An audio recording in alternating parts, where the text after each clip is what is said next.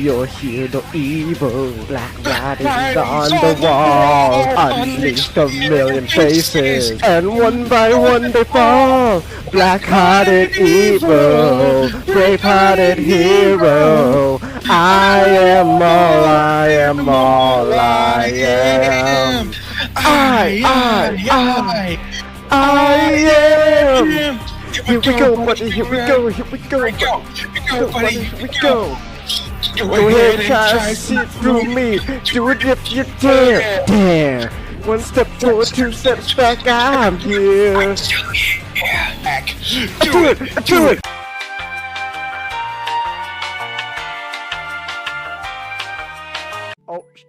Oh! They're biting. Okay. They're into that stuff. Biting? I can taste the day! Save the night! Save the night! I'll be the one to carry Do you dare to fight? Evil's might! Evil's might! I'll be the last one standing in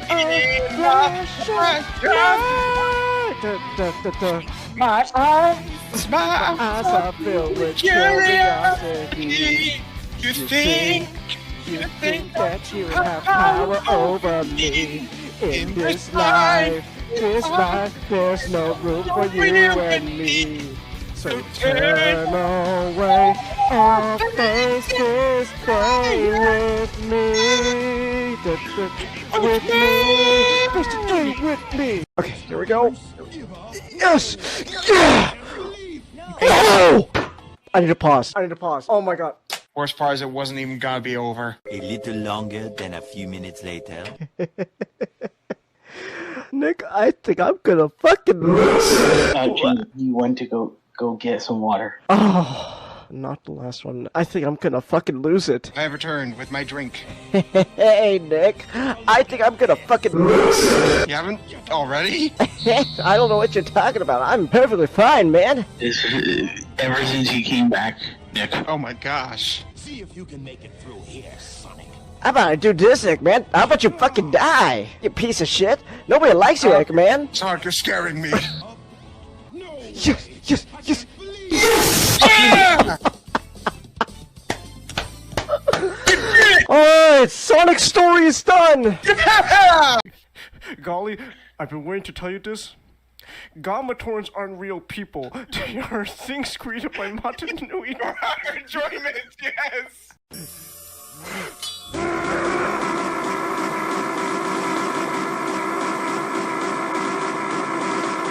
That's enough. I am alive, and in your debt, my sister. Tahoe, are you okay? I'm no longer sexist. There's all the links and all that in the about section. If you're watching on the replays on YouTube, all the links in the description. Look at that! Hey, did you see that? The fucking cat just spun into a little ball there. Let's go! Hey! 808! Hey, who's a good kitty? Who's a good kitty? Oh, look at that! He's playing patty cake with a cat. Oh, oh, there's a little robot doggy. Hey, boy, hey. Hey, who's a good boy? No, come back, doggy. I want to pet the robot dog. So, Nakai, what brings you to this place? Is your problem inside? I don't think it's anything in your head. The problem must be in your pants. What are you saying? Hey, what are you laughing at? Don't you laugh at it! Sorry, I was right. There is something wrong with your tackle, isn't there? I have a hard problem, arrhythmia. It's not small, damn it! She's shuffling about relentlessly, constantly swinging one leg over the other knee and then back again. She has a very irritated look on her face. Something wrong? Yes? No? Yes? She closes her eyes and draws in a deep breath. Hisao, you might not want to hear this, or maybe you do. I'm having my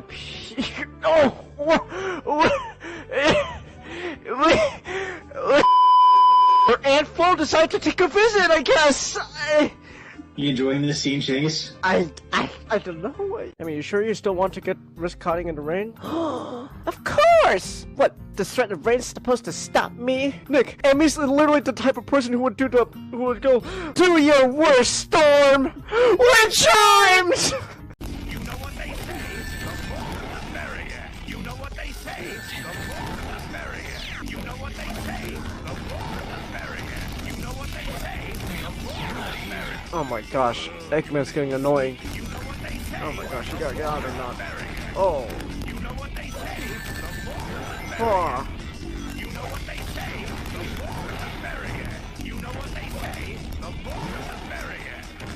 Sure. Genghis, you know what they say. The more the merrier. Is the more getting merrier or not? His silence says everything. Is the water toxic? No, it's like water. You have a short time Oh, shit. before, How- you start wait, drowning, wait. and Wait, how do I swim? you don't. Sonic can't swim, Genghis. Oh. And it's been a while since I It was played. in Sonic 2. He swam pretty well, though, in the movie. No, he didn't. He saved Knuckles. He had to use a rock to get down. It is in the fucking. Genghis, I am mad. Are you sure you're okay? It's nothing bad. Okay. I did get hit in the testicles in elementary school once, though. I mean, Nick, are you really a man if you don't get hit in the testicles at least once? Nah. Also, I think, the other day or the day before, I almost sat on my testicles. So there's that. I would have done a Mr. Belvedere. You know what? I want to make that like a quota now. Like, you are not a man unless you have once hurt your testicles. Once. Yay! They're happily reunited. Oh, that's Man, happy. would it be funny if, like, somehow, like, the fucking, like things just immediately died right there?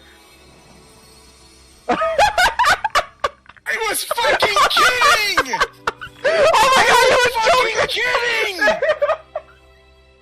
They actually died on the spot! I was fucking kidding! What the fuck? That would be great. Oh! I'm just reminded of the... Wait, hold up. Oh shit! Super Saiyan just fucking tossed him like a ragdoll! Yo!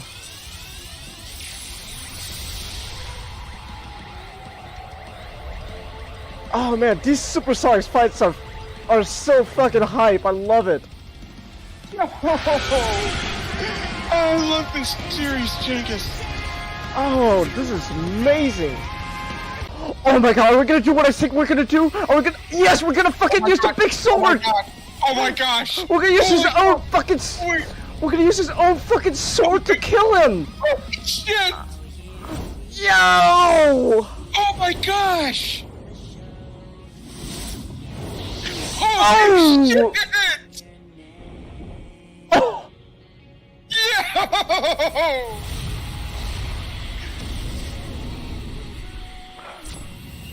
Yo! Holy shit! Let's fucking go! What the heck's going on? Here we go!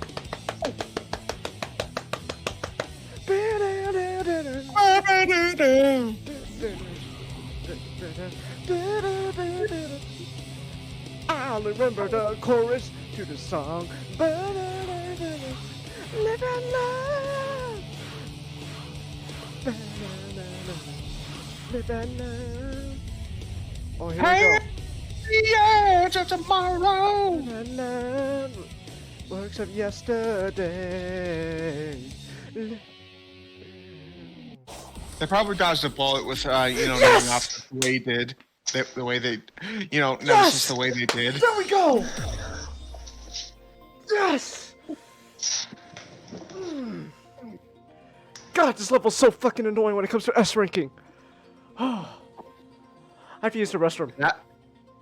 I'll be back. I gotta go find my phone.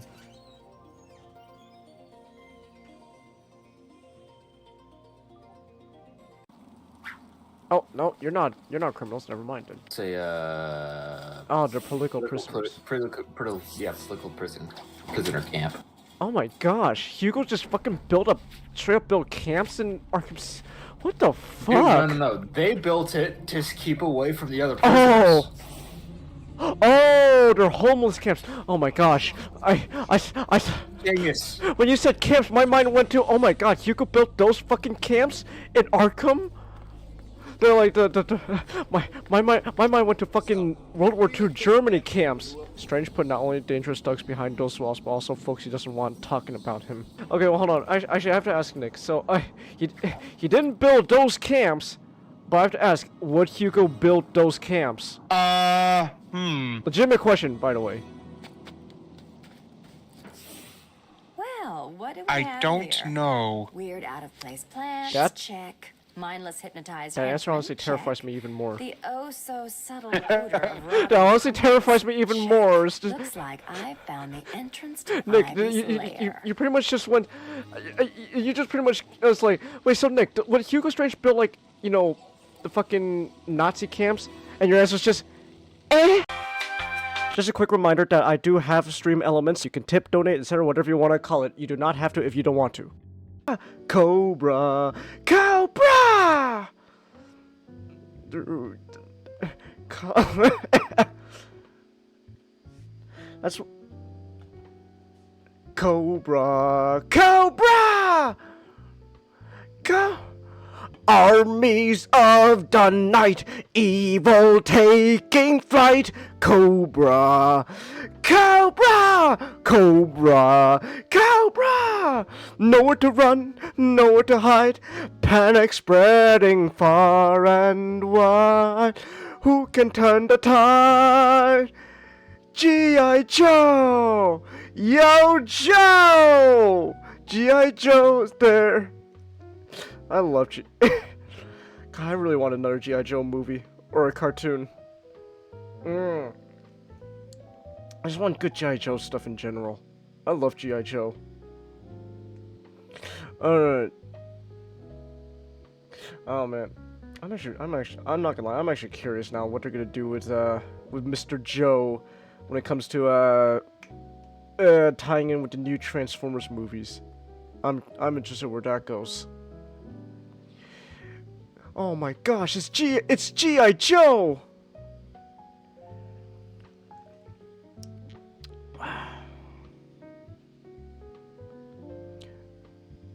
Apparently having a movie with Mr. The Rock Johnson isn't enough. You can't hear Ninjato? What? Wait, say something real quick. No, your audio's coming through. Hold on. Wait, hold on. I think I know what's going on. Give me a second. Okay, say something now. You know you love New York. There we go. Now it's picking you guys up. Oh my gosh. Cobra. Cobra! What went wrong, Chelsea? OBS just kind of had a little screwy up and reset some stuff. Some settings because I unplugged my headphones and then I had to plug it back in. It's like, oh, I didn't know you had headphones on. It's like, okay, there we go. Alright. Hi, anime guy. Oh my gosh, my butt itches. Fuck. That sounds weird out of context, but that's what's happening. Alright. Okay. Well, hi. Welcome to the podcast. It's Saturday. We got another podcast. So, we got some stuff to talk about. A lot of stuff to talk about. Even though it may seem like even though it seems like, oh, you only got 4 topics, we got actually quite a bit to talk about. Quick question. I just want to know this now. This is the title of the stream, but I might as well ask this. What would actually James Bond think of lesbians? They're a difficulty setting. They're a difficulty setting? Twice the fun? Twice the fun, okay. Yeah, James Bond would definitely bet a lesbian, which he technically did, in the Goldfinger. Oh! He would be like, I don't know. How hot are they? How far are they? How hot are they? Well, this would how hot are they? They're hot? Okay. Well, this would Like, lesbians. Actually, so on the way home, here's a funny thing. I actually finished listening to Casino Royale, the first book. You know what he says about women? What? They're made for recreation and not belong in the workforce. He is literally, Commodorans aren't real. They are. Miss James Bond is literally he's on that Sigma male crime set. They're made for our amusement. Oh my goodness. Yeah. There's some interesting things, opinions I have on the book, which is probably I'm gonna save it when either sometime either next week or when I actually go over the Craig era, or I can do a separate topic of Casino Royale. Wait, so who's Special. who's the next Bond you guys are watching? Daniel Craig. Oh, Craig is next. All right, I want to watch Casino. Yep. Tell me when you guys are watching Casino Royale. I want to watch that with you guys. I like Casino Royale. Skyfall's also pretty good. Every other Daniel Craig movie goes from to wow, that exists.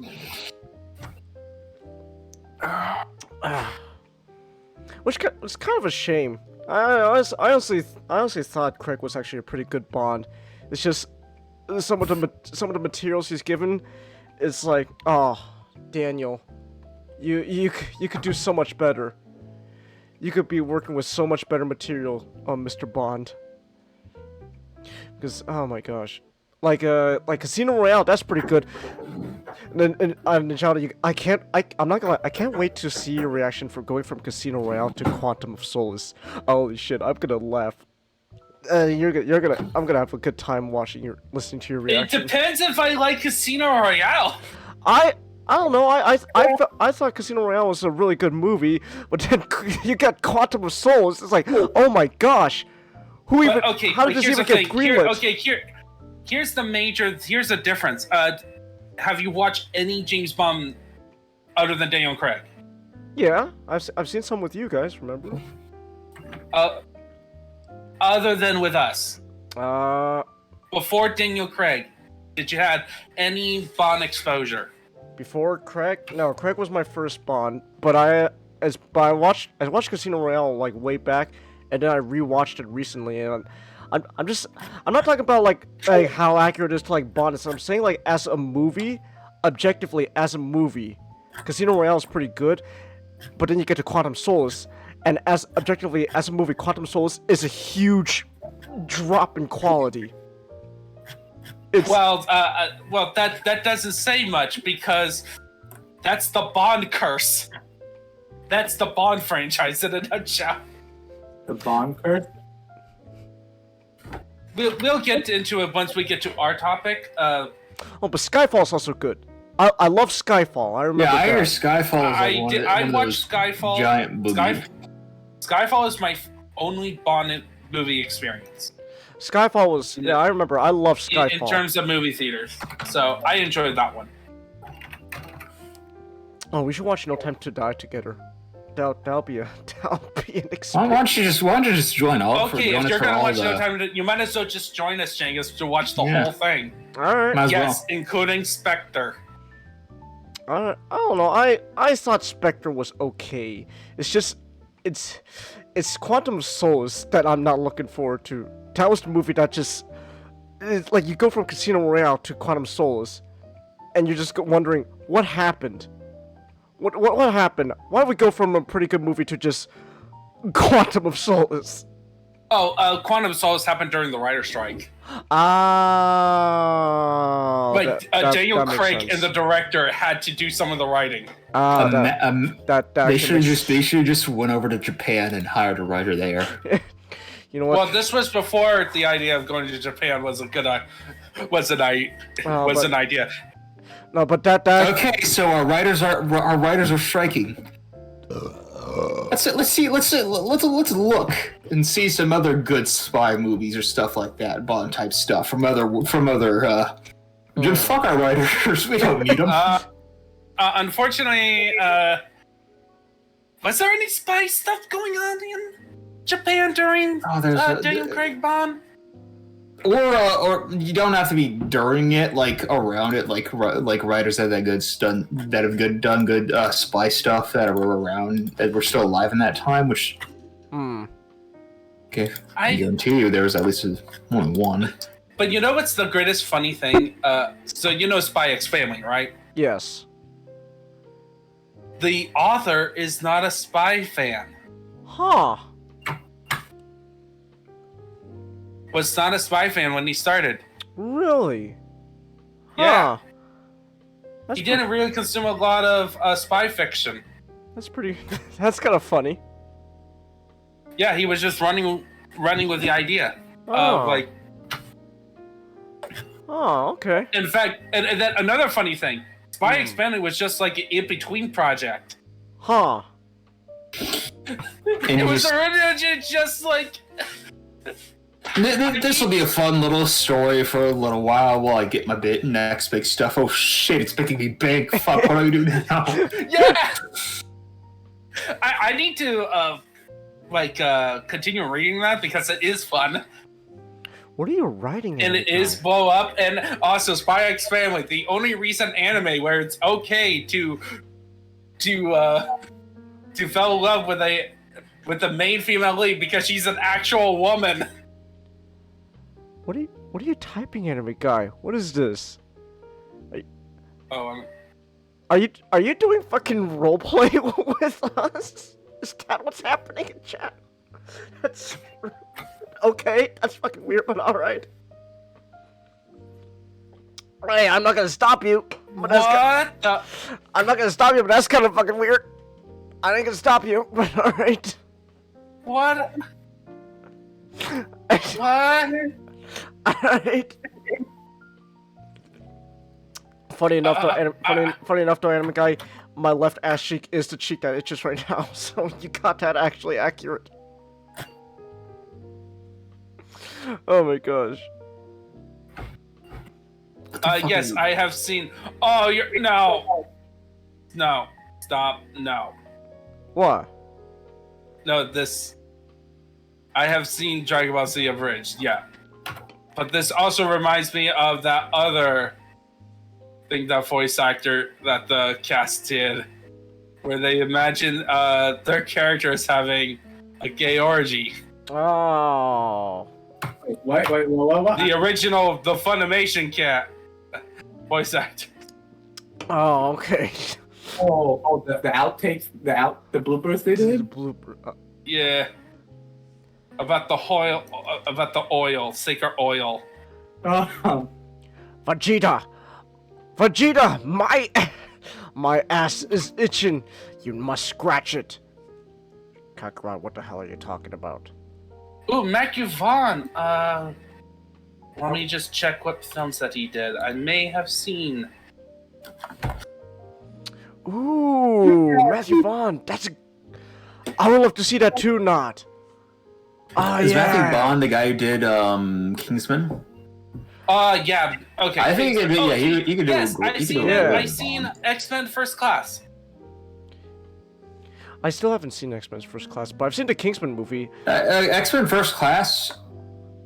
Oh, he's been doing probably the spy best stuff. He's probably the best X-Men. That's probably the best X-Men movie. He does Not have gonna an lie. upcoming. He has an upcoming action thriller. Oh. I still say like I've only seen the Kingsman stuff from him. I think I've seen Kick-Ass, but that was like a while back. But I have seen his Kingsman. Oh, he did Kick. Yeah, I've seen a bunch of Matthew Vaughn Kingsman. Oh, I didn't say the person who did Spy X Family hates spy content. He just wasn't a fan of it. You know, if there's like a Kingsman movie... Oh no, go ahead. He was pretty neutral as far as I know. You know what? It's funny. I think the best Kingsman movie that's been made so far is the prequel, the third one they made, with I don't know. It's just something about Ralph Fiennes. Everything he's in, no matter what the objective quality movie, I just like it because Ralph Fiennes, he's able to carry with the script he's given. I always loved that one. Like, it was like, okay, you know, maybe the movie's not, you know, the best thing, but you know what? These actors, they're carrying the movie. I think Kingsman, like, I think the third Kingsman movie, it's alright. But, everyone's performance there, they honestly carried the movie. Plus, it has Alan Moore. Wait, it literally... Oh, yeah. Yeah, Rasputin. Oh wait, has Al? Oh yeah, yeah. Does he still look like Rasputin? I'm gonna Oh, look, okay. I'm gonna look him right now. Alan Moore. I don't know, let's go with 2023. Why not? Alan Moore. Okay, so this is. I actually looked it up. He didn't like spies. He actually didn't like spies. He's only fond of secret identities. Huh. Interesting. Alan Moore still Which looks is, like Rasputin. That's great.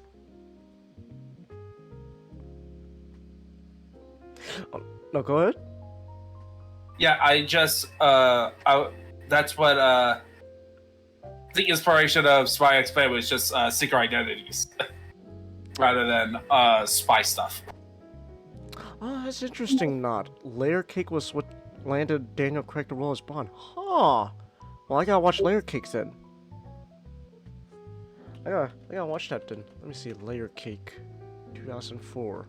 Ah. Oh shit! I gotta watch that shit. I gotta watch the movie then. Oh, excuse me. Alright. So, wanna just get into our topics?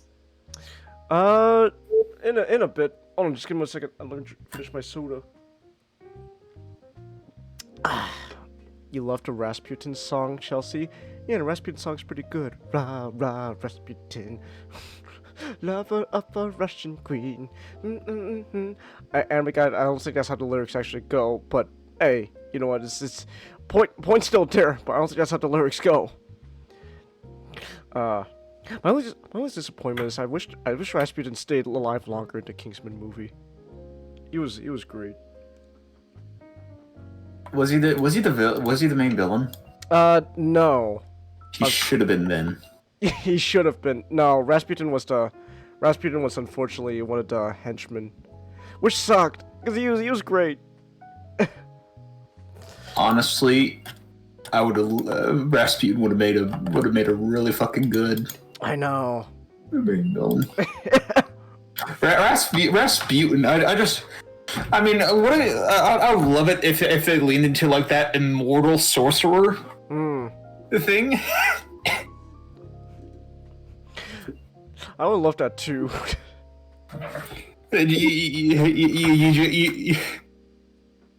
He's trying to resurrect the dark gods and the Russian and you're part of the.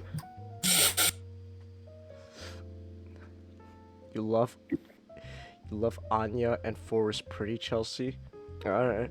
Still need to watch Spy X Family. Still need to watch that. I've been just preoccupied with all other content I've been consuming besides Spy X Family. But I can watch that. Don't worry. Recently I watched the first episode of the new Ultraman show, Ultraman Blazer. Well, what a fucking gremlin Ultraman Blazer is, just jumping around buildings, just yelling, ah!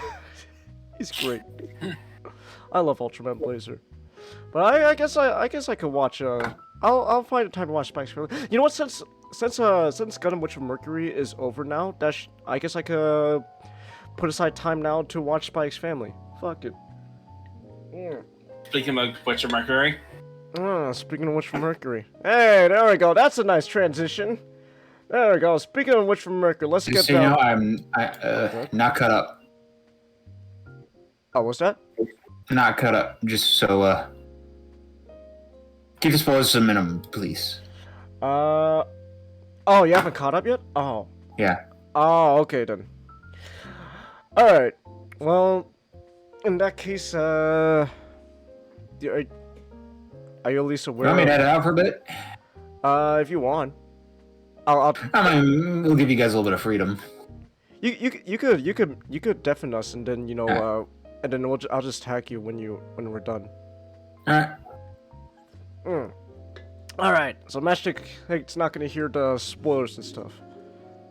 Wanna know some cool shit? When the movie had the death of Lord Kitchener on the HMS Hampshire, the modelers gave it their all to make a model of the HMS Hampshire, which was a heavy cruiser of a specific class rather than a random generic World War I ship model. Oh, that's called dedication to craft. Nice. Very cool.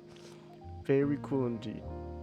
Anime girls? Yes, that's right, Chelsea. Look! Look, Chelsea! It's anime girls and they're holding hands! Oh gosh! That means oh no! No! They're lesbians! No! The horror! Oh gosh! It's ruined forever! No! What has happened to our good old-fashioned values? Oh no! Anyways, Gundam. Wait, Oh, go ahead. wait. Yes. Wait, we get on the phone? Good old fashioned what? I'm making a Family Guy joke or comment. Yeah. No, I was gonna complete the song. What were those good old-fashioned values on which we used to rely? But luckily there's a Family Guy. Luckily there's a man who positively can do all the things that make us laugh and cry. He's a Family Guy. That's what Gundam needs. Gundam needs the next Gundam show needs a Family Guy to bring back those good old-fashioned values. What if we succumb to, we got lesbians now? Oh God, no! What has happened? The horror. Hear me out. Yes. What if we combine Gundam and Family Guy? Okay, that's pretty funny, but actually, no, I do not want to see that shit ever happen. I do not need to see fucking Peter Griffin piloting a Gundam. I don't need to see that shit happen, Comet. Keep the two separate. Alright. They already combined Berserk and Family Guy. What's the harm? I don't know. I don't know. I don't need to watch a Gundam show where the action is interrupted with a cutaway gag every like 10 minutes. Not even 10 minutes, like every 5 seconds. I don't know, like when Sule's fighting Eri and it's like, oh gosh, I mean, this is almost just as bad as the time. I'm as I don't know, something, and then insert cutaway gag. But here's the thing. It won't be a regular Gundam show. It'll be SD Gundam. SD Gundam. I still haven't seen enough SD Gundam. Don't make me. I had to get the sec to get you back on target. Hold on. We're all still on target. It's just in comments. All right. Here, look. The point is, the good old-fashioned traditional values of Gundam have been ruined. They're lesbians now. Oh God, no! The horror, the franchise has been ruined forever. Oh no! Oh, it's ruined forever. Oh, thank you for coming. That's my 2 cents. No. All right. One, if you actually believe that shit, then unironically, I think you're fucking stupid. If you actually unironically believe that because of the new Gundam show and how it ended and stuff, you think, oh gosh, the franchise has been ruined, the IP is ruined, it's gonna go bankrupt, oh, go broke. If you honestly think that, I think you're actually, I'm not gonna lie, I'm not gonna sugarcoat it, I think you're actually fucking stupid. Wait, you really believe that? Well, yeah, Comet. We know this because we're in a server where we saw that shit happen. Comet, we're in a server where we saw that shit happen. We saw people's reactions like, oh gosh, no, the show is succumbed to the wokeness. Oh God, it's done. Oh no, I don't have faith in Gundam anymore. It's like we saw that shit happen, Comet. In wait, which server? I think I'm not part of that. I don't really want to say it out loud. I'm sorry. Just type in background. Cause I don't think I'm part of that specific server anymore. What did you leave? Let me see. Did you leave? So okay. Oh, you're not there anymore. Oh, it's just me and Nick still in that server. Okay. Yeah. Here, I'm just gonna put this in the back room. There we go. Yeah. I was confused for a minute. Wait, what? What are you talking about? I didn't. I thought you were still in the server.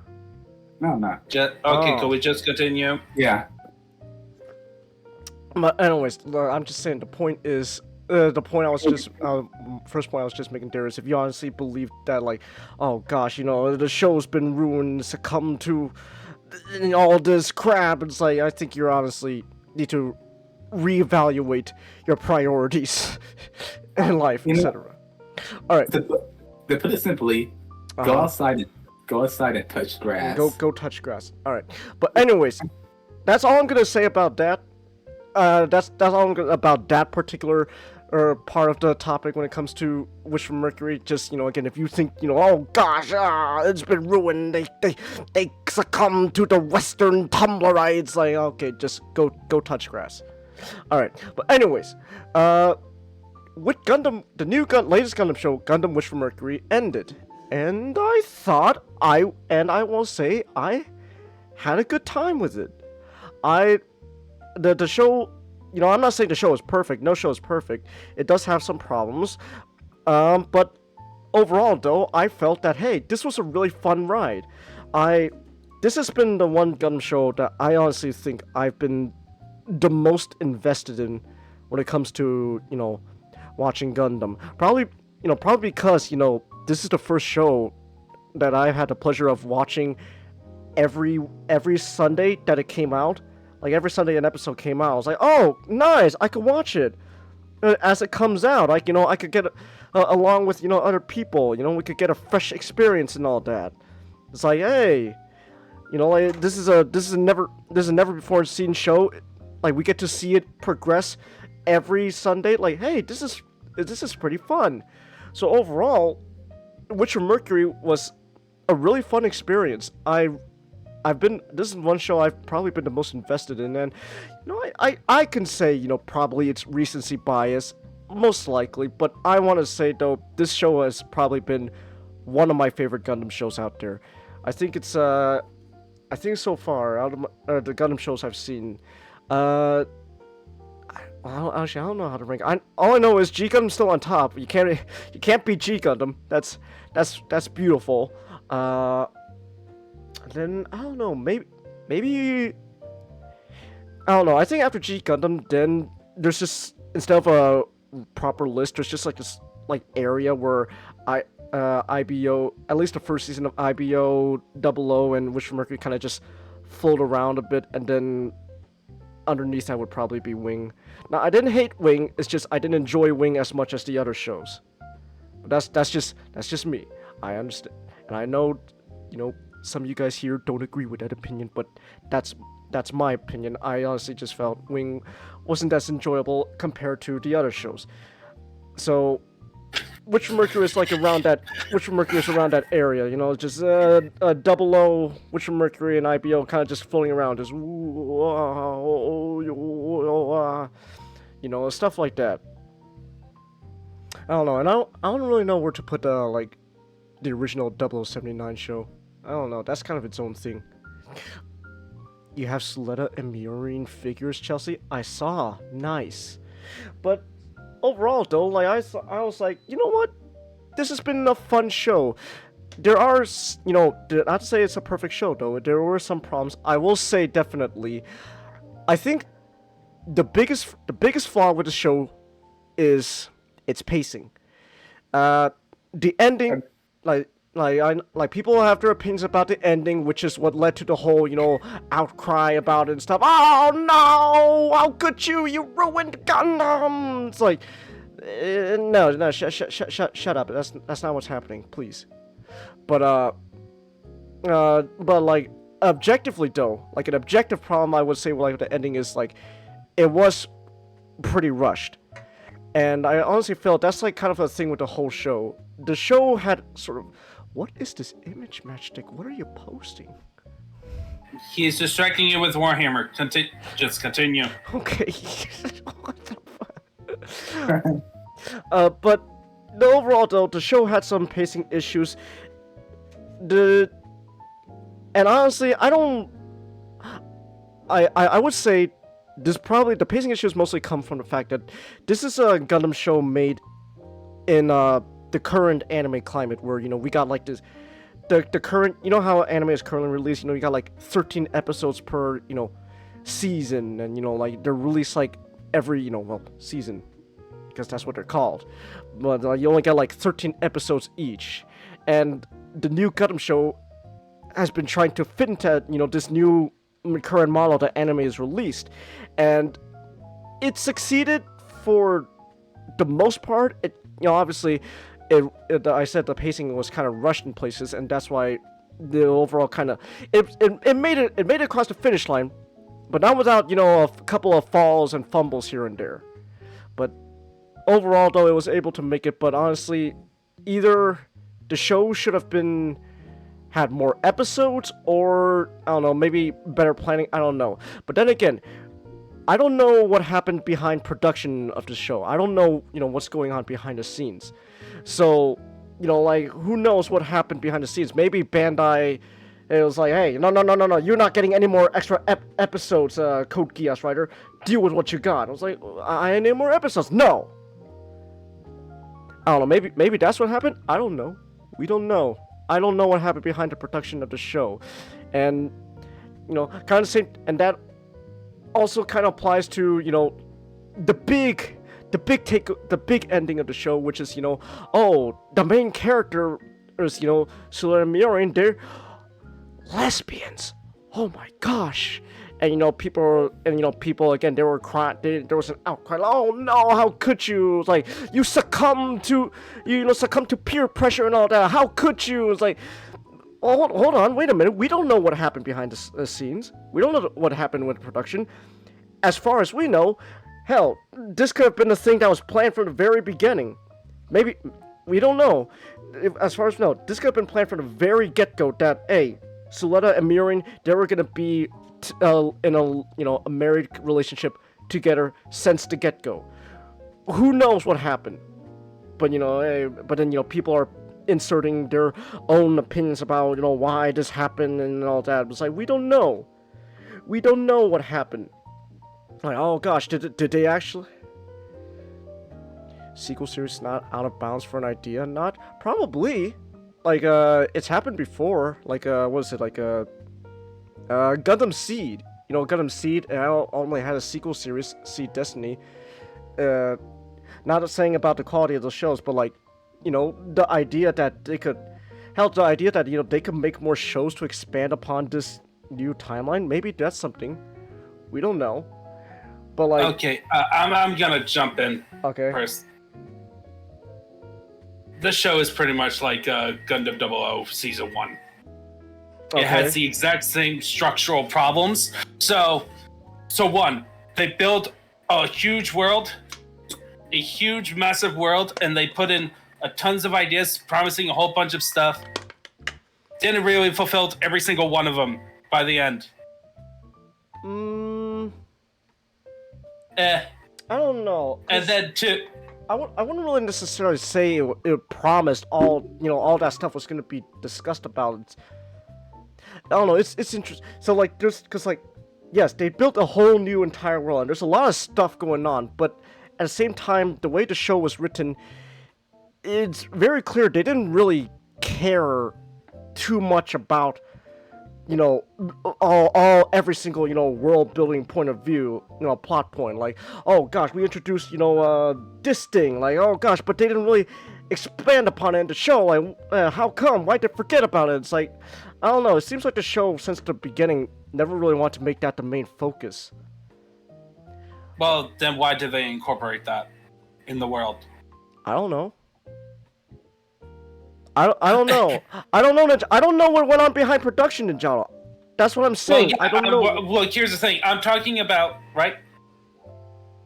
We're not talking about what goes on behind production. We're talking about the end results and the problem with the end results. We're not talking about why it happened. We're talking about here are the problems. Okay. There is a difference between here are the problems with this story instead of trying to figure out what the writers were thinking at the time. I understand.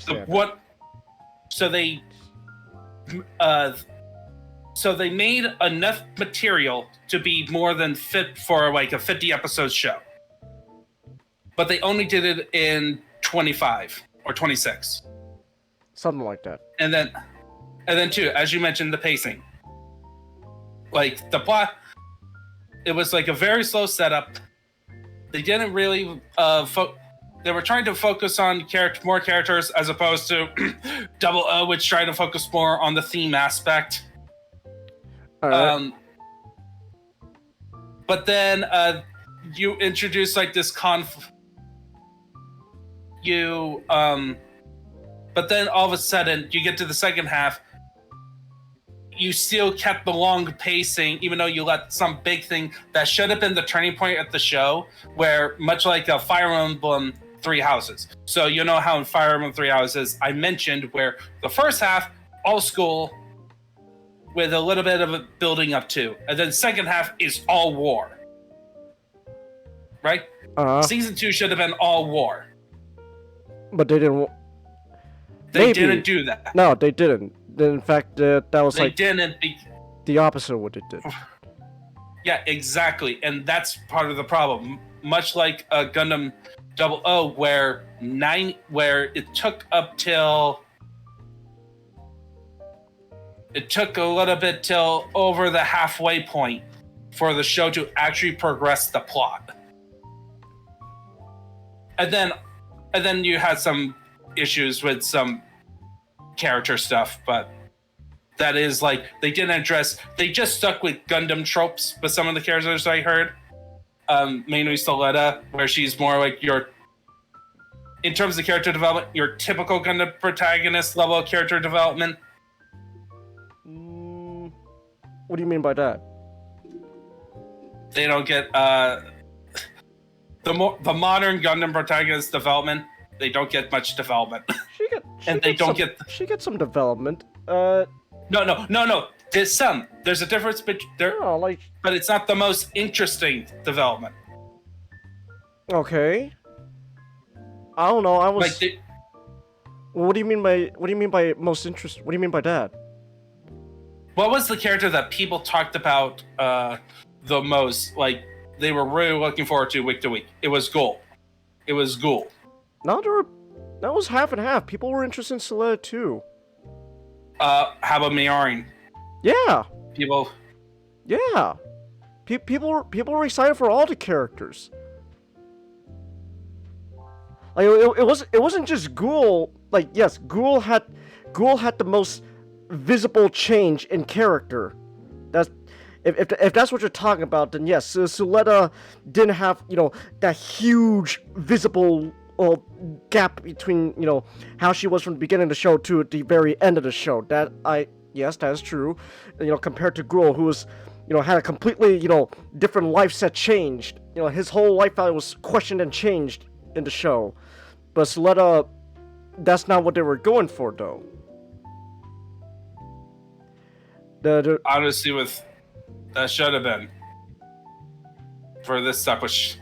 Well, okay, so you're actually leading me. You're actually bringing up an interesting thing because I think I've said mostly of what I want to say about Wish for Mercury because we got more to talk about. But I want to say it does bring me to question what exactly is it people expect from a Gundam show? Because it seems like from what I'm getting, from what I'm understanding is most of the reaction just seems to be mostly because it's not really what people expected from Gundam.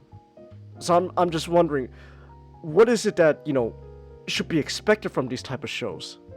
What is it that you people wanted that Wish for Mercury didn't deliver on because it was trying to do something else? I would personally, if I was watching it week to week, and not probably gonna be binging at some point, a consistent pace throughout the whole thing, and it feels all the stuff that it was trying to do and is trying to talk about feels satisfying at the end of it. Okay. For example, 08th MS team. It began with Romeo and Juliet, and that was the core story. No matter what you had other plots going on, but they focused on the Romeo and Juliet part.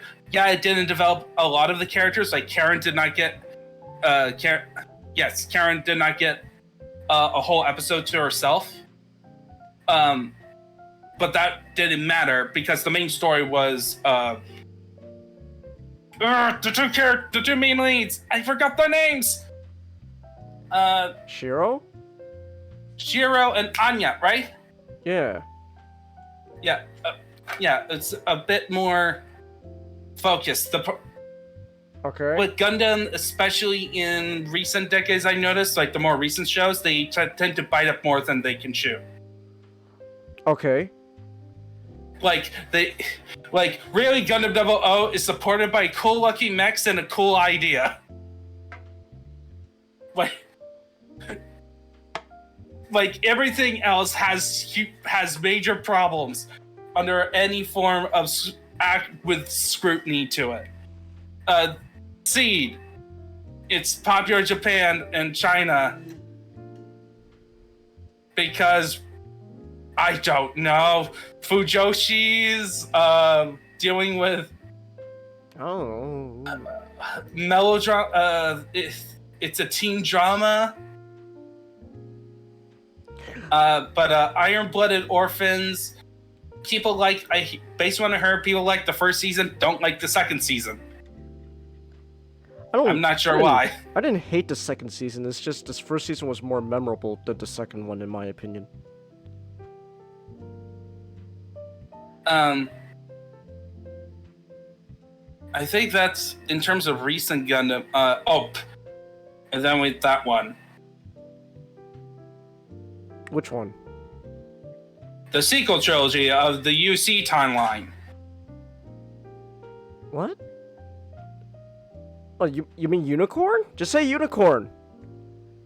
No, I am refusing it to give it the respect. That is the worst Gundam show ever. It's so pretentious. Not giving it respect. You're just simply naming it as just say Gundam Unicorn. It's not. Oh gosh, it's you're treating it like Voldemort. Oh gosh, you can. It's he who shall not be named.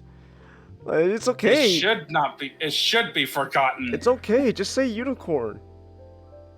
I mean, hell. And then you got Unicorn, which is only good at is trying to ruin the legacy with its bullcrap. I mean, hell. There's the. Oh, then actually, no. I don't think you should watch Witcher Mercury. Then you should probably stop. Yep. I don't know. Look here. I made this meme when after the last episode. Just this is exactly what I do, but better. Look. Alright, anyway, look. I don't know. I just personally, despite the obvious flaws with Witcher Mercury, overall, I found it a very enjoyable show. I was invested, like, again, I was invested from the beginning, start to finish. I was invested in everyone, in every character, and ultimately at the end, I knew that the show primarily what I wanted to focus on was just, this growing relationship between the two main lead female characters, and at the end, it promised at least on that. I don't know, and again, like all the other stuff, it seems it's very clear that wasn't their a first priority when it comes to writing in the episodes for Witcher Mercury. They want to focus more on it's a more personal story than anything than this wide scale, oh gosh, there's a war and all that. It wants to be a much more personal thing. I bumped my mic. You're getting Ruby vibes from what you've seen? No, Anime Guy, this show is not like Ruby. No, it's not like Ruby. Don't Anime Guy. No, I'm not. Look, it's Ruby Syndrome. What are you talking? Okay, they set up shit, yet they don't fire Chekhov's gun when they should have. In Ruby's case, they might need more paperwork for the amount of guns in the basement. I don't know. Honestly, I felt. Do you know what Chekhov's gun means? Are you asking me? Yeah. Isn't like. Do you?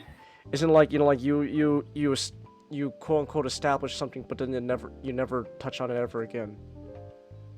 No. The idea of Chekhov's gun is you're talking about the negative of it.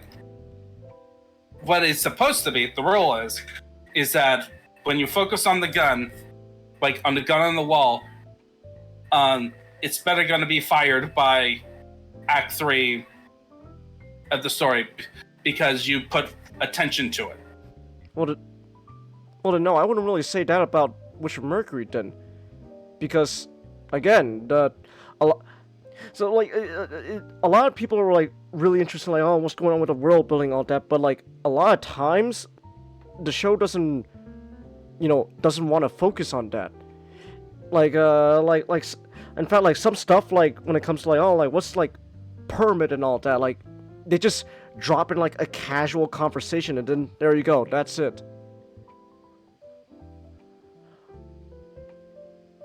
So I wouldn't really say it's Chekhov's gun, because again, they would be focusing on that thing, but they don't. So I wouldn't really say that. I don't think that's a fair comparison. So I don't think that really applies to Witch of Mercury, at least in my opinion. So no. But again, at the end of the day, they want to focus. Their primary focus was these two girls and their growing relationship. And again, you know, and I also want to say this when it comes to like their the fate that the show had in store for them. Again, I said this like last time we talked about Witch of Mercury. I said that their relationship was, you know, strong enough to the point where if they ever wanted to be, you know, a thing, or if not, then it's fine. The vibes you've been getting so far, that's just you, anime guy. Alright. But anyways, like I said though, at the end of the day though, I just found this a very enjoyable show, despite its problems. And then, you know what, I think that's fine. You know, you can still enjoy something despite its, you know, its flaws. Like, you could say, hey, yes, this show objectively is not the best thing ever, but hey, you know, it's still enjoyable. Like, the worst case scenario, the most extreme, you know, case of that situation is, you know, you could enjoy something that is just objectively horrendous, like like Roland Emmerich's movie Moonfall. I've used this example how many times. That movie is objectively fucking trash. Moonfall is utter garbage when it comes to as objective movie, but it's so much fun to watch. I love Moonfall. I will watch it again. But objectively, it's garbage, but it's really fun. But I'm not saying that's the same case for Witch of Mercury. I'm just saying, yes, something can be, you know, have its flaws, its problems, but you can still enjoy it, and that's what I'm saying. Overall, I found Witch of Mercury a very pleasant and enjoyable show that I was invested in from day one. And if they wanna expand upon this world and stuff, then hey, I'm all for that. If they don't, kind of a shame, but oh well, you know, oh well, there it is.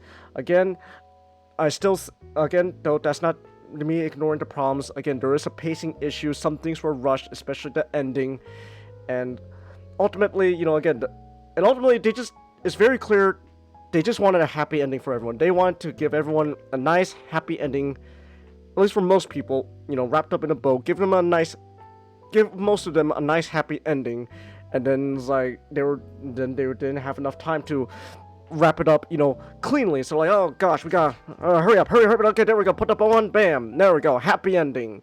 You know, and then you present the present.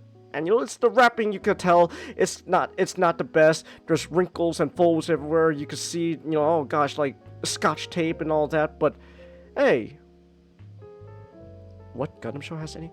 Lots of Gundam shows, anime guy. But okay, that's also another thing. Like a lot of people like, when it comes, what I want to say, like when it comes to like their expectations from Gundam. Let me just, okay. Can I just?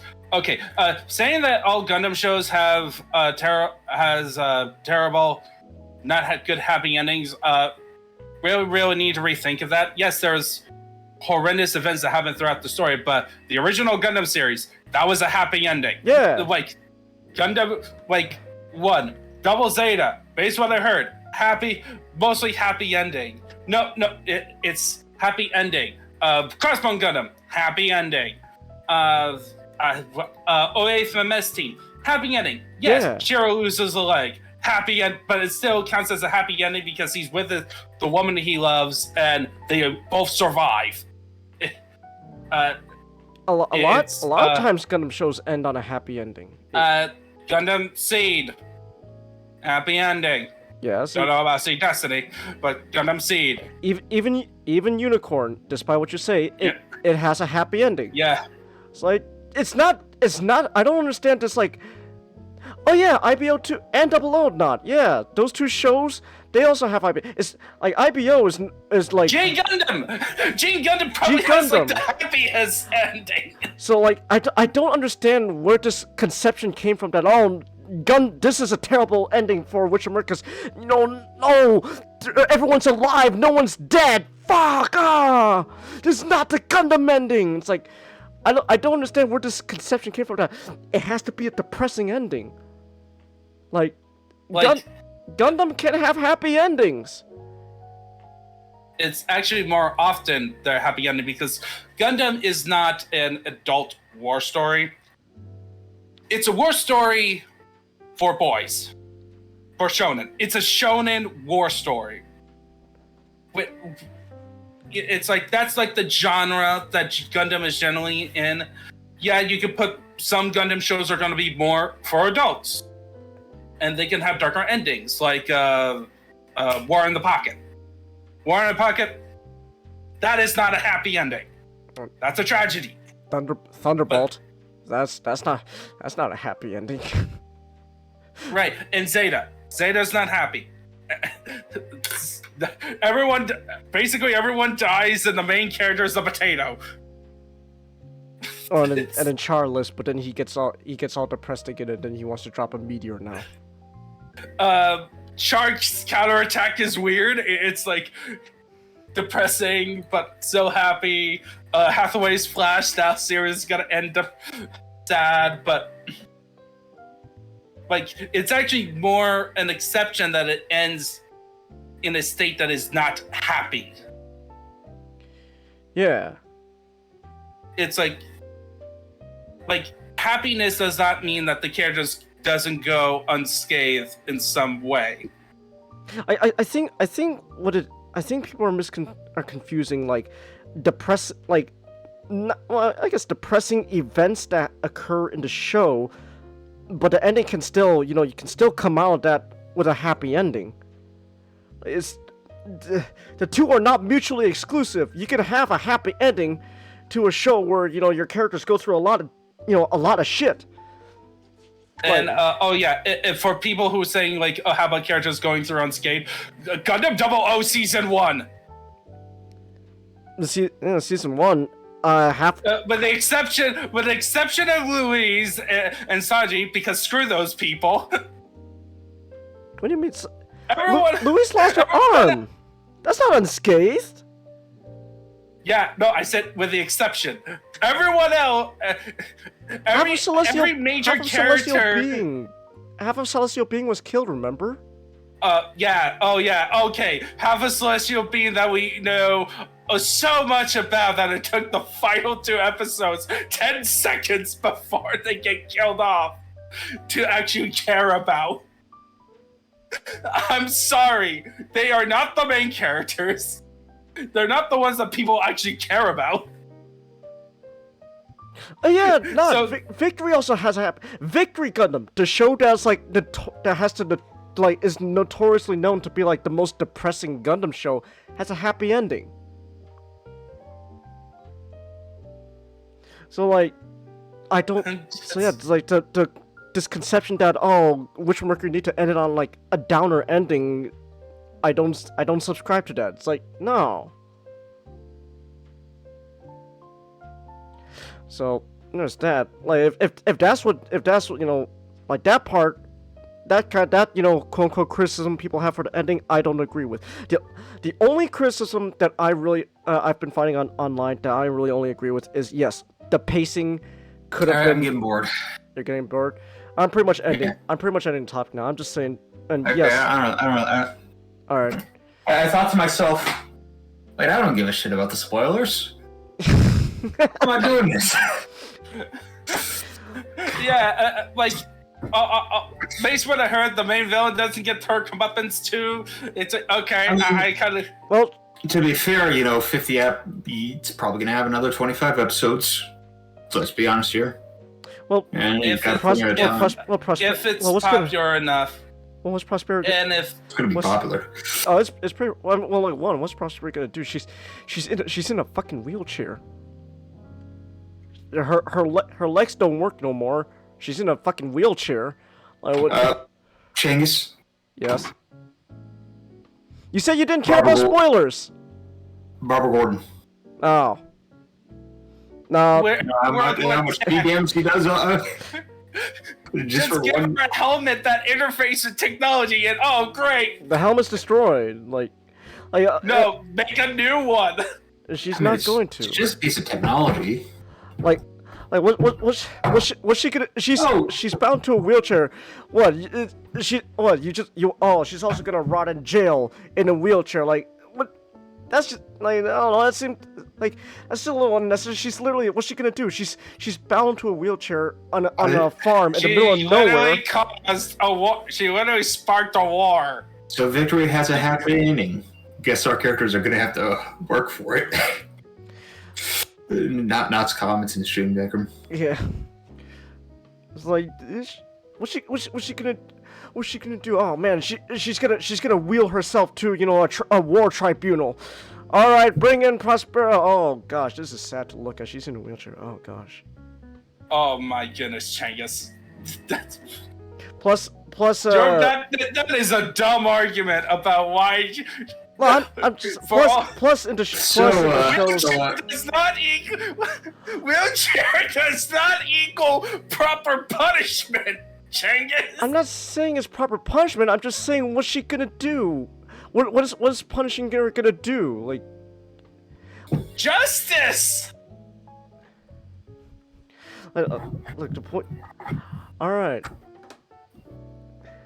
She needed to be punished for her crimes. What you? Oh gosh, I want her to die. Why didn't she die? That's usually what villains who start wars tend to die in Gundam.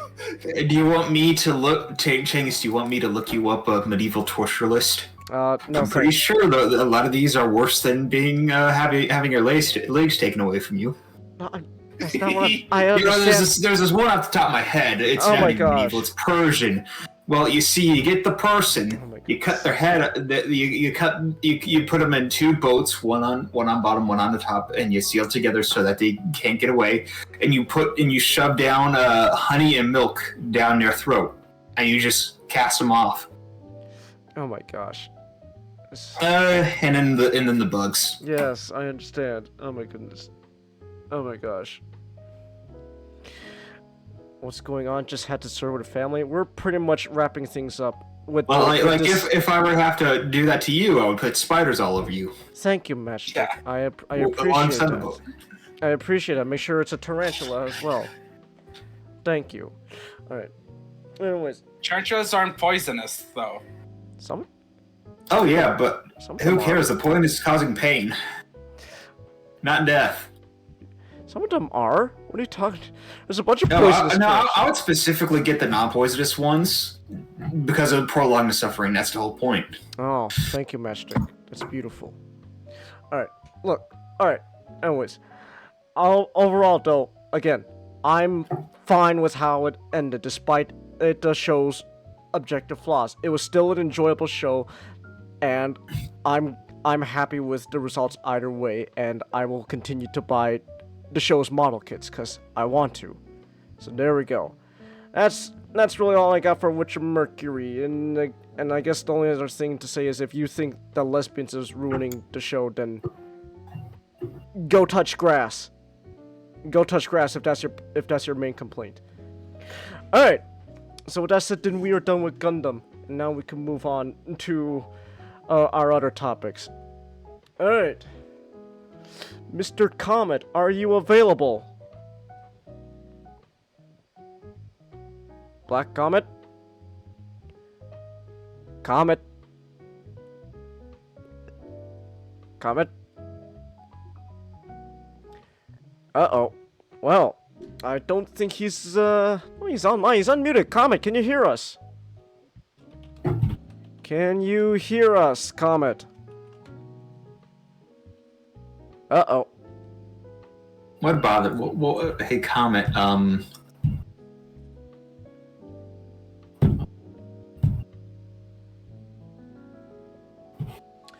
Well, all right then. Well, Comet's... What does Comet not like? I don't know, actually. I don't know either. He's a very chill person. Well, anyways, I was gonna say, hey, like something is crap. Fallout's shit, Comet. It's trash. Fallout's not a good game. Does that rile you up, Comet? Okay, he can't. Comet, are you here? Okay, looks like we're having some issues with Comet. So, here's what we're gonna do. First of all, I need to use the restroom. So. Maybe we just talk about the adult movies and take a pause, and take a little break, and then get Comet in here, and then do the Brosnan movies. Well, let's have Chingus do his bathroom break. I'm gonna do a bathroom break, and then we'll see if Comet's still with us after a bathroom break, and if not, then we'll go with your plan. You know, we'll talk about we'll talk about Dalton, then we could go back to Comet, and then we could talk about Bronson.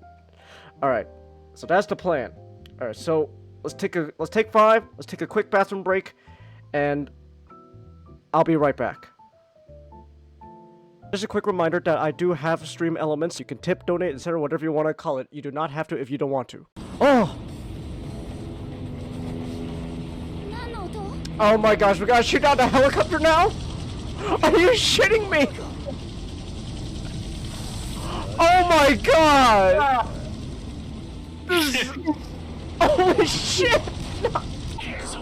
This is insane. What the hell? Hold on.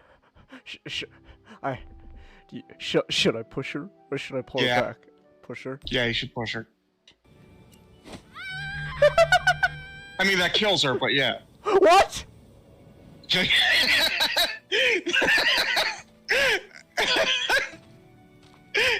What? What? No! But it's okay for him to just break my stuff. Of course not. Wow, Meredith, you're looking actually okay. You don't have brain cancer. You gave me this for my birthday. I mean, you should be pissed off too. Oh, never mind. Wrong, but you don't just go punching every person who makes you mad. That's the best fucking timing! It's above you.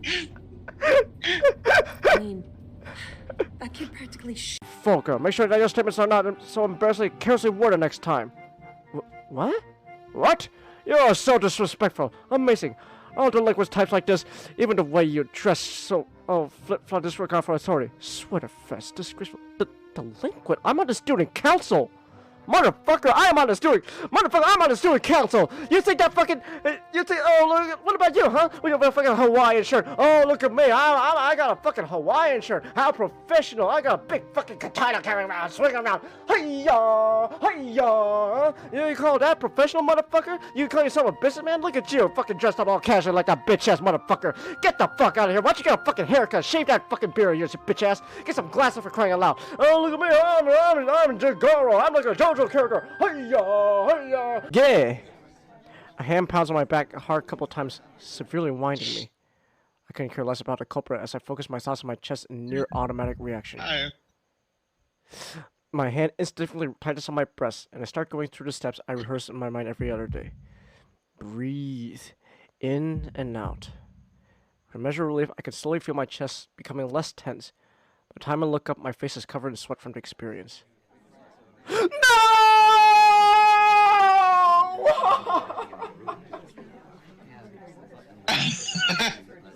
No! Not only did he cause a heart attack, but it's also... No! Well, you see,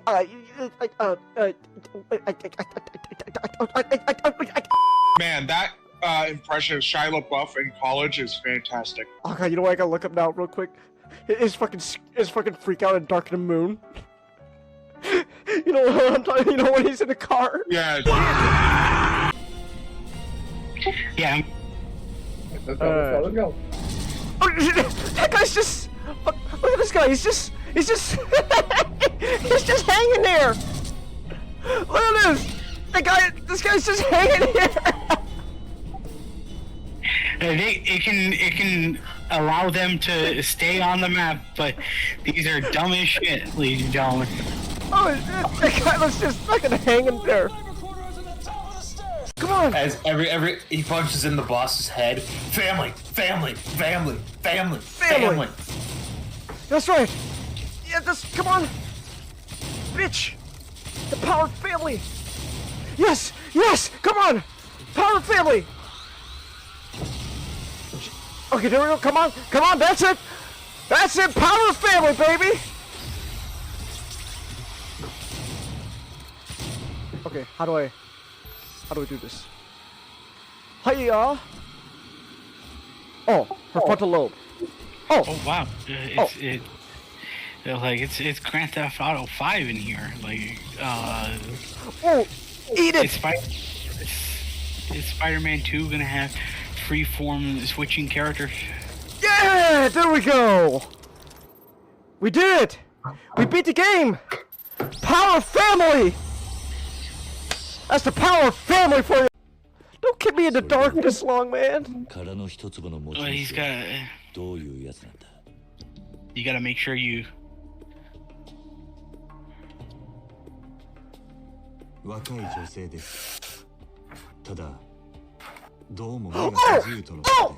let's go! I called it! Yeah! That's right! I fucking called it! Let's go! Makoto's the owner of the empty lot! Oh, that's... Yeah! Let's go! I called it! Oh, that feels good! That's vindication right there! Holy shit! Fucking called it! Let's go! That long pause before he starts. You can... Yeah, we're gonna lose! You see the image, you can hear it. Oh, we won! Oh!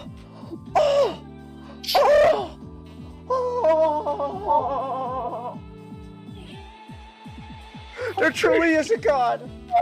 Man, Chang has experienced high tide. Hey, baby, experience high tide, man!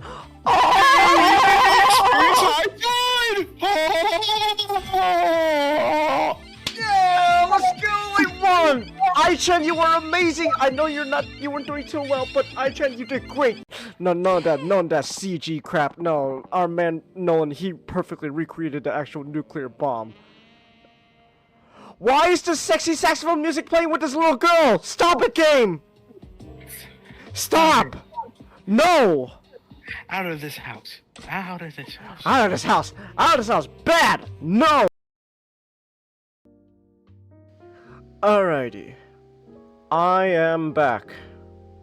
I am working on Bible Night, and if you want to know, Night? yeah, my take on Bible Man.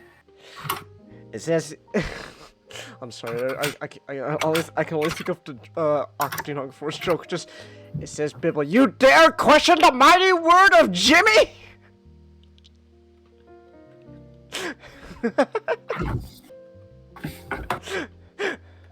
You dare question? It says Bibble. You dare question the word of the mighty Jimmy?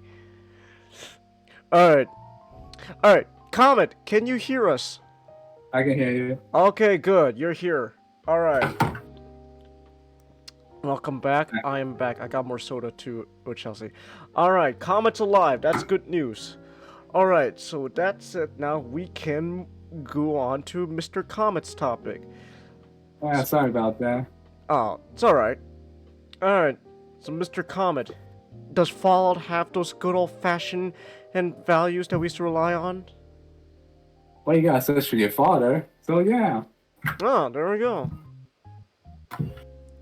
Alright, so you're still on that Fallout train, so you're talking about Fallout 3 now. Yes.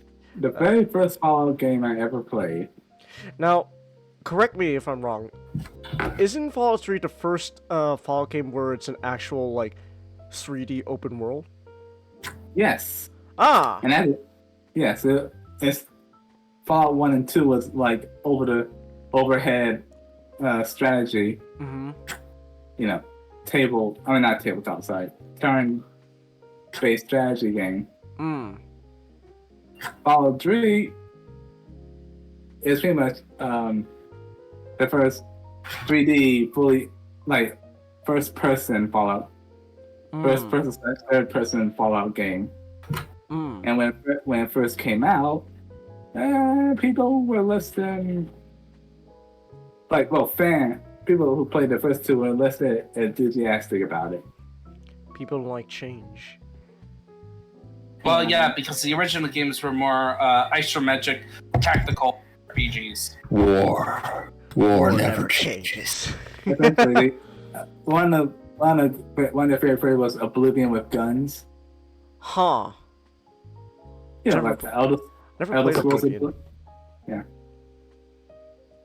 So yeah, the setting of Fallout is like set 200 years Mm-hmm.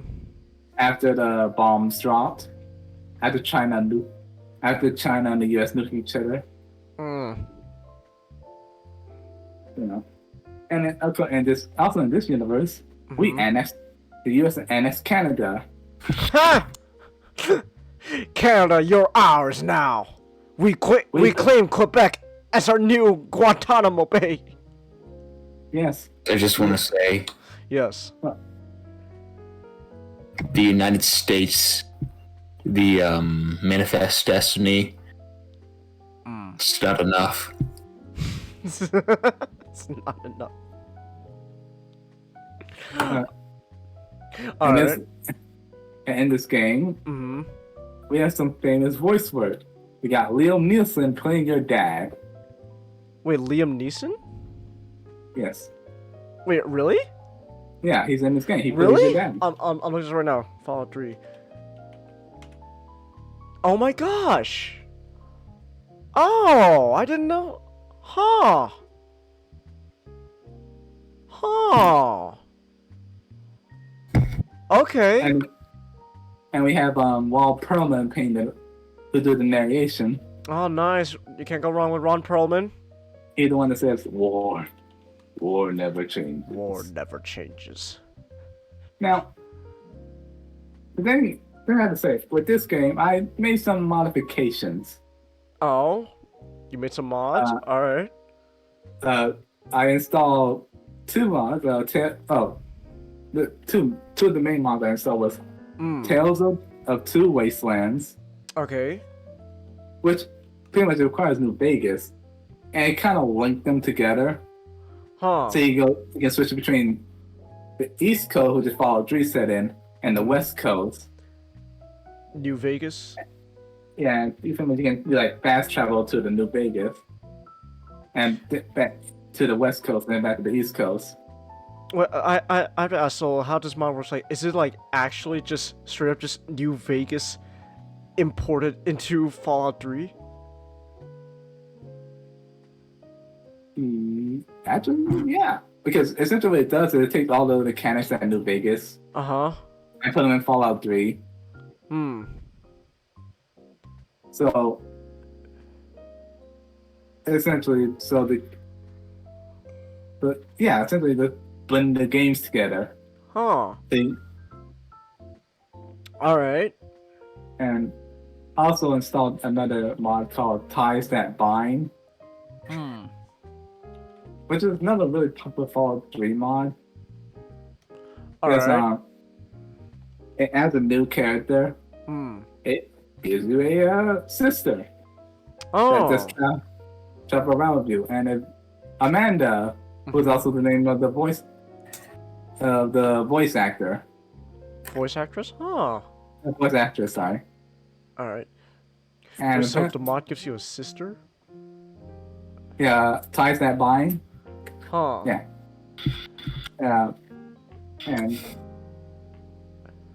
And I did a little, and turned out Amanda Jane Harris went on to do other stuff.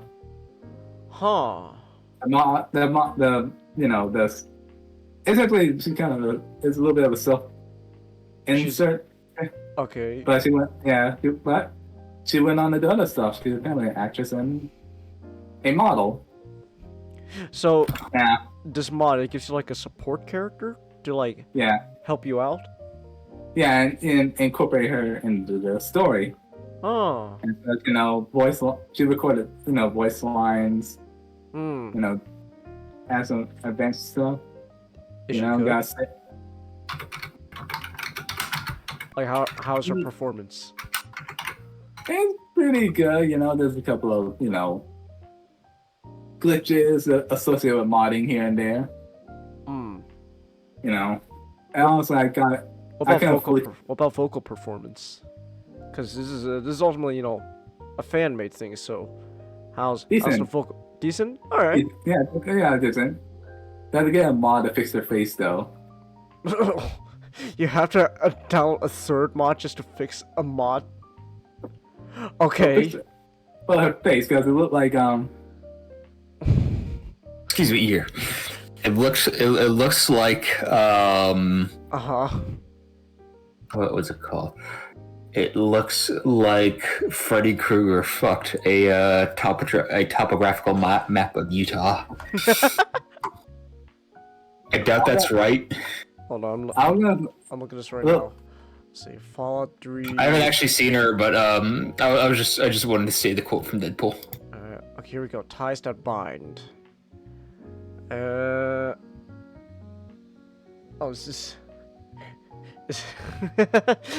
hold on. Is this it, Comet? What? Is this what you're talking about? Yes. That's beautiful. It's also keep in mind this is like the Oblivion engine back in the day. However engine they use. So yeah, all the characters kind of like I downloaded the retexture pack. So all the characters don't look like you took a baloney, put two eyes and a mouth on top, and just stretch over a skull. That's the best way. Oh no, scratch that. So you have to download a third mod that retexturized the whole game, just so you could fix a second mod's face. Oh no, I just did that because the graphics are serviceable, but okay, the graphics, it's kind of like the gameplay is good, but it's just that the graphics are a little bit hard to look at. Because the thing I noticed about Fallout 3 and Fallout 4 and Fallout 3, everything is brown. Because Fallout 3 came out during the era where brown is realistic. I'm look up brown. I'm looking up screenshots now. But, Fallout 3. It's more gray than anything. Matted. Better than classic Zack Snyder piss filter. I get what they're doing here. It's like it's a wasteland. It's depressing as shit. So the sky's all gray and or brown. It's dark. Oh gosh. Yeah, but a little about the story. Essentially, overall, you wake up one day, you go through the childhood phase of your main character, where you choose your special, your stats, and all that. Mm-hmm. Then one day your father just up and leave the vault. He later learned he left because he had to complete an old project. Oh, okay. And for FYI, mm-hmm. Vaults are these special bunkers that Volt Tech built. Oh yeah, weren't the vaults? I don't know. Okay, I never played this, but like I know some of the stuff for like osmosis and stuff. Aren't the vaults just basically excuses for human experiments? Yes, there are two vaults: experiment vaults and control vaults. Which vault do you start off in 3? A control vault, I believe. It had an experiment vault, but I know that it was the experiment like what would happen if you get made overseer absolute power or something, or maybe wait a second, I think it might be a control vault where there's no freaky dicky experiments happening. Also, and it's kind of funny. It became me, but one of the votes in the game was a cloning experiment. It's gone wrong, and they cloned this one guy named Gary, and the clones are hostile to anyone not Gary, and all they can say is Gary. So every time you enter the vote, you just hear this like psychotic saying, Gary. Gary, come home. Gary, come home. Anyway, and you track your father down. You discover, oh yes, I want this project of mine. I want to bring back. I want to finish it in honor of your dead mother, to bring clean water back to the wasteland. Essentially, he wanted to build They try to build a filtration system in the Jefferson Memorial. This the place this game said it's called the Capital Wasteland. All right. And they wanted to bring in clean water, filter everything. So build a big ass filtration system. And from there, Dad dies because Enclave attack. The whole sacrifice thing. And Enclave are the remnants of the U.S. government. Huh. And the thing is, apparently all the elite top politicians, generals and stuff, rich people, when the bombs dropped, they just retreated to an oil rig in the middle of the ocean and just bunkered down and just waited out. Oh, so while everyone else, to go into vaults to be experimented on, we're just gonna go offshore. Yes. Okay. And came back in Fallout 2. Because they're like, you guys are all mutants, we're just gonna kill you all and repopulate with our pure genes. Oh, wow. Alright. Yeah. Enclave sounds like your shit. It sounds shitty. Well, they are the government. Can you join them? No. Oh. So out of all the parties you can join, you can't join the Enclave? But by default, you can join by mandatory, you join the Brotherhood of Steel. You don't have a choice? Alright. I mean, you can blow them up later if you want to. Oh, okay. But that's an evil choice. And the Brotherhood is different than the West Coast Brotherhood. Elder Alliance is like, we should help people. Of course, it's called a split in the Brotherhood. Because they kind of have, they kind of have similar attitudes to the Enclave, some of them, but less genocidal. Alright. Yes, and we're split up into Lion's Brotherhood and the Outcasts. And the funny thing, every time you interact with the Outcast, they call you a knuckle drag. You can be the most intelligent person in the wasteland, they still call you a knuckle dragger. Alright. Now, gameplay? Well, with Tale to Wasteland, it's good. Because this is... It's the thing about... I want to bring up the thing about this game. Now, one of the complaints I had about this game is that... why is this, okay, in the West Coast it's been 200 years since the bombs dropped. On the West Coast, everything's being rebuilt. And on the East Coast, everything's still like it's just right after the bombs fell, or a few years after the bomb fell. And then, I know it's not true, but coming in and dig up, is that originally, all three would probably be set like not too long after the bombs dropped. But this one, why everything looks so, why there's still like shanty towns and everything looks, haven't been, Okay. The only thing really that separates 2 and 3 is only the fact that in Fallout 2 one of the major villains is the super mutant leader, the Master. No, I thought. Wait, you said Fallout 2? Yeah. No, Fallout 1. No, Fallout 2. Because in Fallout 1, you don't get to meet the Master yet. In Fallout 2. Who's the Master? I thought Fallout 2 was with the Enclave. Enclave is one of the villains, but remember, you have in Fallout 2. There is a antagonist. You do talk with the Master through a bit of.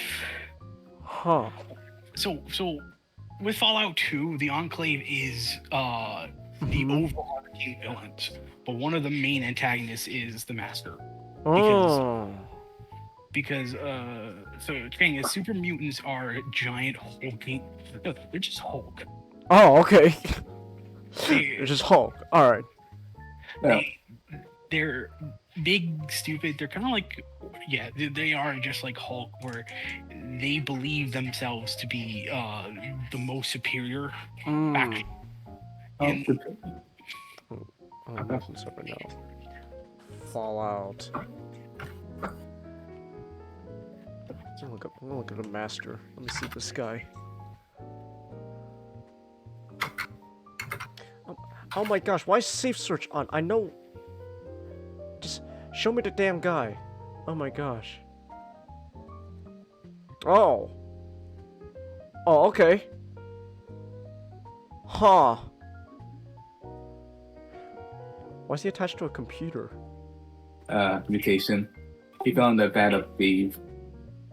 Forced evolutionary virus, which also creates super mutants and causes a bunch of freaky stuff to happen. Like that's how we got Death Claws, which are like giant mutated geckos with claws. And I'm sorry, that's my bad. Like it was one. Yeah. I got confused. That's all right. Yeah, I would double check in like as well. So yeah, like the Minister is really the only thing that kind of just ties like the. Awesome. Oh, go ahead. Also, a character from Fallout, I thought was 1 or 2 appear in this game also. Harold. Harold? Yeah, he was like a ghoul-like creature with a tree growing out his head. He's a pre-war ghoul. Yeah. Whoa! It's just straight up a tree. Yeah, now he's straight up a tree. Also for those ghouls are pretty much humans who got mutated by radiation to like this like zombie-like state. Huh. And it's believed that there are still some ghouls in the wasteland who have lived before the war. Huh. And so, like, but the problem is also their brains are rotting away because of all the mutation. Oh. Yeah, it's kind of like they eventually all gonna go. Essentially, it's sort of like Look at this. they over after a couple of centuries or so, or a few centuries or so, they go senile. Huh. Look at this. Look at this school. Look at this school. I just found this guy. He's got like a little hat and suit and all that. Oh yeah, yes, he's in Fallout 4. He's Alright. He's the one that invites you to the vault in the beginning of the game. The vault tech salesman. Huh. And after So ghouls, they look like zombies, but they can still be like sentient. But Yeah. they, Yes. they look like zombies, but they can still act normal as long as their as long as their mind is still intact. Oh, okay. Yeah. Then you have feral ghouls, which is pretty much when their minds just go bye-bye. Oh, And those are just pretty much zombies. yes. Okay. Alright then. The one thing I found interesting about Fallout 3 is kind of like the thing about Fallout 3 is that it kind of set the standard. Set the It standard? kind of not standard. It brought Fallout to the mainstream kind of. Huh. Well, kind of mainstream. Okay. Because when people say Fallout, they're like, "Oh, Fallout 3." Wait, if there's a 3, there's a 1 and 2. Yes. But the thing about Fallout 1 and 2 is they are hardcore RPG games. Yeah. Oh my gosh, there's a cool gorilla. There's a zombie gorilla in Fallout. That's amazing. Oh, that's not a zombie. I thought that was a sim. Oh wait, no, yeah, I remember now. That was in the Nuka World DLC. Huh. I'm just looking up ghouls now. Oh my gosh, there's a ghoul gorilla. And Shane, think about supervillains. There's 2 types. Okay. And East Coast supervillains are dumber. Mm-hmm. And like overall dumber. All right. Because they're like different variants. Mm-hmm. Because on East Coast they're doing their own experiments. Both 87 were doing their experimentation with feed. And it made stronger mutants that grow over time until they to a point they can become behemoths. Which are like the size of buildings. Okay. It results in them going insane and becoming dumb. Like Hulk speak dumb. Well, in general, Western movies are smarter and just talk like normal people. Oh shit! This guy's strapped. He's got armor. Oh gosh. Oh, that's the Institute supervillains from Fallout 4, and when they're doing from their experimented strand. Huh. And these are the supervillains from Fallout 3.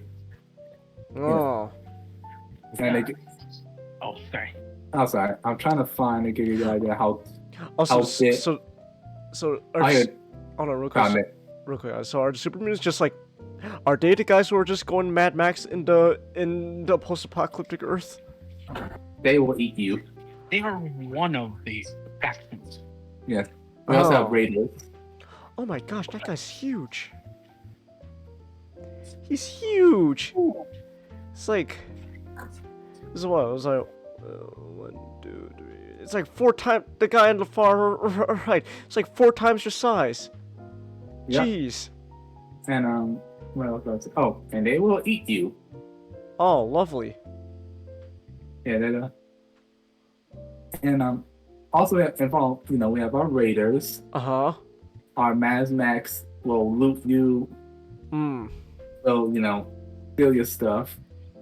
All right. Try to kill you and steal your stuff. And not exactly in that order. All right. So those are the Mad Max guys. You got the Protectrons. Ah, yes, the Protectrons. I'm looking at all these guys now. Protectron. Look at this goofy guy. They're inspired by Robbie the Robot. I was gonna say they look like Robbie the Robot. Look at the. Look at these guys. They're goofy. I love it. And we have the Robo Brains. Oh my gosh, this guy's. I love these robots already. I love And there's also the Nightclaw. The Nightclaw. Nightclaw? One of the most dangerous animals in the wasteland. This is a Death Claw. All right. And we also have, and then there's like the Robo Brains, the Sentry Bots. Uh-huh. I'm gonna show you a picture of Robo Brain. Oh. Wait, Also, what's the difference between a Nightclaw and a Deathclaw? That's my bad. It's Deathclaw. Oh, okay. Yeah. No, I mean, we're talking about Fallout. It's and like something like Warhammer. Deathclaw would just be a really big Nightclaw. here's a Robo Brain. All right.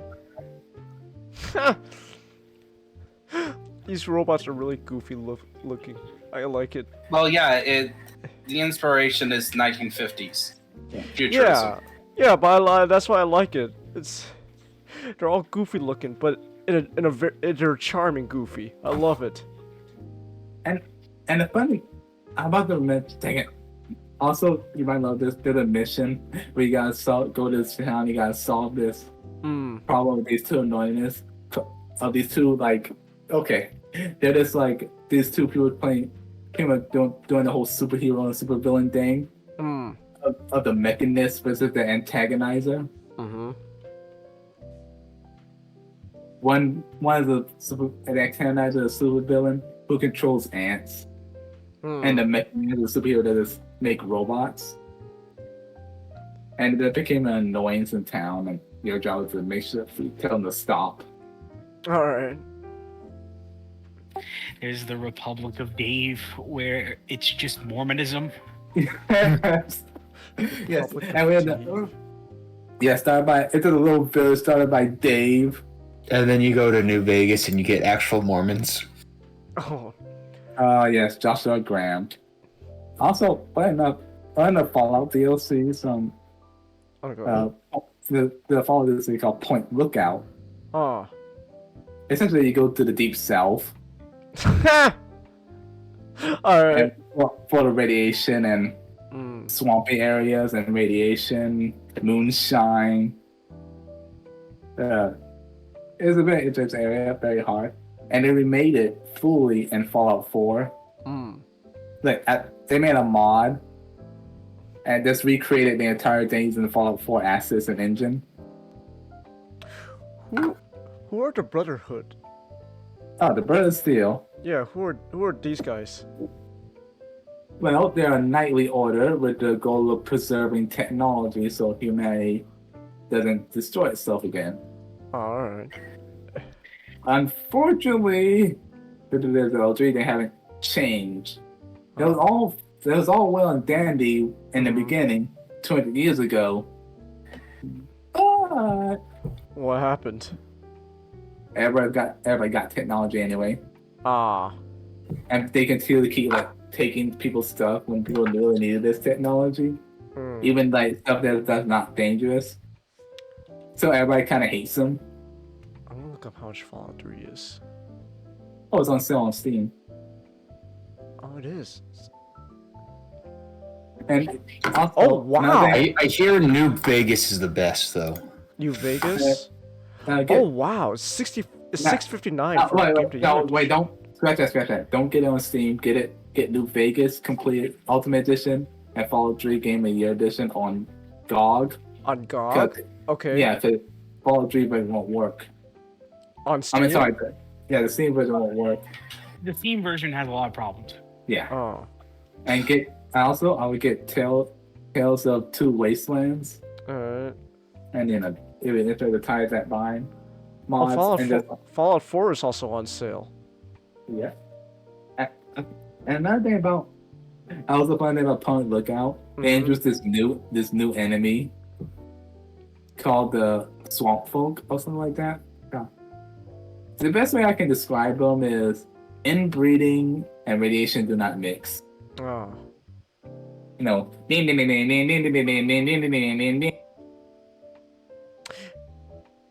know, the hillbilly.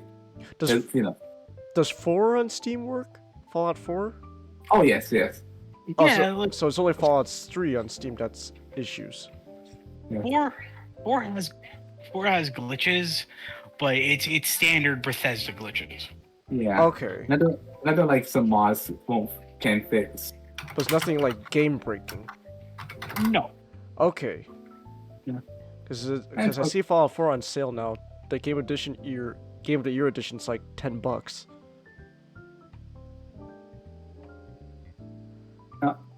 You know what? Fuck it. I could get Game of the Year edition for Fallout 4. Just a second. Oh, you get. I want to double. You wanna check a better price? All right. Yeah. And that's the thing also. Yeah, like that. Follow. Do we have? Okay, no, the site is. All right. I might just wait until Well, they get Well, this is the Game of the Year edition. Like the normal one's like only like 6 something right now. So Okay. it's yeah, but it's a really old game, so it'll go on sale a lot of the time. I suppose, but like it's like 60 something % off. So probably. You know what? I got $10. I could spend $10 for Fallout 4. I'm alright with that. $10 on Fallout 4. Oh, I was talking about New Vegas, so I don't really. New Vegas. Oh. Yeah, I'm gonna buy Fallout 4 anyways, because I can. I got the money to afford 4. Also, here's a picture of the antagonizer. The antagonizer. Let me see. Ha! Looks like Kamen Rider. It's Rider Man Comet. He's just Rider Man. She controls. Controls ants. Oh, it's a she. Oh, so it's Rider Woman. Yeah. And we have the Mechanist. Common, look at this. She's just Rider Man. I know. Hold on, I'm gonna look up how much. Alright, I'm gonna actually look up now. I just bought Fallout 4. I'm gonna look up now how much New Vegas is. Fallout New Vegas. Oh wow, $249. Yeah, New Vegas is a really old game. Oh wow. So you can say it's just Fallout 3 heavily modified by another studio. Oh. Another. But you say you prefer if I just get Fallout 3 on GOG and then get the Tale of Two Wastelands? No. You need Fallout 3, Fallout New Vegas. So. I need both of them. Yes. Okay. Then install Tale of Two Wasteland. Okay. See, I was confused. I thought because the way you described it, I thought the mod you're talking about just straight up just imports Fallout New Vegas into 3. So Tale of Two, Fallout 3 and New Vegas, they just run on the same cloth. They're built out of the same cloth. Okay. So like the games were created like 3 years apart. And so New Vegas has like a lot of quality of life improvements. Compared to 3. And so the Tale of Two Wastelands just essentially stitches both of them together to okay. Here's if you look at streaming background, here's where you can download it, and it can also contain instructions, like a step-by-step tutorial. Okay. Because the way you were describing it, it sounded like you were saying Tale of Two Wastelands just came with New Vegas. Oh no, it's a mod. Okay. Yeah, sorry about that. But also interesting about another Fallout 3 also introduced a new set of power armor called the T-45. The T-45? Yes, which is an older set of power armor. T-45. Oh, it's the poster boy armor. Yes. Okay. And this is during This time. guy. It was during the time with power armor, but that doesn't make power armor so like to work the same way as plate armor. Hey, what's the armor on the far left? Exo 1. Exo 1? Yes, from the Fallout 2. Huh. The Enclave armor. Oh. And Fallout 3, you see the Exo 2 and Exo 3. Well, if you have the Broken Steel edition, you see the extra. I mean, the Broken Steel DLC if you have Exo 3. Well, look at this goofy. The Exo 3 looks goofy. Its helmet looks really goofy. That's a goofy helmet there. It's supposed to be like a pyro suit. Oh. You know, heavy flame resistance and all that. Ah. Ooh, the Exo 2 looks neat though. That's nice. Yes. You know, it's kind of funny when I look at Exo 3, kind of like pyro. Every time I imagine somebody talks in that thing, it's like. Yeah, that's what it looks like.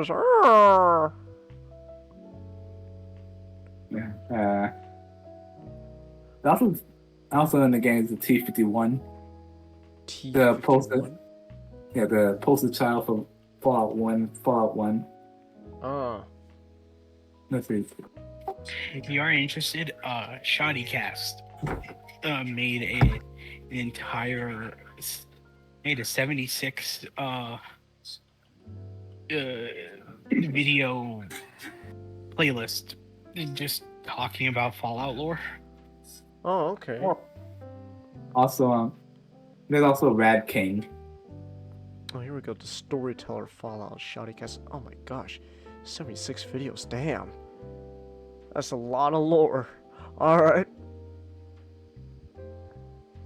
And let's see. And here's like the T-51 in the back room. Alright. T-51. Oh, okay. Yeah. Of course. Ooh. Now, of course, being Fallout 3, but that's the first game with Fallout. It's a little, like I said, unmodded. It's rough. But, you know, serviceable. Because it doesn't even have, in Fallout 3, if you don't mod it, you don't aim down the sights of the gun. Oh.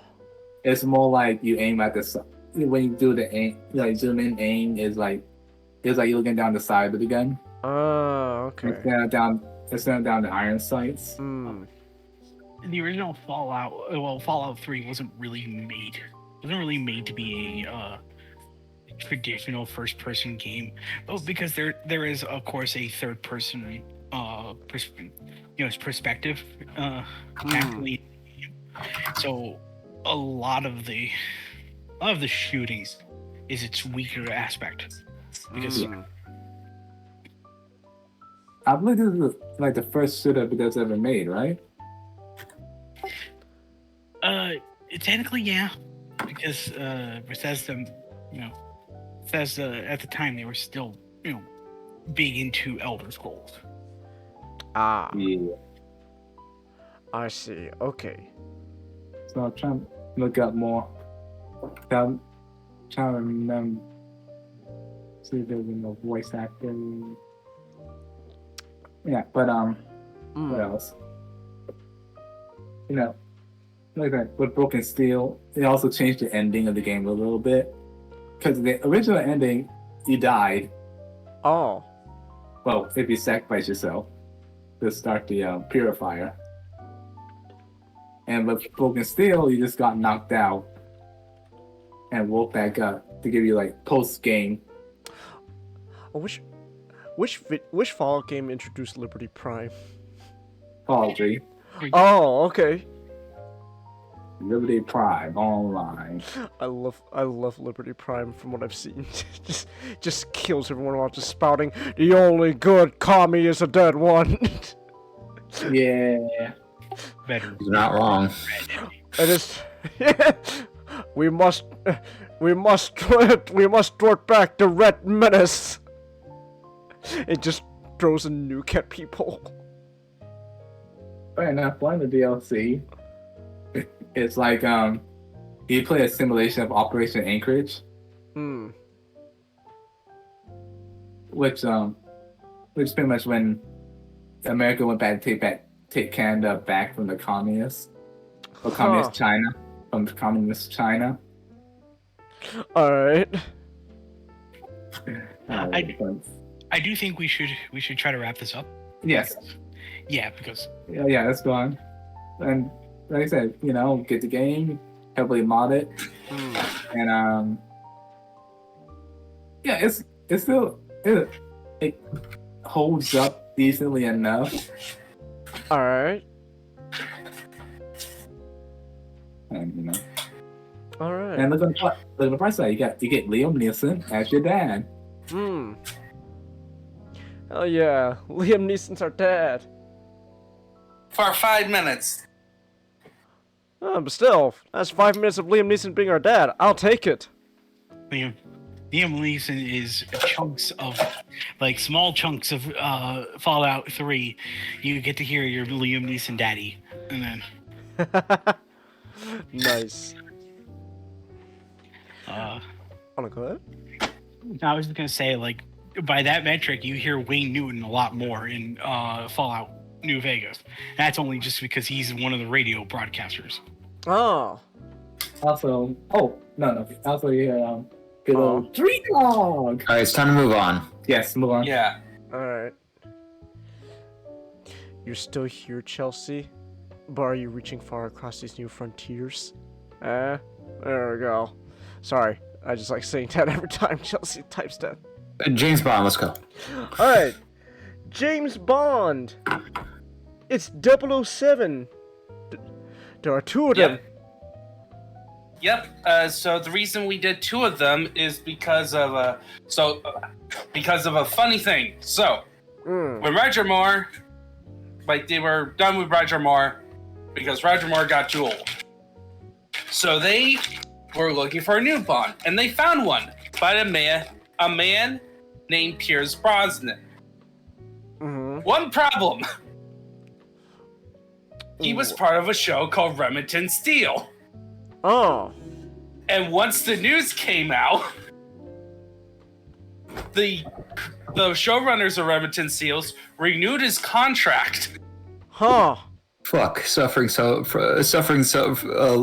Brosnan, suffering from success. Yes, and he can't change the contract or anything. So they decided to bring in the new guy and they got Timothy Dalton. So the first film they got him to do is Living Daylights. And the Daylights. And the premise of Living Daylights is what starts out as a simple grabbing a defector from the Soviet government turns into something bigger. So Bond gets tasked one night to help a Russian defect, and part of the job was to take out a KGB sniper. And this was actually inspired by a short story by, I think, the same name. And the sniper revealed to be a woman, and he took the shot and disabled her instead of killing her. Because she turns out to be unprofessional. It becomes important because the informant gets kidnapped by the KGB. All right. And it turns out the sniper, was his girlfriend by the name of Kara, who is a completely normal person. Her only anything abnormal is that she's a great cellist. All right. And she loved this good man, who turns out to be the Bond villain. essentially, it was a huge scheme to take out a Russian general played by John Rhys Davies. All right. And part of the operation also involved doing some smuggling in Afghanistan, where the film becomes a bit Rambo. Oh, all right. And Oh, go ahead. and I gave this brief summary because this is a great film. I put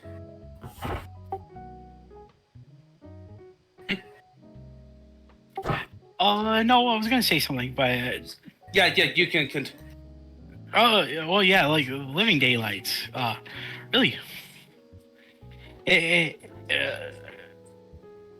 it's a misnomer just to say that like new Bond is a fresh breath of air because it's a new actor in the role, but it's like the switch between like a view to a Kill and the Living Daylights is literally, like, no pun intended, literally just night and day. Oh yeah, it's like again, you know how much we like A View to a Kill is literal torch was literally the face you did, Cengiz, when you did the thumbnail for the last night. That was all three of us while watching A View to a Kill.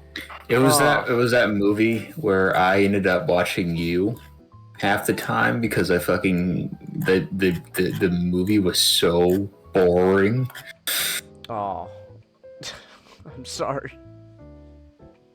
Yeah, but in this one, in comparison, this one was such a fresh air because the couple of things. One, Dalton. So Dalton actually read the original books. Read some of the original books. But then when he got the part, he reread all of it. Oh.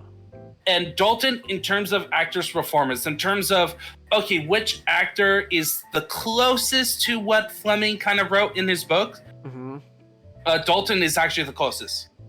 Really? Oh. Yeah, like... Yeah. By the way, this was my face while watching A View to a Kill, and I'll give you the context later. Yes, Pierce Bronson has.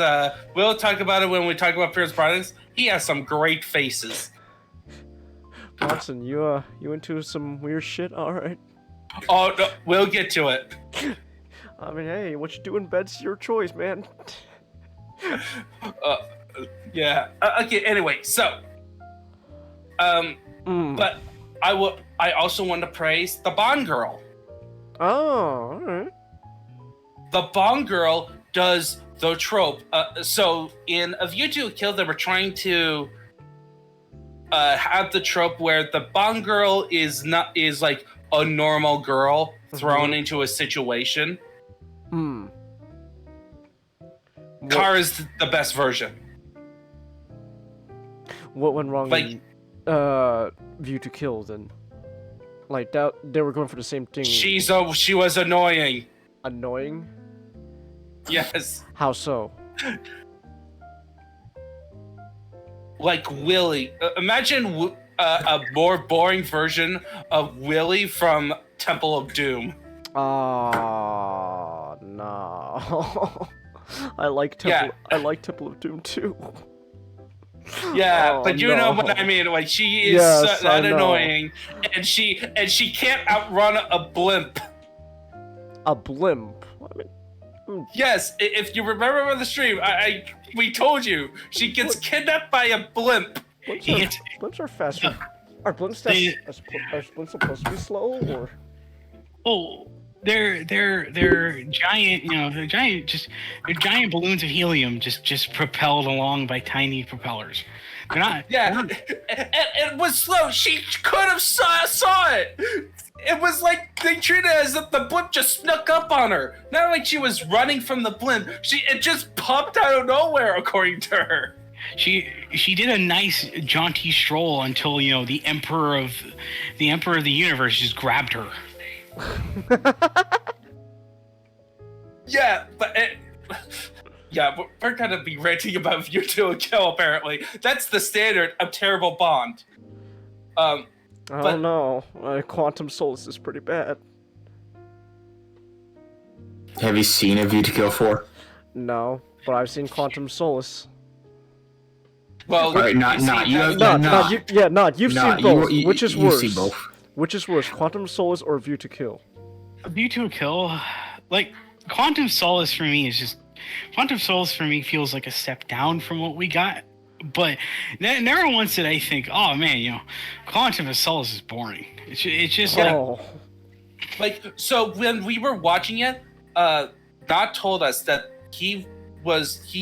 Spectre was the only Bond film that he was considering leaving the theater. And View to the Kill, we basically asked him, would A View to a Kill give you that similar feeling? So you would walk out on Spectre, but not Quantum of Solace? So I watched Quantum of Solace on I watched Quantum of Solace on home media. So a part of me kind of felt like this wasn't what all I wanted, but I still liked it. I liked it for what it was. And then I bought a ticket for Spectre, and then they tried to pull the grand plan, and I'm like, and I just thought to myself, I'm like, this is where we're at. This is all leading to this.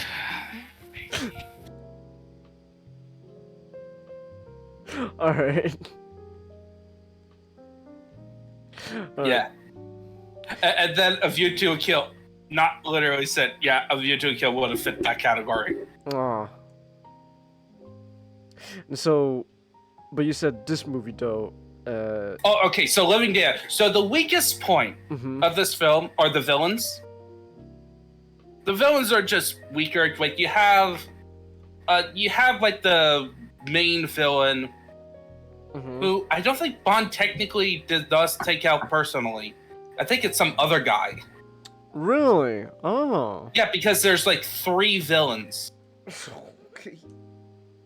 Like, so you had the guy who defected, who turns out to be a mastermind. You had like this other guy, who's trying to maneuver. No, I think it's just 2 of them. It's the defector, and then this other guy who is an American arms dealer who's into war. I liked that arms dealer. Oh, so yeah. Is he just Sundowner? Basically, he was basically an American stereotype of a armchair general who was kind of stupid. Oh. Yeah. That's kind of the idea. It was really funny. It was funny. I liked it. Like, he was entertaining, but as like a villain, like it's the weakest point. He should have been the first to die rather than the last. Well, technically, the main villain gets put into the diplomatic bag by John Rhys Davies. Huh. Yeah, Koskov bites it. And then we had the Bond chasing after Joe Don Baker. All right. Yeah, but really the core of this movie, the reason why this film is great, it's one of the best love stories in the series. The only Bond romance story that tops this so far is On Her Majesty's Secret Service. Which was the entire point of On Her Majesty's Secret Service. All right. because you got to sell at the moment when Chasey dies. All right. Any other talks about any other comments? Not in Matchstick. I think the theme song has to be my favorite. Oh yeah, Living Daylights. I would tell you this. This era is a cute. This era of Bond themes is genuinely like one of the strongest in terms of intro songs. And then you get No Time to Die. Oh, wait, was it No Time to Die? Don't spoil it. Yeah, don't spoil it. We'll get to it. We'll get there when we get there. Wait, are we gonna show We'll get there. We'll get there. We gotta go through the worst of this bunch, which isn't bad, but it's one of those films. License to Kill. So, License to Kill is one of the darkest Bond stories. Okay. The whole premise is Felix Leiter, who is an ally of Bond, who's appeared in previous Bond films. He's the big CIA American guy. Yeah, and he's after helping him capture a drug lord named Franz Sanchez. Leiter is getting married to the love of his life, who's also into Bond. Huh. Like technically, the wife seduced Bond technically on the wedding day. Oh, that's not very moral of you. First of all, Okay, so first of all, lady, this is premarital sex. That's not a very Christian thing to do. yeah, it's kind of weird. Like it is kind of weird, but it's sort of because essentially Bond is close with both of them. And what happens is that Sanchez escaped because he had a DEA officer on the payroll, and he took revenge by killing and implying non-scenery on the wife. All right. And fed Felix Leiter's limbs, had a shark bite off limbs of Felix Leiter. Oh my gosh. All Yeah. right. So Going Bond there. goes rogue and tries to take him down. A subplot is he teams up with an informant named Pam Bouvier, who was an informant of DEA. Wait, her name was Pam Bouvier? Bouvier. Oh, I thought it was Bouvier. Yeah. And then also, Archer. so there's a love triangle between Pam and the girlfriend of Sanchez, who's abused, named Lupe Lamora. Oh my gosh. All right. And this is actually the one where Q gets the most action. Like he helps Bond on the let's go field. Q.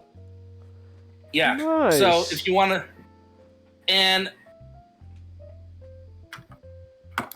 okay, so as opposed to Living Daylights, this one is so. If you remember our previous conversations, Cengiz, starting from Roger Moore, the Bond films has like this pattern where the first movie that an actor has is kind of like a in-between of the goofier side of Bond. Kind of establishment movie. Yeah, it kind of establishment, and it tries to showcase the actor in the best possible light by also showcasing the goofier side of Bond and mixing it with the serious side. This one tries to do it again, but way less goofy. It's weird, actually. The mixture is off. All right. Because it's the film that takes part in latter. Oh, you're saying that? No, I want you to finish your point. It takes this film also does another trend in Bond films where it takes heavy inspiration by current movie trends. Ah. In the movie trends for this era was Miami Vice, essentially. The cop film. So if you're happen to be really into that genre, this is probably one of your favorite Bond films because it's so different from all the other Bonds and it's more serious. And it fits better with Timothy Dalton's Bond. But if you're not really 100%, you like a bit more balance, it's not that strong. It's one of those films, it's like a solid B movie, B tier. Not like B movie as in bad movie, but B tier. Okay.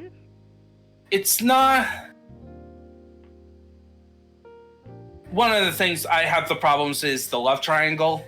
The romance is not strong. It came out of nowhere. And like, one of the...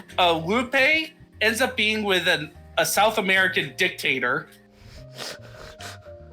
All right. So we joke that she's gonna die in a week because of the revolution. All right. Yeah, and is this the one where I felt like the actress for Pam was not that good? She really feels like really does feel like. Oh wait, like because I think I can't remember if I know there's a few Bond films where I go, oh man, the actress is not very good. Wait, now I remember where I knew her from. It was like she was not good here. I know she gets better because she's she's in Law and Order. So I know she gets better, but it's like here, it kind of just feels like she was a bit phoning it in. Yeah, there's no like one clear thing. It just feels off. It feels like there's some elements that is like would be perfect. Like it has one of the strongest villains in terms of being a threat. But in comparison to other Bond films, it's not that really... It feels the least Bond. Yeah, that's the problem. This feels more like an This action is not film. Bond. This is Miami Vice. Featuring James Bond, a crossover. It's James Bond with a sprinkle of Yojimbo. With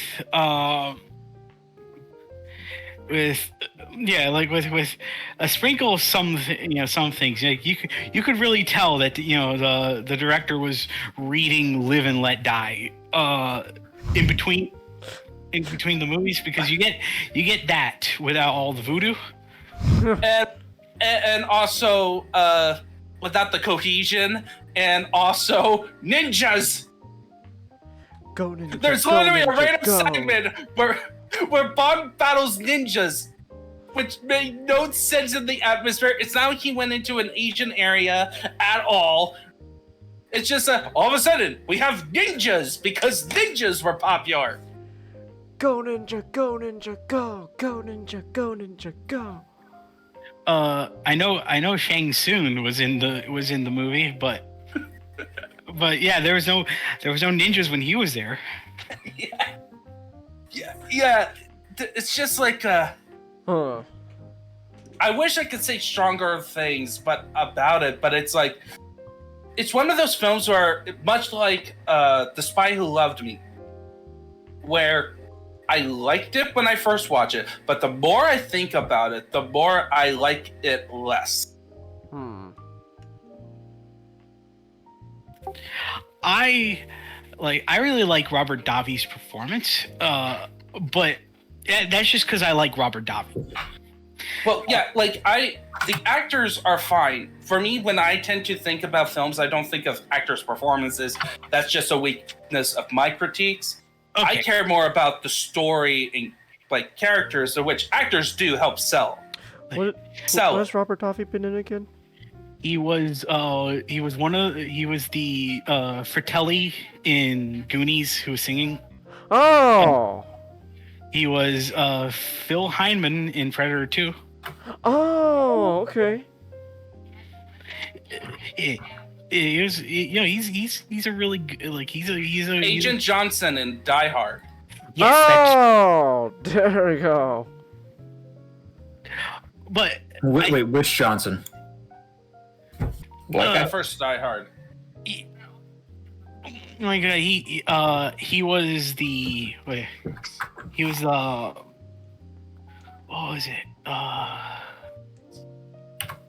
He was one of, I think he was one of the CIA agents. Yeah, he was one of the FBI agents. They were both named Johnson. Yeah, he was Big Johnson. Okay. Big Johnson. Yeah.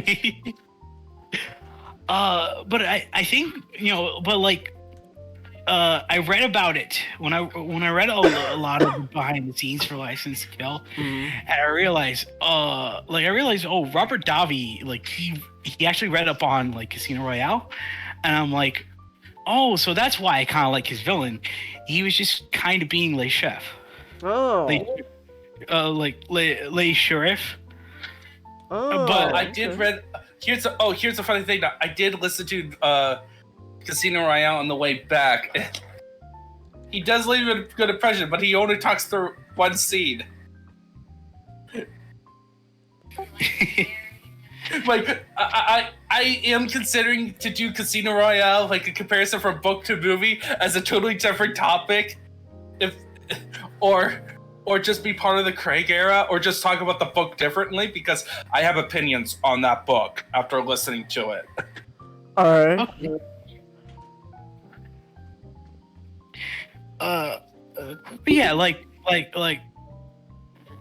they're like the villain's strong, but I also have to keep in mind it's like, well, he's not an original villain because you can really feel his influence.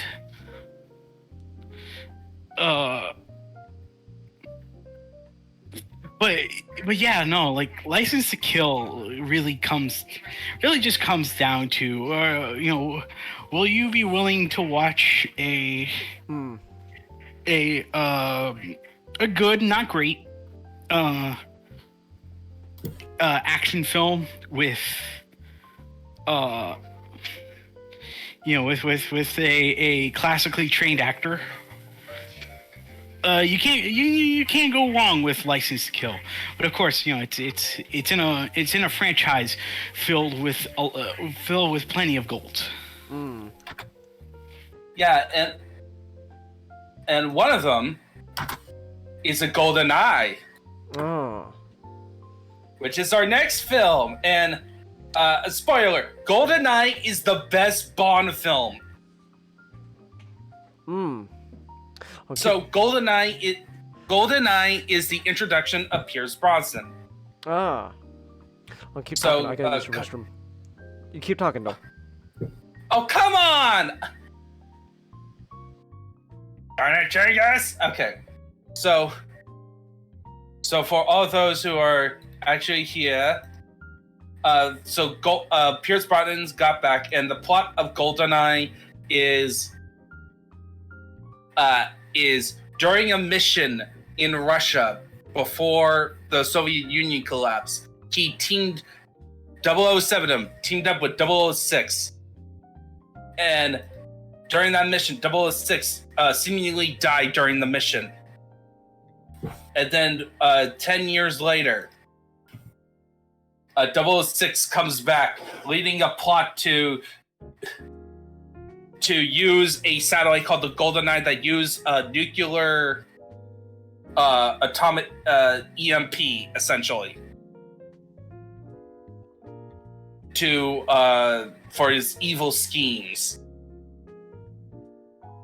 Such a classic film.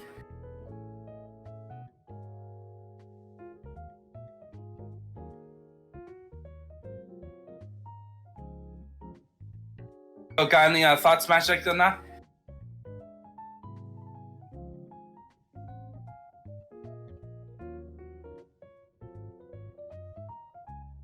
check. Oh, What happened? oh, nothing. I was wondering if Mashik was just dozing off or focusing on something else right now. Okay. But what you were about to say?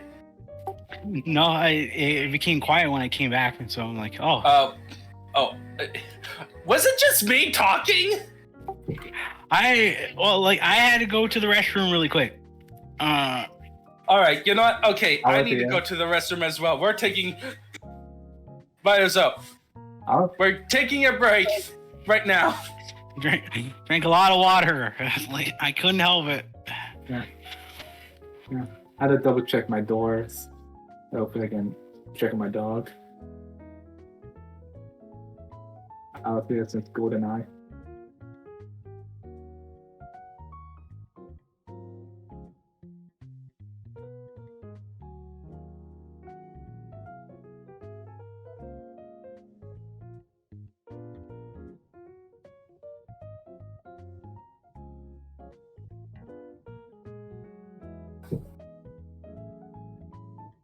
So,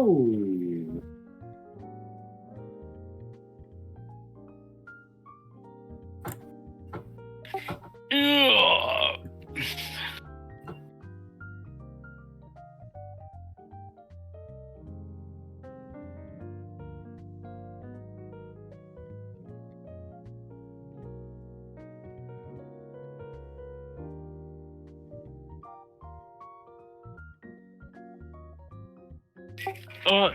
I don't know if Changos has this pause or not. I guess Phil. Why did I mute it? I told him to keep talking while I was using the restroom.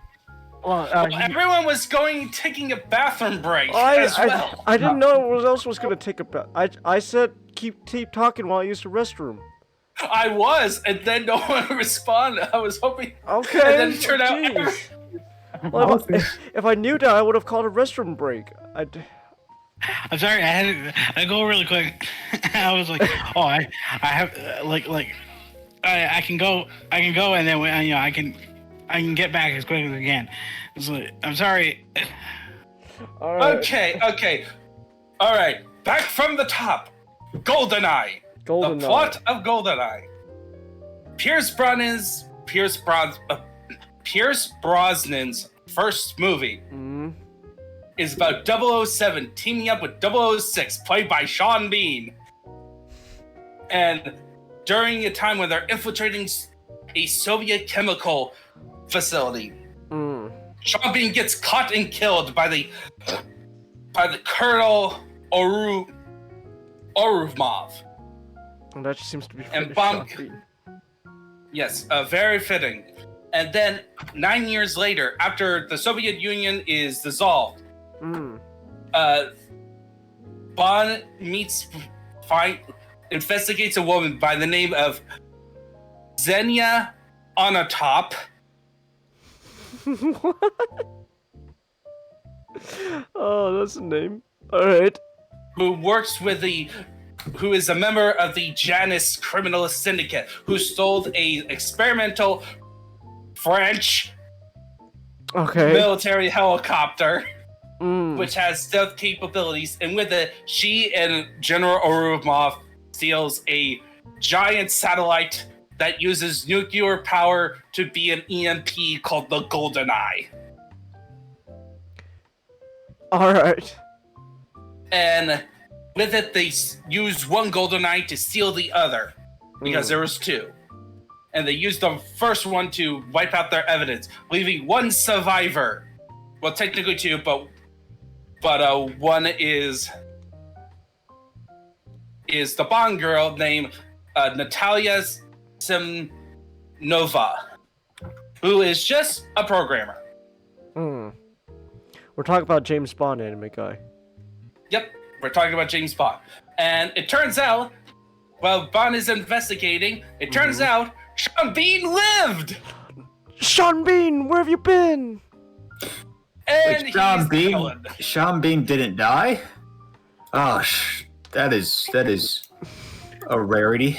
Well, you see, Sean Bean, Sean Bean, he's like a character in a horror movie. If we didn't see him die, then it's not. It doesn't count.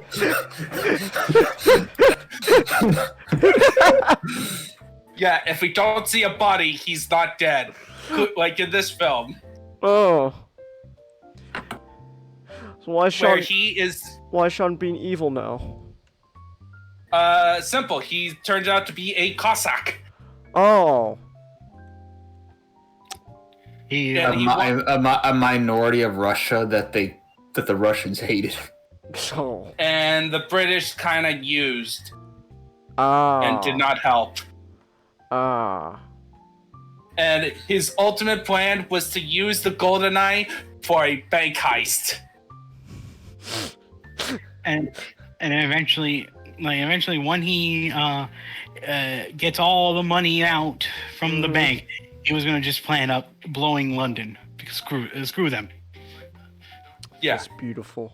I love it when villains just like, well, you got this big super weapon. What are you gonna do with it?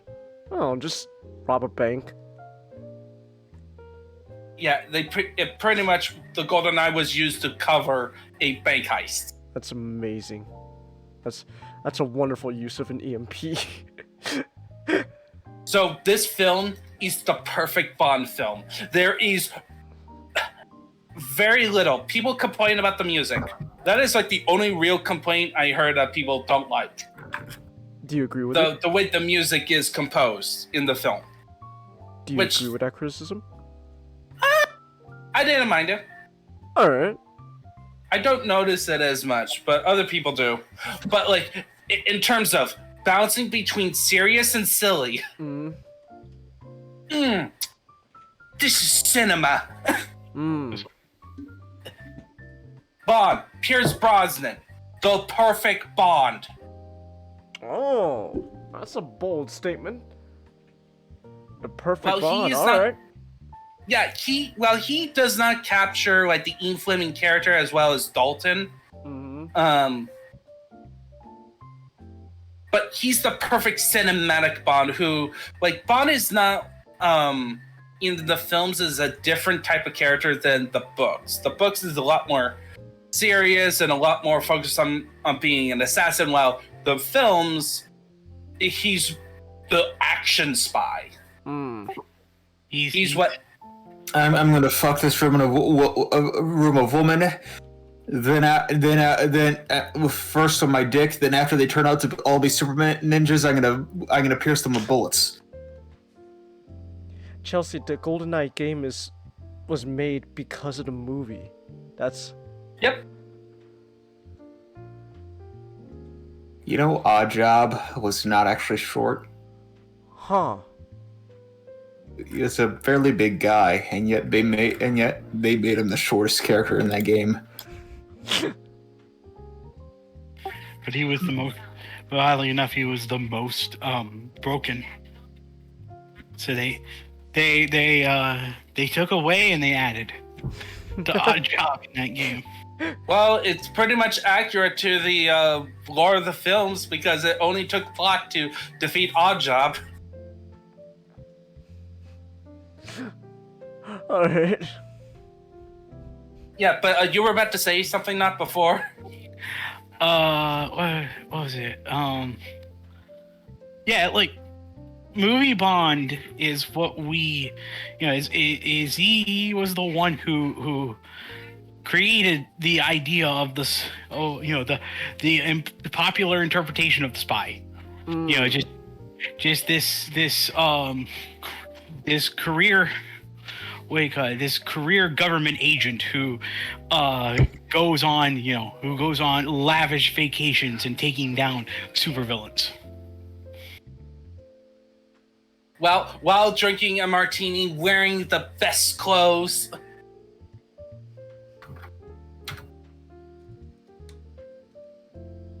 You know what I'm kind of getting in the mood for?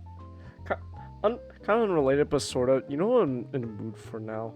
I don't know why. In my mind went here. I'm kind of in the mood to watch John Wick again. I'll just talk about like assassins and stuff. I don't know. I feel like I'm watching John Wick again. But anyways, I could talk about John Wick later. The Golden Eye. Yeah. Also, you got great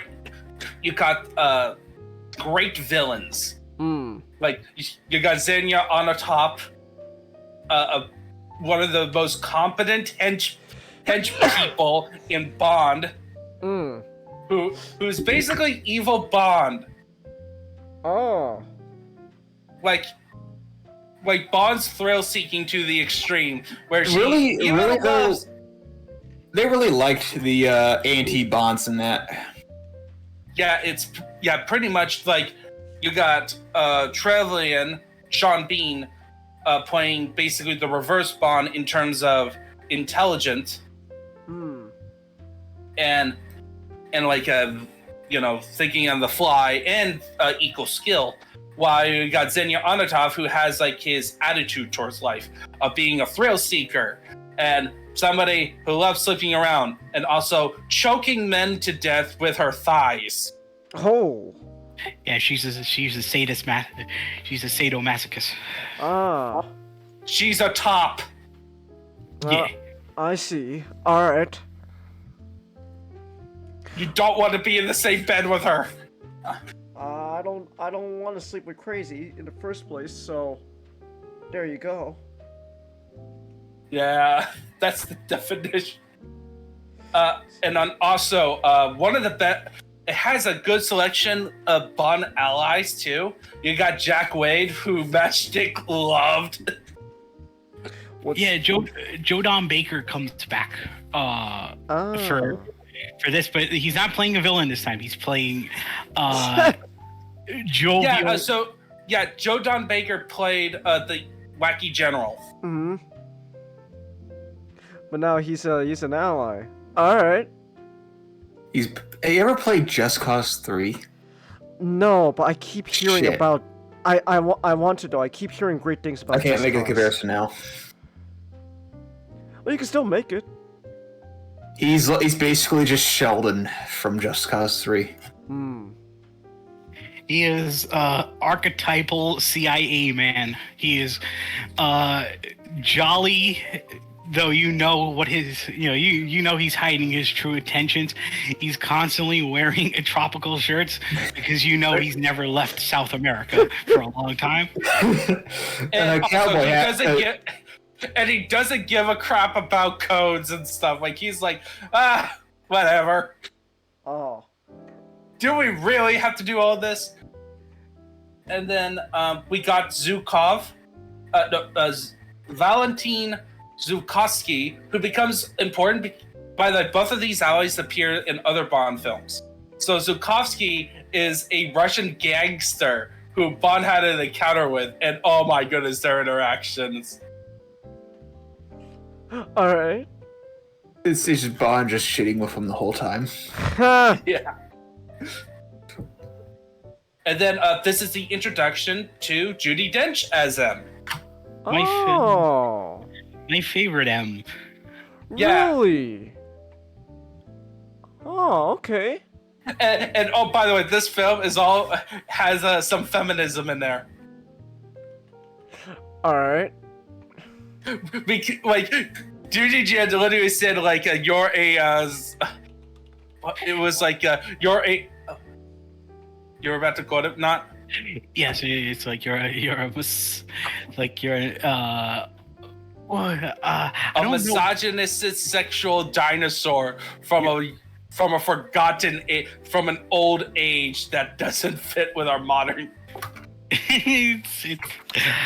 Wait, is this Judi Dench? Is she the same M from like Daniel Craig, or they just happen to be same actress? Slightly different. Slightly different because okay. Daniel Craig is in a different continuity, but okay, but they just decided to bring her back as M for Daniel Craig. Okay. Yes. All right. How's she? Yeah. And you said she's great here. Yes. Okay. Yeah, she's like I love Judi Dench because I do too. In all the movies up to Skyfall. Like, he's always just been like great as him. Yeah. Yeah. Go ahead. No, go ahead. Then just one more minor villain is the co-worker of Natalia is a geek played by Alan Cumming.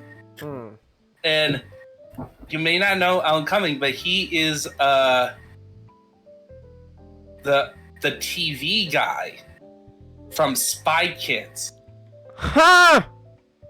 So you know how in Spy Kids you had that villain that you think is the villain, but it turns out no, he's just manipulated. Yeah, Alan Cumming is in this film as a nerd who's all about I am invincible and having codes with boobs and butts. Oh, that's beautiful. And he's trying to make moves on Natalia, but she doesn't give a crap. And he goes out by saying, "Yes, I'm invincible," and then liquid nitrogen sprayed all over him, so he's frozen blue. Oh, he and Sundowner will probably get along well. I'm fucking invincible! By the way, Sean Bean dies by falling off a very high, oh no! very high part of the satellite onto the ground, right? But he survives. Oh, he survives? Okay. Sean Bean defying expectations. He won't die. Nope. Oh. He survived long enough to see the satellite that he fell off from come crashing down on top of him. It's glorious. And then the film ends with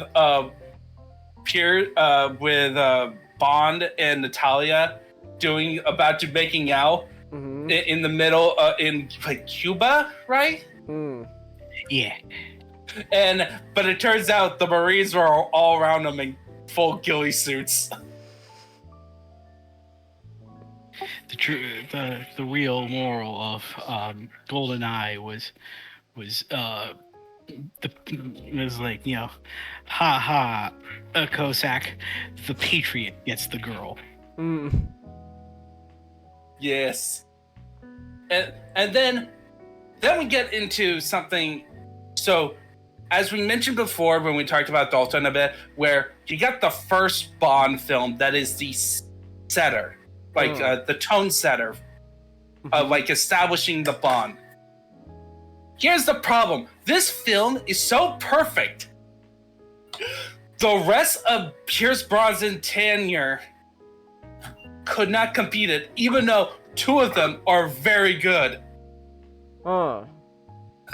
Two of them are very good, and the other one competes, but for different reasons. So the next one is Tomorrow Never Dies.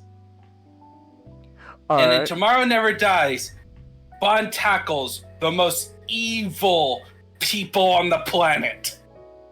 Oh. Who do you think is the most evil people on the planet? The government? Other than the government. That's the first one. Oh, I don't know how much more evil you can get than the government. Journalists. You are fair enough. In this film, Bond has to battle with with Elliot Carver, who is a media mogul, who uses a big stealth boat to orchestrate an incident between China and the UK, where people actually die, trying to orchestrate an international incident. You want to know why? Why?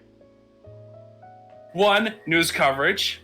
2, so that it could be all set up as an elaborate scheme so that he could go assassinate the leadership of the Communist Party in China, replace it with a new ruler, so that new ruler give him exclusive TV rights in China. Wait, what? Okay. He literally start nearly World War III so that he could get TV rights in China to broadcast his global news network. Wow. It's beautiful. And Jonathan Pryce plays Elliot Carver, and he's like purposely over the top. Fun villain. He is so much fun. And then this is also, you got Terry Hatcher, who plays Lois Lane in Lois and Clark, who plays Carver's wife, who is a former girlfriend of Bond, who, you can probably guess what happened to her. She dies. Ah. But luckily she's not the Bond girl. The Bond girl is Michelle Yeoh. Oh, Michelle Yeoh! Yeah! Alright! Let's go! And she plays a Chinese agent who is... So, some of the Bond films we mentioned before, I talked about before, that tried to emphasize that this agent isn't equal to Bond. She can compete with anything Bond can do. This girl can do too. Michelle Yeoh plays the perfect version of that. Ah. Like, no, even though she gets captured, you never question that she is... How on earth does she compete with with James Bond in terms of skill and personality? She doesn't get kidnapped and tied to a chair.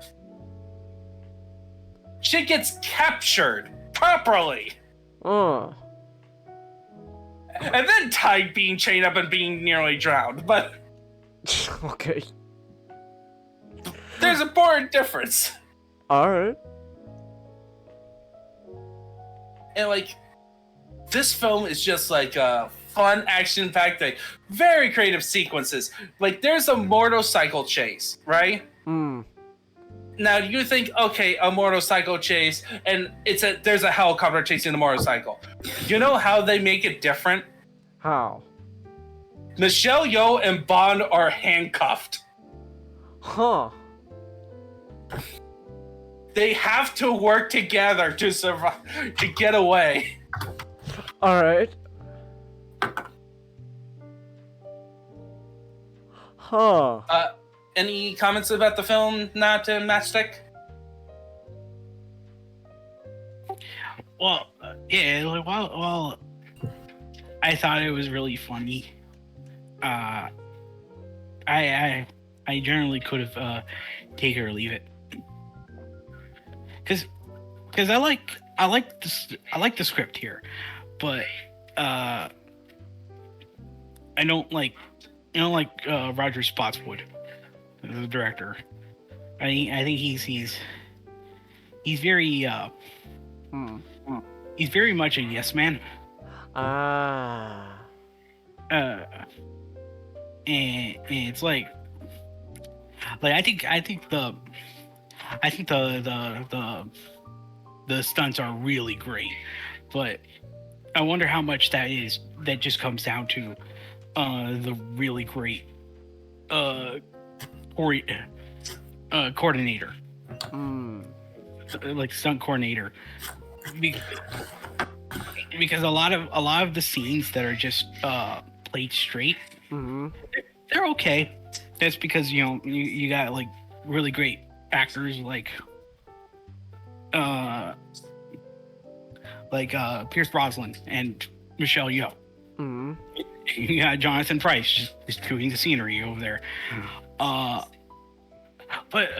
it just feels a bit plain, in my opinion.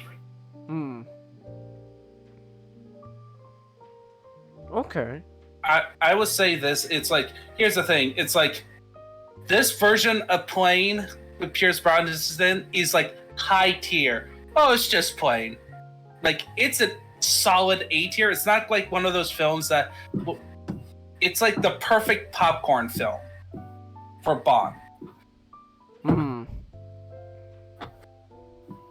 Like, it doesn't do anything new, other than like the cool action sequences, but it doesn't do anything awful. Or, oh, this is a problem with the film. It's not as good as it could be. I always end up smiling the more I think about Tomorrow Never Dies compared to like License to Kill. Alright. So now we go on to the third one, The World Is Not Enough, whose intro is garbage. Okay, what's wrong with the intro? The intro song is garbage. Okay. It's complete trash because it's played by a garbage band. It's kind of funny. The World War Now was the first Bond 007 game I ever played. But PS1, and I still remember that song in my head. Alright. Okay, I kid because the song is played by the band named Garbage. Yeah. Huh. It's actually a great theme song. Huh, alright. How ironic. And also, The World Is Not Enough is source of one of many faces of Pierce Brosnan, and the one on the torture chair is called the Brosnan Pain Face. Because but anyway, so the plot in this one, Bond, MI6, after like dealing with a bank, issue with banking, the head of a oil company, King, gets killed in MI6 because the money was explosive. And he's out to investigate by protecting King's daughter, Electra King, from an evil terrorist by the name of Renard. Alright. Who's a former KGB who can't feel any pain. And over the course of this, Bond falls in love with Electra King. She's clearly gonna be the Bond girl, right? He meets another girl named Christmas Joan, who's a nuclear physicist, but underneath her lab coat is a Lara Croft outfit, and her name is Christmas Jones. So my pet theory is that she's the granddaughter of Indiana Jones. Okay. I would say this. Can't argue with that logic. Exactly. Oh, excuse me. But it turns out that Bond should have not something crazy because Electra King, who's the Bond girl, is actually the villain. Alright. And she wants her own pipeline to be exclusive, so she plans to blow up Istanbul, or Constantinople with a nuke. And she also kidnapped M because she wants personal revenge, because as part of her backstory, Renard kidnapped her, and M had her dad refuse the money, forcing King to quote-unquote escape, Electra escaping, quote-unquote, more like she Stockholm syndromed her captors. What? Because she's a manipulative bitch. Okay.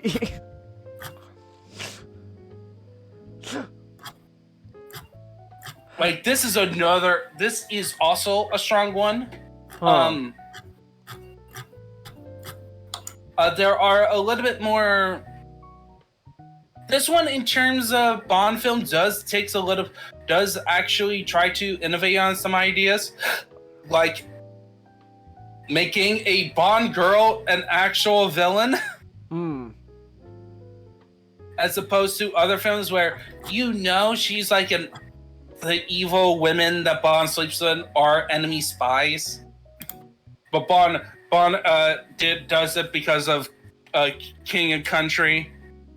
You know, the image of you talked about when we talked about Thunderball, about I didn't do it for pleasure. Like, this woman who has the most awesome sex in the world, but he's stone-faced. All right. That's what I think you or Matchstick said that. Wait, what? About Bond not having sex with Fiona in Thunderball out of pleasure, but out of duty. Okay. Sounds like something Not would say.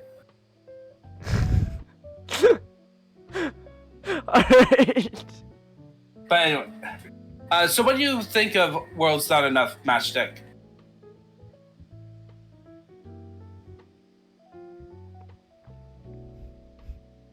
I did make that joke. It was my least favorite of the four. It's still good, but least favorite. Alright. How you not? I guess I'm gonna go a bit the opposite. Like I don't understand the hate this film gets. I'm gonna be back in 2 seconds. I'm gonna switch to my phone. Sorry for interrupting. Alright. It's fine. This was a really strong film. This was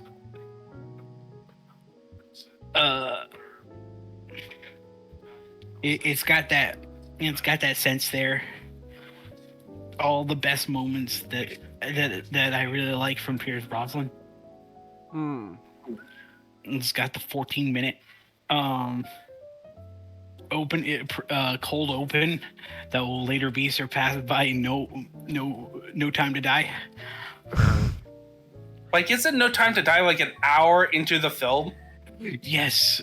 When I went to go watch the movie, I was like, wow, this opening's this is just like this is a very much a huge opening. I'm like, when are we gonna get to the title sequence? And it's like, oh, okay, like, and then finally we get to the title sequence. I'm like, okay, like, what was that? The movie's over. Alright. So there was no title sequence? Well, in what? World's Not Enough, or? Yeah, what you guys were just talking about. Oh no, it's this World Is Not Enough. Before the latest film was the first to have a very long cold open, where like originally a lot of the cold opens for Bond were just, hey, like this short little thing to get the audience pumped for the story. Yeah, usually, for the most part, they were like one-shot adventures. Some of them were used to set up the main plot of the story. This one does more of setting up the main plot. All right. And here's an interesting fact. So originally, the cold open was just going to be a bank scene where the big stunt, the big set piece was Bond escaping capture from the police by going down a window. Huh. And this was like after in GoldenEye, you had like multiple jumps, like a bungee jump and a jump onto a plane with a motorcycle. And then in Tomorrow Never Dies, a sequence where he infiltrates a Russian weapons deal and stops a nuclear missile using a jet plane. So yeah, test audience was going, is that it? But instead, they extended it to include the attack on MI6, which then led into a boat chase sequence. Huh. All right.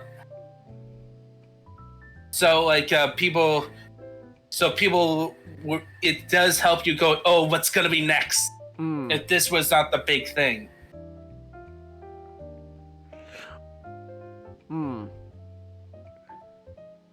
All right. Man, what happened to you, Matt? Well, Magic said he would be back. He's gonna be on his phone. Let's just give him a minute. Yeah, but anyway, so the Bond's in pain face. The reason why he has that pain face, he got put into a torture chair by Elektra at the end. I see. And the wheels and of course there was some sexuality. Also, the main villainess had an ice fetish. Huh. She liked consuming ice and putting ice on her body. Huh. Weird flex, but okay. I'm sorry, so long. My phone fell through the cracks in my couch. Oh no! So I was there for it. Oh, all right. All right. So, but also, what else? Oh, so Christmas. Here, another fun, interesting fact. The actress who plays Christmas Jones. Okay, good. We're still. I would have been mad if I missed it. I was purposely stalling. Thank you. Okay. Thank you. So the actress who plays Christmas Joan got derided by fans, and she did not have a good time even on set. Huh. I thought she was. I thought she was pretty good. She's Carmen from Starship Troopers. The actress. Oh. She was actually pretty good. Had a lot of spunk. Yeah, it's definitely one of the better Bond girls in my opinion. It definitely fits. It fills in the box of what makes a good Bond girl. And the joke at the end of having the line with about Christmas.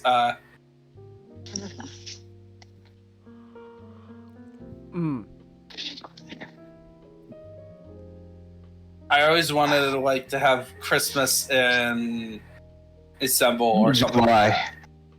Christmas in July.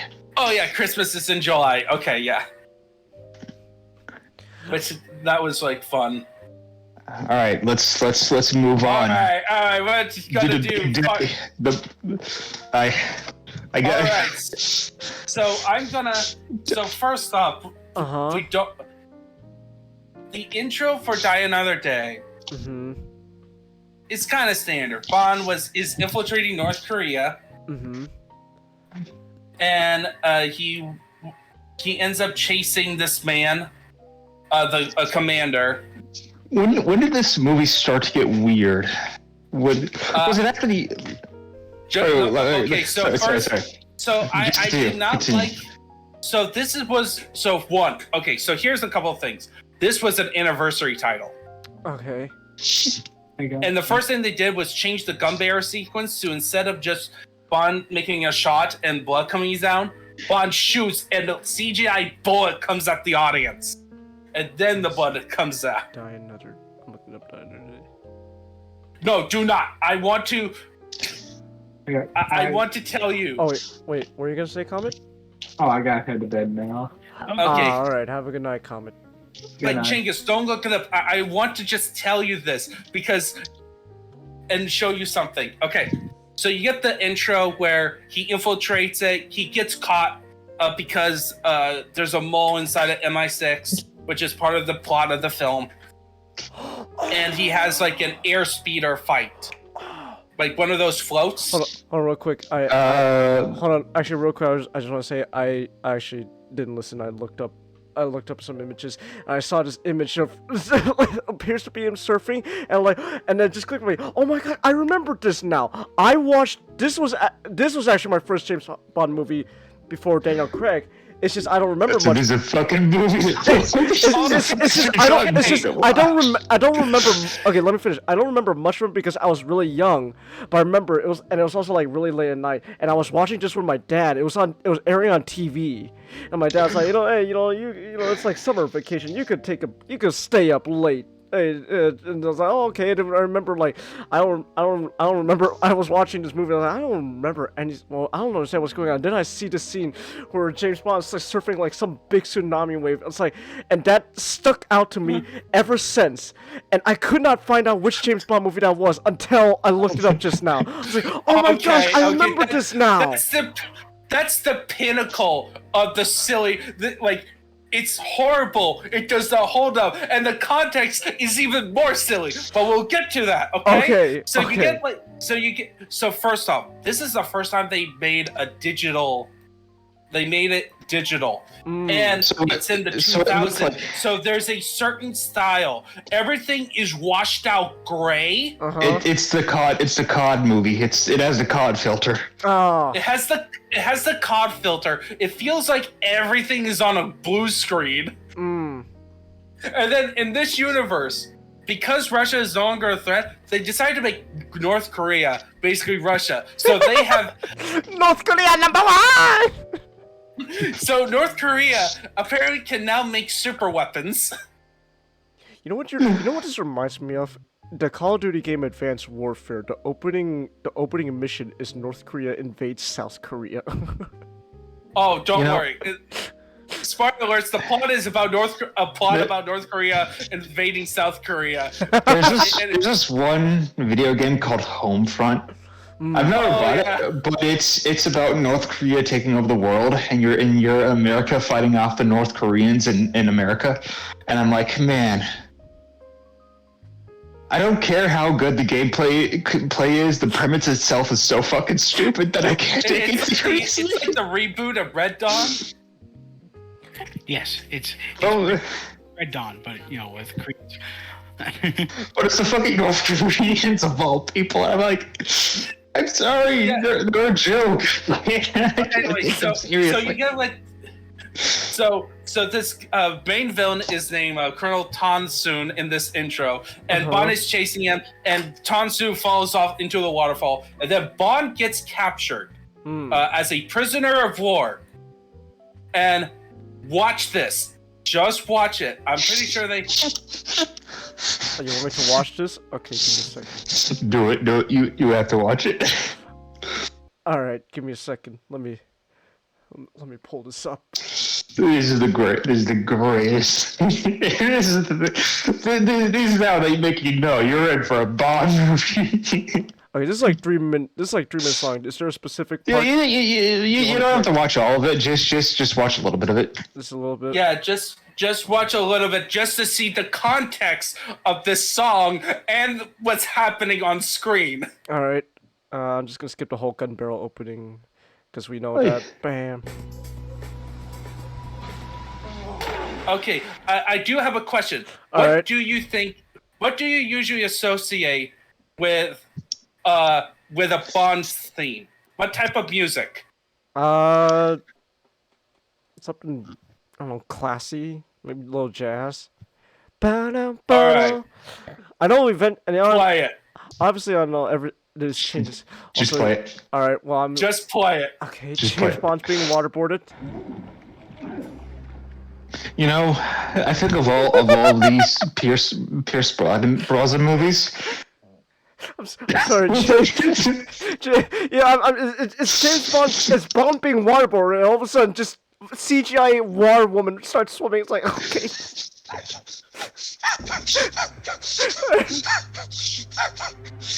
All right. You know, I this is the James Bond movie that I have the want. I feel the need the most to just show people. This is the one. This movie is the greatest intro they could give to this movie. It just sets the tone so well. It's just used as torture. It doesn't come back.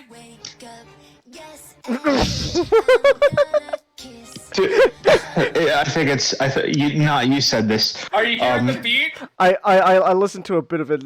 Beep, beep, beep, beep, beep. All right. Yes.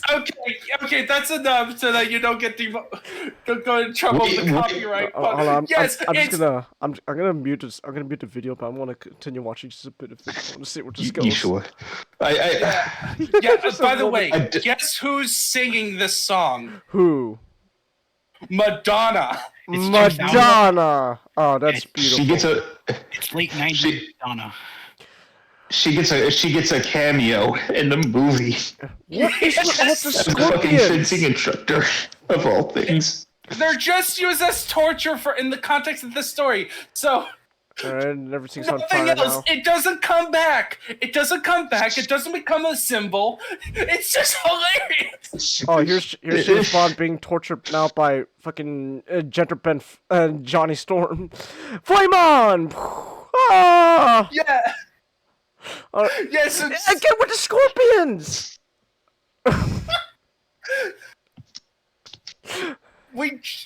I don't know.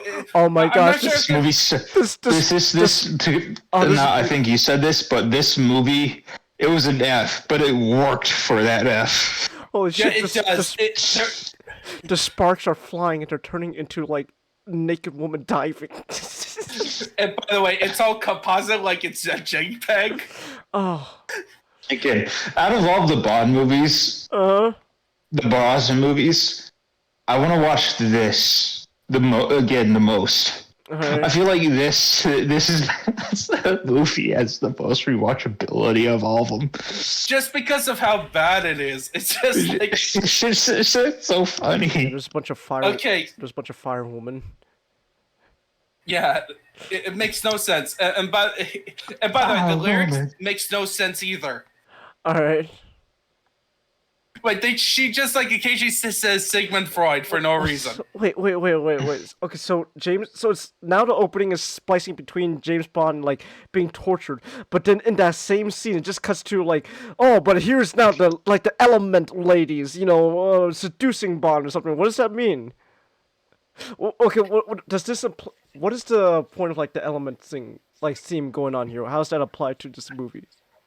It doesn't. It doesn't. Unless you count the fact that this movie partly takes place in Iceland, but I don't think that was the point. Because for example, if I pull up Casino Royale's opening, it'll be muted, but no, I'll go with GoldenEye, please. Yeah, go with GoldenEye. GoldenEye? Okay. Yeah, because I have not seen Casino Royale. I want to get myself as clean as possible. All right, but I'm just gonna say though, the opening though, visually, just it's like a card theme, because the whole point is it's poker casino. Yeah, it matches the theme. But GoldenEye is also great too because it's. Alright, I muted it so we don't get a strike, but yeah, right. The soundtrack's great, and it has awesome visuals to match with some of the sub themes about the Soviet Union falling apart. GoldenEye. Or you even could get with just like classic Goldfinger. What's the theme for this? What's the theme for this story? He likes gold. Right. He's greedy. Oh. So we got a woman. We painted up gold. Oh, this is just what the fuck. Oh, here we go. We got your sickle. Where's the hammer? Yeah. Oh, and there's the stars. There's the hammer. All right. Yeah, it's there's more of a cohesive theme, and it makes sense in the context of the film. Oh, there we go. There's a Soviet flag. Okay, that's kind of funny. A gun barrel just popped out of this lady's mouth. Just bam. Yeah. So let's continue the plot. Okay. So the plot is that because Bond got captured, MI6 decided to be complete jerks because they think that he somehow willingly or unwillingly, gave information to North Korea. Broke under torture. So they basically stripped him of his 00 status, basically treated him as a prisoner. Bond is convinced that he was set up. So he breaks out of MI6 and instantly knows about a group of Chinese spies and enlists their help to go to Cuba. Cuba. All right. And in Cuba, he meets the try-hard, badass girl who is totally incompetent, Halle Berry. Oh, Halle Berry's in the movie. Okay. By the way, it wasn't even shot at Cuba. It was shot at Portugal. Huh. They couldn't shoot. Yeah, they couldn't shoot at Cuba, so they just made Portugal look like Cuba. All right. But so in Cuba, he learns about an experimental gene therapy clinic, which rewrites DNA. Huh. And during there, he encounters General Zhao,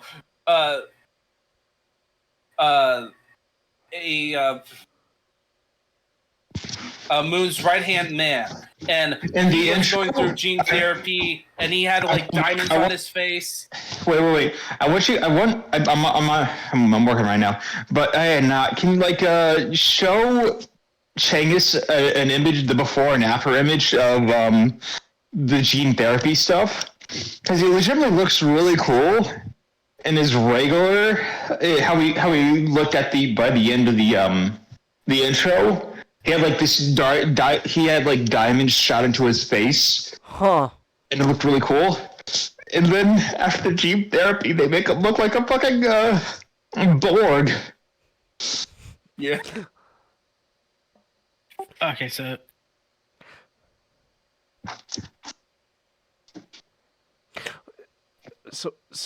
what? Thank you.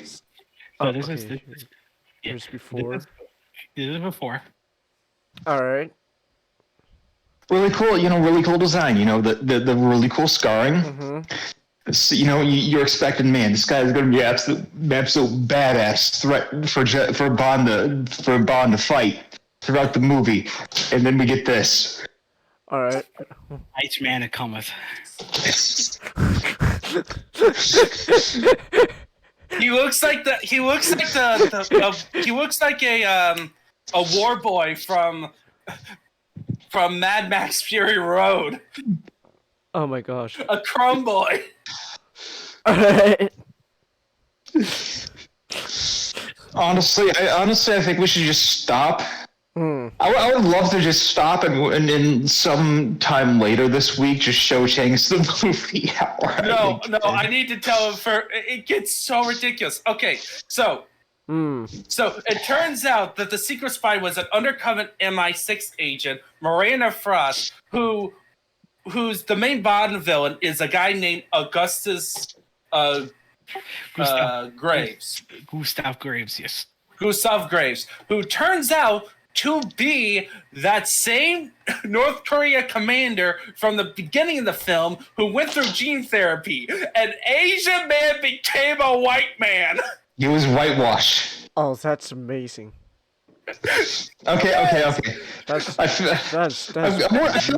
this movie just. Palace. No, no. They get to an ice palace, right? And the big, so Bond ends up sleeping with Miranda, who's Graves' assistant, who reveals to be a double agent against MI6 because they triple agent. They met together during fencing duels. Which makes no sense when you think about it. It makes MI6 look incompetent, not realizing one of our agents. And they had the perfect setup for her being a undercover agent in the first place. She was like, I could just join up with this guy. Instead, no, they know about each other beforehand. It's just so funny. And so he introduced a new orbitable mirror satellite. We're back to Diamonds Are Forever. Yes, he makes there's another giant solar beam weapon. Solar flare! And you know what's his plan with his giant solar beam weapon that he controls with a ridiculous? What's his plan? Santa. What's use it against the demilitarized zone. Yeah, he was gonna cut down the forces in the 68 parallel. Huh? Unite Korea. Unite Korea, alright. Yes, and this is his outfit that he used to control. Also, this film tried to shoehorn in like an issue of like he wants to be with his father, but his father, seeing what he has become, rejects him, and thus he kills him. Oh man. Alright. And by the way, we're just summing up the craziness. There's tons of more. Like he used the reason the tidal wave where a complete CGI Bond happened is because he used the sun laser against him. Oh. And I swear he looks like a fucking Hydra agent from First Avenger in that outfit. yeah. And then the film ends on a battle on a completely CGI plane where Miranda had Jinx with her sword. When she's at a piracy, she could kill her with the sword. But instead, she just guides her with a sword, which then leads into a fight where she gets killed. With an honor war on her chest, with a knife through it, by the way. Ah, I see. Alright. Meanwhile, Graves gets, was given a cape via parachute. So, his cape got caught in the jet turbine. Hey, it's the Incredibles warned us about this. No capes. It's very violent Bond, I should mention. Oh yeah, this violent? film. This film is ridiculously violent. Oh, yeah, it's alright. ridiculously silly. Okay. How?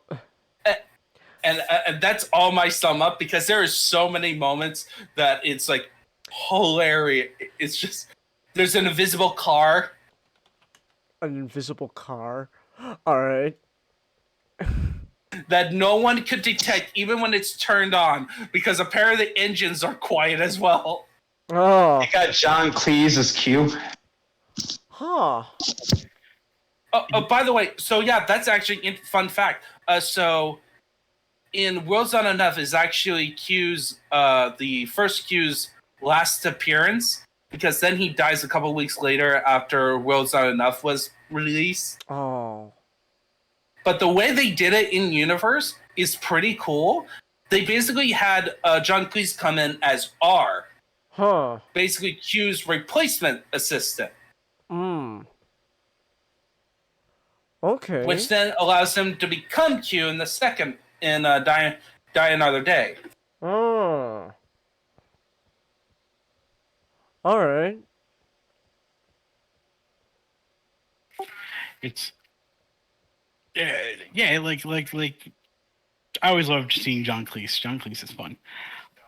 He's like his scene in Die Another Day. If you could just put it in a vacuum away from everything else, it's legitimately funny because it's just John Cleese. Also, that scene is nostalgia bait. The only time. Wait. The only time. Wait. Were you saying Die Another Day or World's Not Enough? Die Another Day. Okay. Because Die Another. It's really funny because a Die Another Day. It's probably the only time. It was funny intentionally. It was funny intentionally. Yeah, and what's so funny? And it's also the scene where they just throw in a whole bunch of references to all the Bond stuff from the past. And then there was also a scene where a full product placements, including a shaver where the packaging set in perfect frame. Which is hilarious. Like, this film is an F tier film. But oh my goodness, it's a fun F tier film. It's not like other films. I rather watch Die Another Day over A Man with a Golden Gun, The Spy Who Loved Me, Diamonds Are Forever, and A View to the Kill. I would watch this any day above those films. Oh, all right. I still remember the moment of the night where Halle Berry was preparing to do her dive, and then we all went wild. Like, yeah, because her dive is like ridiculously long, and it's a CGI model. And the guards just look down just looked down at It her was- and ignored Bong. Fuck. A lot it was of the. right there. Wait, CGI. I want to watch Halle- this movie. I want to watch this movie so much more. So much. I mean, I want to watch it more than a lot of the good Bond movies. Wait, did you say This movie kind of just makes me want to show other people this movie just to see it, just to show them how stupid it is. Angus, in order, so the problem with this movie is just its over reliance on CGI. But like the great thing about this movie, it's just they wanted to show like a dive. They wanted to show like Halle Berry diving backwards into the ocean so that she can escape on boat near there, and so they put up an obvious green screen effect where Oh, that's beautiful. I don't know. Yeah. I don't know if she. Oh, sorry. Because they were trying so hard to sell Halle Berry's character as Jinx because they were planning to make a spin-off series. Oh no! Did they sequel bait? Yes! That's why they tried so hard throughout the film to make her look cool. Wait, you say they wanted to sequel bait?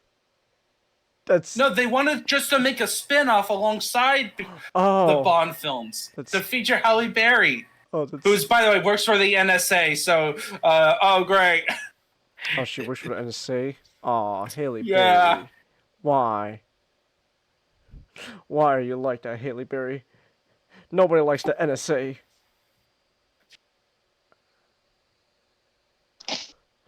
Alright.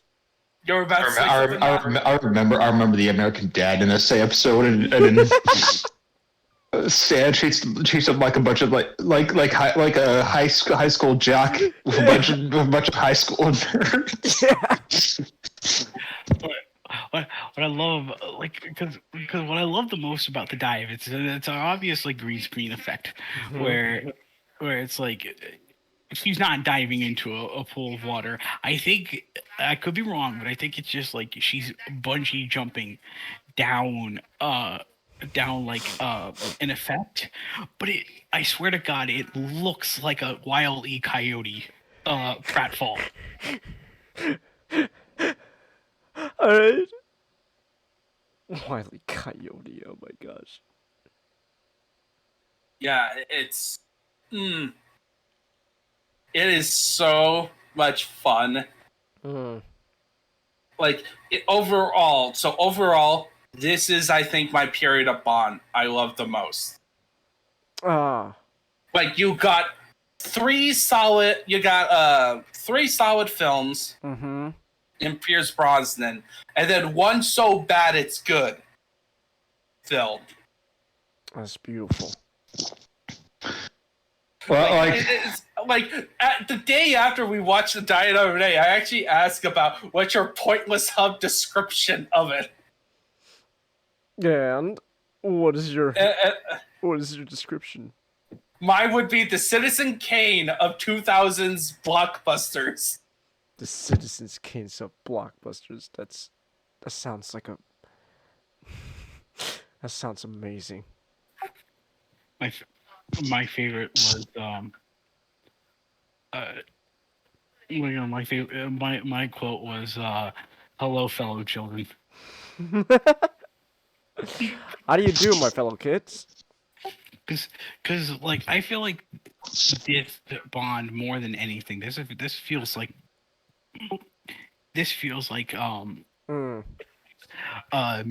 Bond going through a midlife crisis. Because it's the movie where they try to make everything seem witty and cool. It actually is, and it just wraps around to just being funny. That's beautiful. Yeah, it's like they were doing so well, where it's like, and then all of a sudden, they ran out of ideas, and there's an anniversary around the corner, and they wanted to make something special. Ah, that's lovely. And this is. Mine was I hear about dumb fun, but man, are you dumb?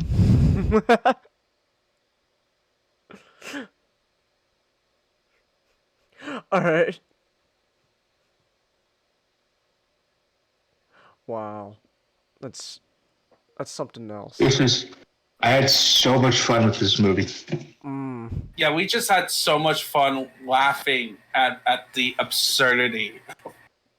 Oh, that's great. Yes. I lost it when they revealed that Gustav's Graves was that Graves was the fucking Korean.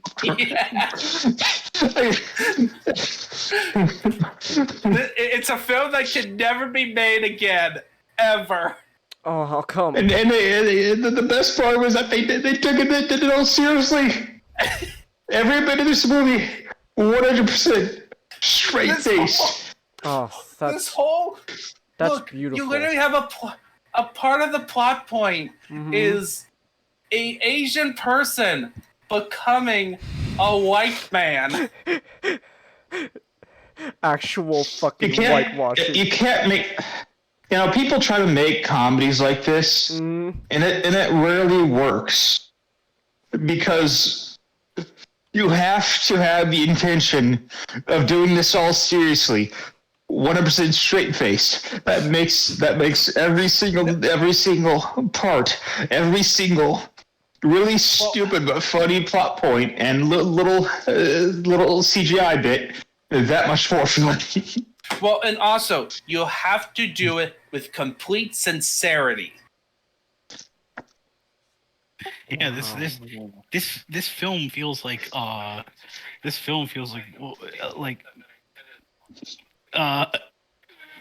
feels like a spoof movie that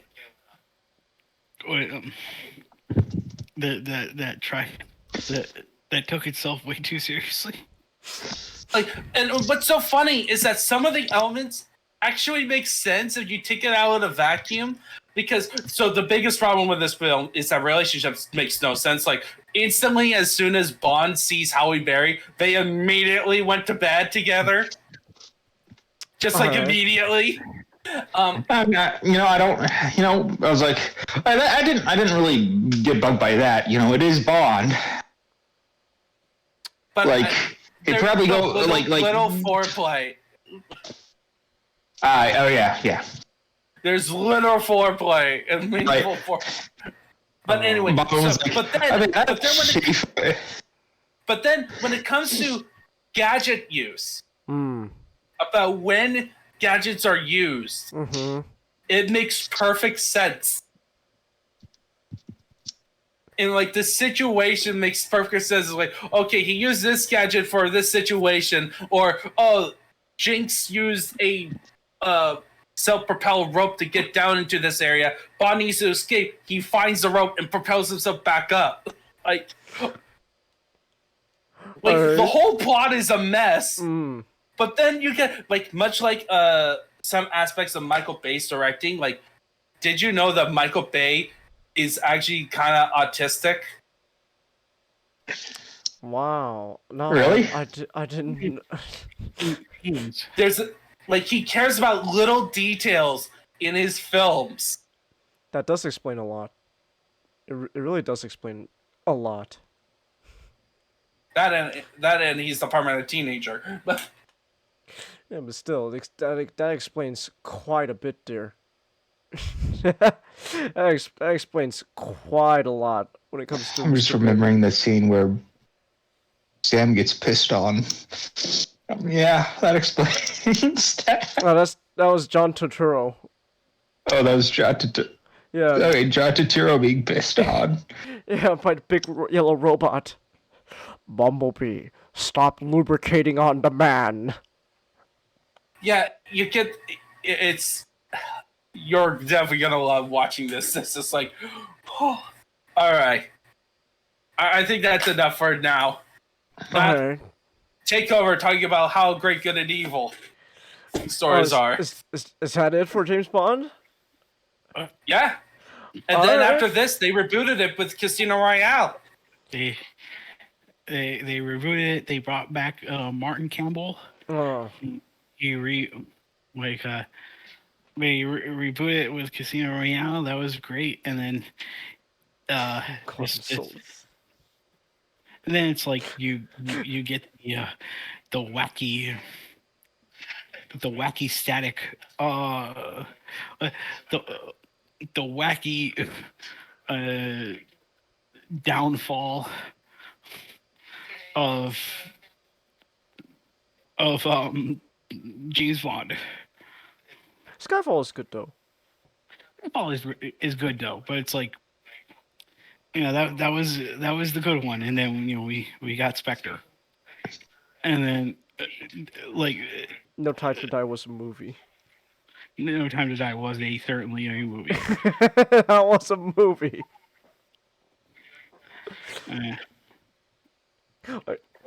Real quick, one last thing before we move on to our final topic. I know you said you really love Judi Dench as M. What about Ralph Fiennes M? What'd you think of him? I feel bad for Ralph Fiennes because by the time he's Inspector, it really feels like they have nothing. They don't know what to do with him because it kind of just feels like he was just there to replace Judi M. Dench. Yeah, like after what happened in Skyfall. So it's like he's just there, and then by No Time to Die, he does something really dumb, and it's like they kind of just make him a buffoon in those two movies. Oh. And it's like it just feels. Did you know what was the original plan? What was the original plan? They wanted to make M into an agent of Spectre. Why? As part of a twist. Oh. Yeah. I'm glad he didn't went with that. Yeah. Yeah, but the actor said no on that. That's fucking stupid. Because he. Yeah, well, I think it's also doesn't help. So, like, you know how Bond films has that, like, so Bond films, they make like the first one, which is like the showcase the Bond, and then they have this habit of being with the times, trying to incorporate modern trends. And guess what was happening around Spectre?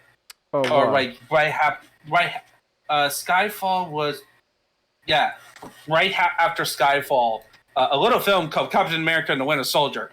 Oh. Ooh. Oh no. Oh, I feel. Oh, that's. So they probably wanted to incorporate that twist into it. Wait, Skyfall came out after? No, it came before. 2 years before. Okay. To end this off, I think a lot of Craig's Bond, a lot of that just that period of time just kind of feels really self-conscious about itself, because it was a combination of having other spy properties coming in that I don't think ever stole James Bond's thunder, but there's something a bit there's something a bit different, like because it's like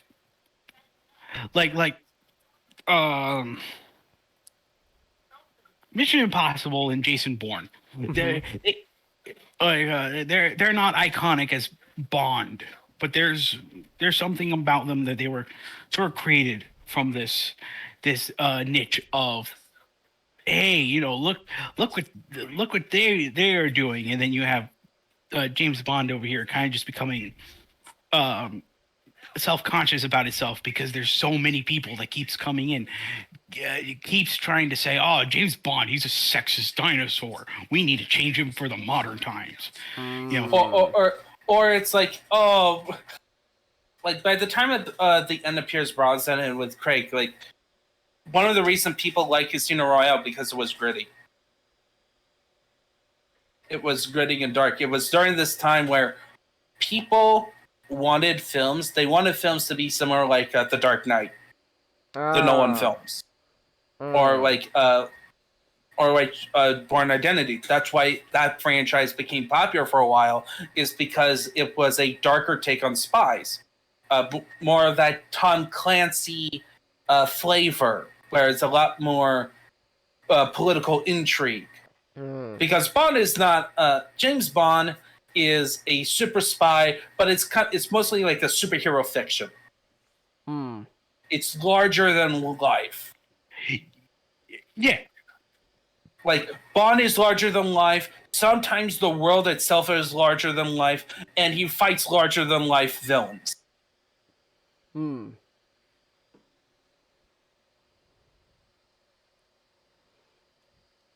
Okay. And it's quite and people have a hard time thinking of that because they think, oh, in order to be larger than life, you have to be campy. Not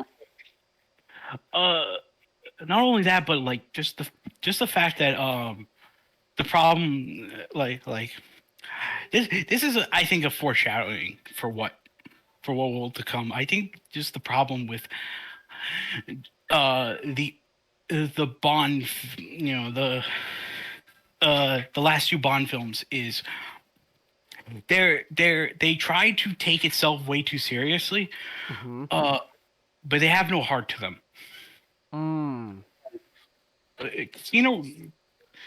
Casino Royale, despite the idea that it's very accurate to the book.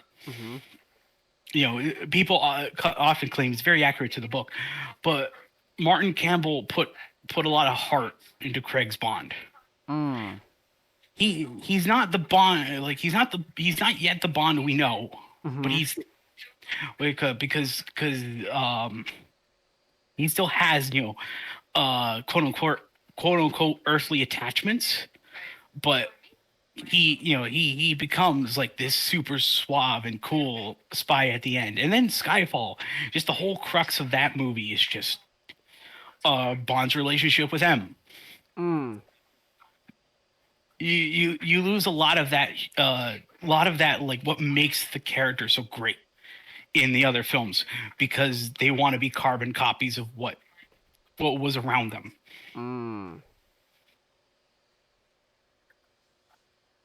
Okay, I think that's it.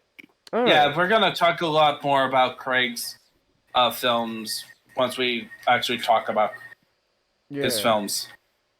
Like, after reading the book, I am interested in seeing how faithful it is to the actual book, because the book is. I'll say my opinions. I'm not sure whether I'm going to do Casino Royale as its own thing and then the Craig era, or just incorporate it as part of the Craig era. I'll think about it. Okay. When we do the thing, maybe we could do it. My topic will be the Craig era, and your topic will be specifically Casino Royale, the novel. Okay. Yeah, and it could tie into that way we can have our cake and eat it too. Yeah. Alright, cool. Yours could be a little prologue. Yeah. Yeah, it gives my opinions on the book, which I have a lot of. Alright. Okay then. Alright, so that's it then. Now then we are on to our last topic of the night. And it's a big brain. Oh my gosh, it's a big brain. Alright, so not use. So this big brain, I guess your thesis is you find stories of good versus evil pretty badass. It's so I've had this thought. Mm. I've had this thought for a bit because ever since I guess just like to throw a bomb into here. Ever since my escape from socialism and the the reclaiming of my faith and all the fun things that happened in between. Mm-hmm.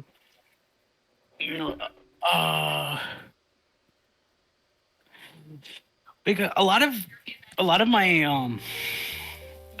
in general, a lot of my views of media has changed because I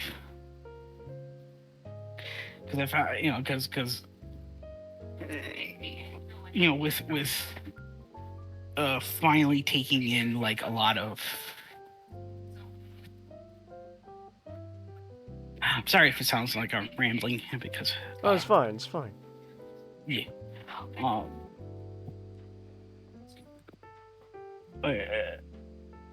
A lot of like because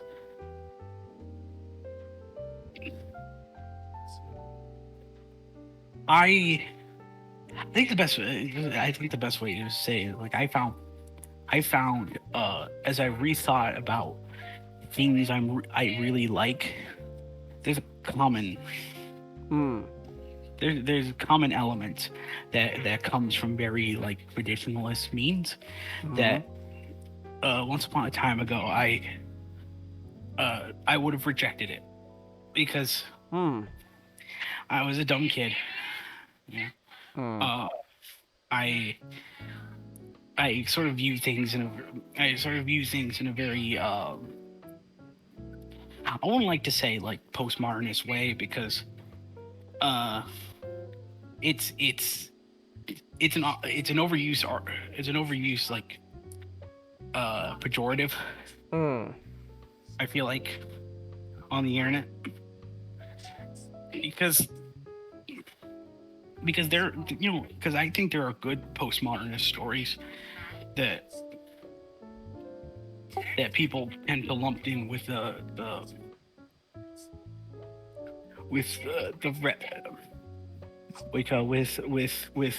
crap because they just want to rant about Marxism and socialism and all that stuff, but I came to enjoy, like I've came to sort of just like the idea of traditionalism.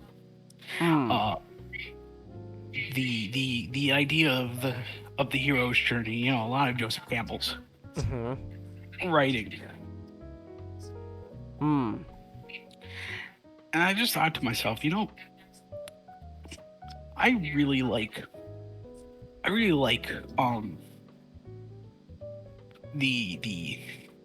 a story that is just a story that is good versus evil, something that does establish a binary and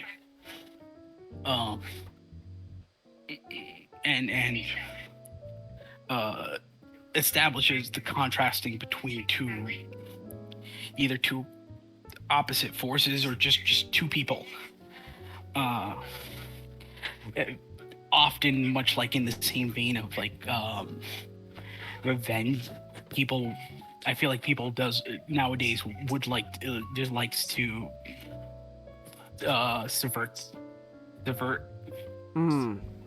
see the meaning, subvert the conflict because they think, because some people just think, good versus evil has been played out.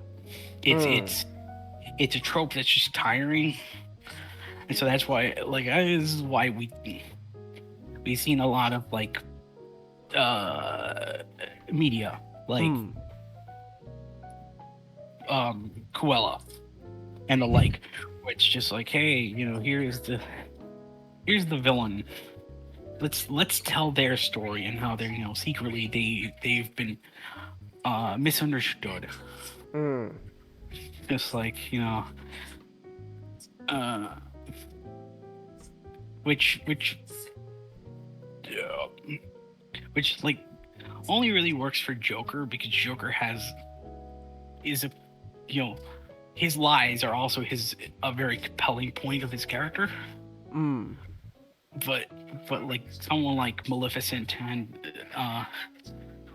Cruella, they don't work because we're meant to take their sob story as 100% true, and like this is the unbiased real life telling of why they decided to skin puppies or force a girl into an indefinite coma.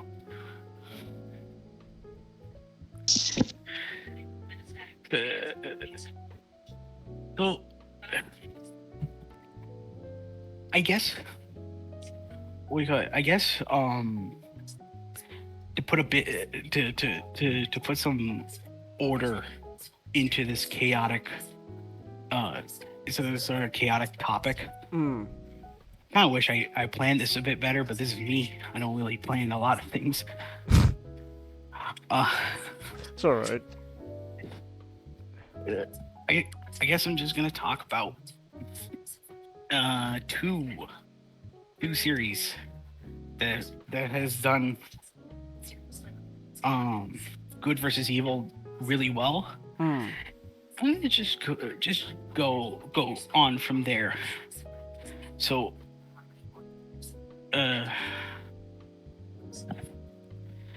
classic is I think a classic to go on like the classic example. There's no better way than just simply going with the tried and true Lord of the Rings. Yay! It's Lord of the Rings is my favorite is my favorite classic story about good versus evil. Because Tolkien has such a wonderful way he characterizes just the two forces, and how they're contracting elements makes them what's the right word? Breathtaking. Because his like because I love the treatment of Sauron in the books. Just a being who is only alive for like a good number of pages, but whose presence is just known throughout entirely through the ring, through people's just constant fear of him. It's not to mention when you read the greater lore.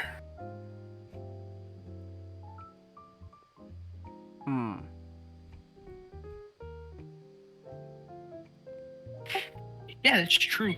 Like, Sauron really is that character, and it's like I do want to hear more about because he does a lot of really messed up things. But then I'm like, oh my god, that's horrifying. But I'm like, I don't want to read more. Like, it's very exciting. Like my all-time favorite. I don't know if this is confirmed or not. It's just when he to make a mockery of the elves, he just turned a bunch of them into orcs. Yeah, that was Morgoth. That was the original one. Sauron did something worse. It's gonna be the topic of the next Lord of the Dunces, all about orcs, but Sauron bred orcs.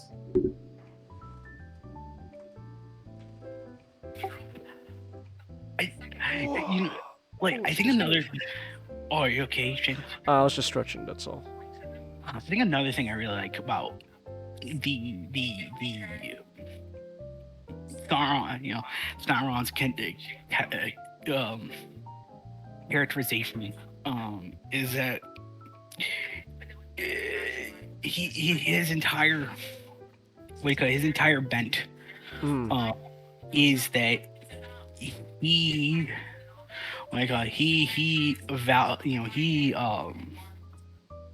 he has this leaning towards industry. It's like a lot of the way, just through how Sauron just describes, not Sauron, Saruman just describes the way of making orcs. Just like,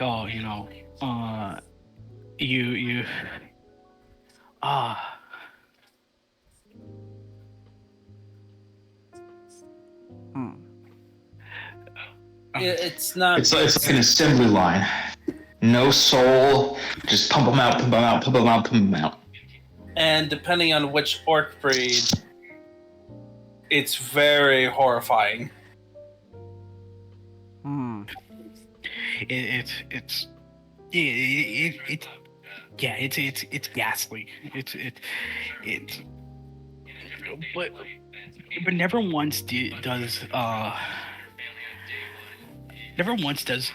that story of industry ever try to overtake a lot of, like, Sauron doesn't become a what I love about it is, like, Sauron is not written as if he is a response to something.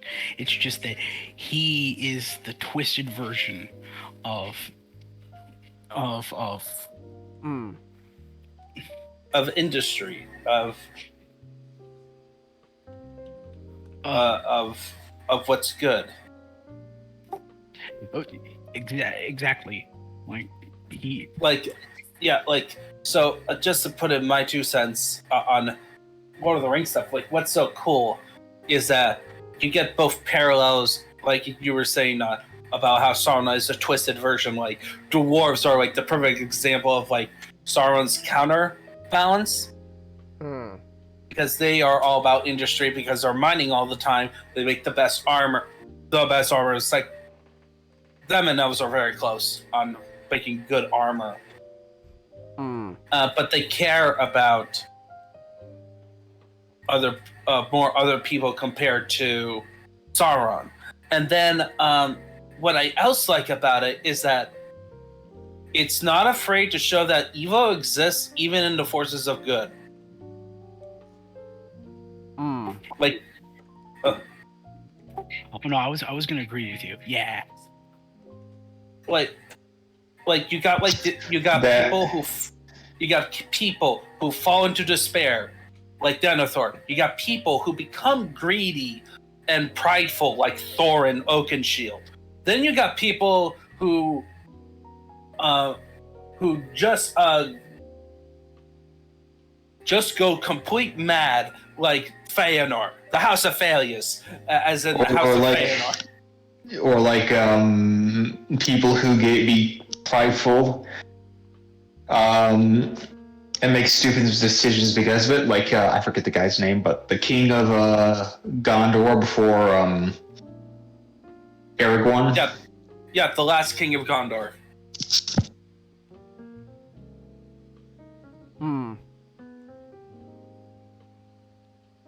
And then, of course, you got Boromir. And then it also shows that even if you do like a sort of evil act or have an evil desire, you can still be a good, join the forces of good by being repentant. That's true. Yes.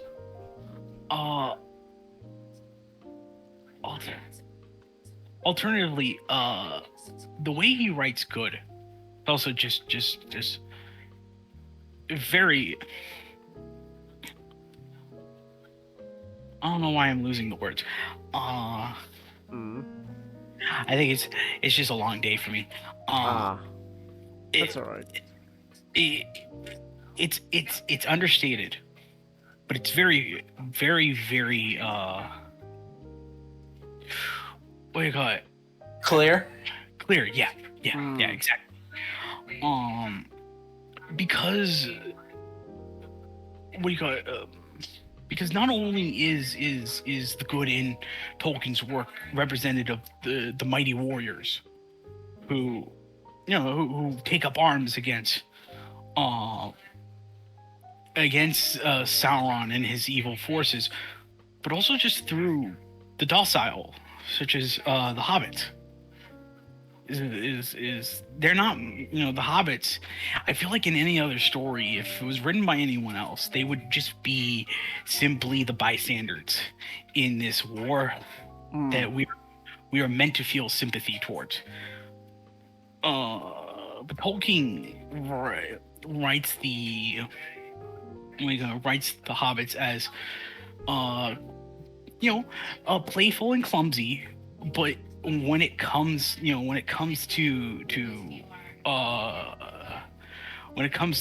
following through on the path, they are the most they are the most unexpected creatures. I really like that. I also like how Tolkien even have suggestions about flaws in their society, like the scouring in the shower could only happens because the hobbits are so passive.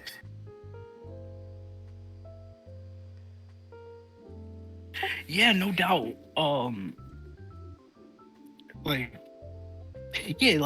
When towards the end of the book, when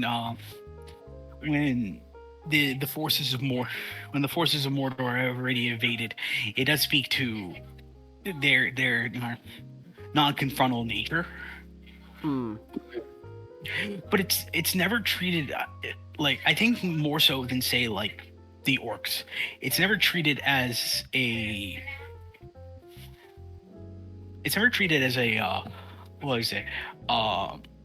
a definite.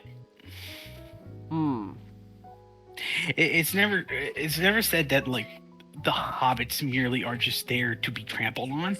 It's that the hobbits just they value. They just value peace. Of course, you will get a hobbit who will who may venture out in the Shire, but that's rare. It's very rare. So because the Shire has a lot of things that that there is there is to crave, good food, a hobbit weed, good drink. There's no hobbit weed. Whatever Frodo and Sam are hitting. Well, and occasional fireworks. Yeah, it like the hobbits in the Shire is essentially supposed to be a representation of modern day England at the time in the world, like the ideal English society in Middle Earth. And then it shows that it's a subtle critique that people sometimes forget, mostly because they either watched just the Peter Jackson films or they kind of misunderstood Tolkien's a subtler point about it's those traits that makes that society unique is only there because people are there to protect it. Like they need people who have to protect what's good. Otherwise, their passive nature, like once the Rangers of the North are out there, are gone because they're going to make Aragorn king and helping with the War of the Ring, Saruman comes in with a bunch of thugs and they took over the town and turned it into a crap hole. Woo! Crap hole. Hey! Hey! Nick! Hey! Nicholas! It's 11:30 my time, man. We're on our last topic of the night. I'm well aware of that. Alright. You can probably guess. I did say I was late. I did. Oh, you did. And there was stuff. How was your stuff?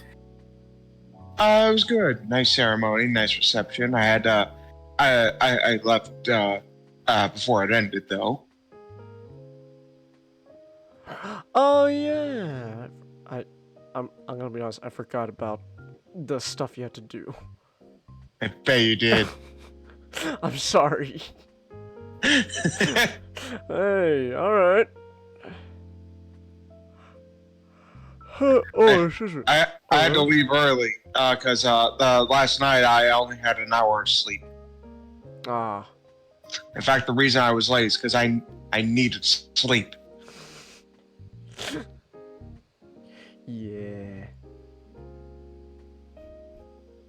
You have a very unique sleep schedule. I do.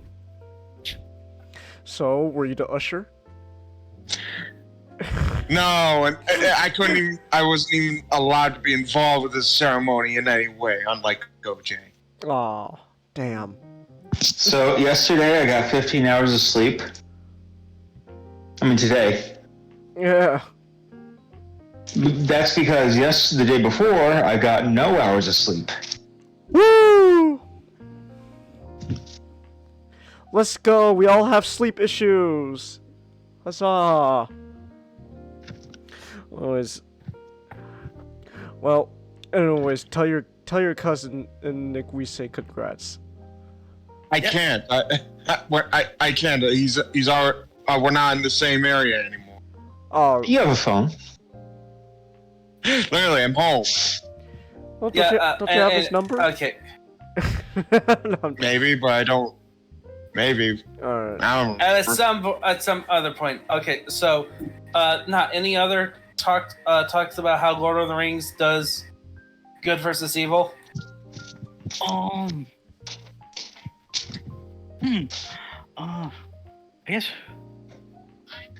I was going to talk about the ring, but I think we also talked about that. Yeah, I think we also covered that when we talked about the evil within everyone. Because I love the ring as a MacGuffin. It's. Oh, were you gonna say something? Well, I was just gonna say, if you don't have much of Lord of the Rings, is there another example you have, like a really good story of good versus evil? Well, yes. Wait,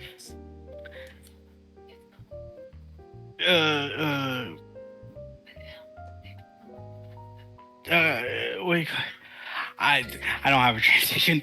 I'll just say it like Twin Peaks. Oh. Twin Peaks is a show that could be that could be taken to a lot of things by a lot of people, but to me, it is a great story of good versus evil. Because you get this sense through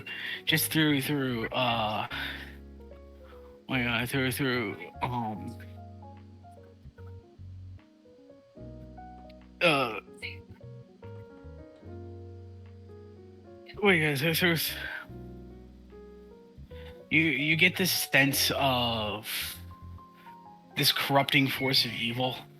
It is just dangerous and it's just horrifying. Throughout the movie Fire Walk with Me, we get this real sense of, you know, watching this evil rot what was seemingly a good town from the inside into just a bunch of nihilists. Oh. And you get it you always get, you know, you get this feeling that it's like, you know, Twin Peaks, it's such a wonderful town. You know, you get like everyone in the diner and they're all nice. You get to the Great Northern, Ben Horn, he's Ben Horn, but you know, he doesn't hurt people yet. Yes. All right. I want to talk about Twin Peaks in detail another time, but I think right now just talking about just one aspect. there's this wonderful, Twin Peaks is the first time you ever see it. It's this wonderful happy town that just gets wrought in tragedy, because of course the homecoming queen, the daughter to Leland and to Leland Palmer, Laura is unexpectedly found dead, wrapped in cellophane, and it brings the town, it brings the town down, because it's like everyone loved Laura. She in a town so small, Laura was always there. She was always making everyone's life so brighter. We kind of learned the reason. Like why that is. That's till next time. But what happened? What do you mean? What happened? Is everything okay? I saw a Discord move. I'm like, what? Oh, I saw. What about the stream? Is everything okay? I think the stream is okay. But okay, let me check real quick. You're fine. Okay. All right. I saw Discord move like that. I'm like, whoa.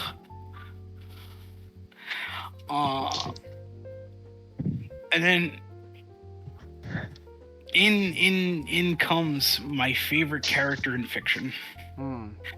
A man who is the living embodiment of the pure and wholesomeness in the world. Special Agent Dale Cooper. Ironic, isn't it? Considering he's an FBI agent. Yeah. Even the brightest suns have their dark spots. Sorry. Look, he's one of the good agents.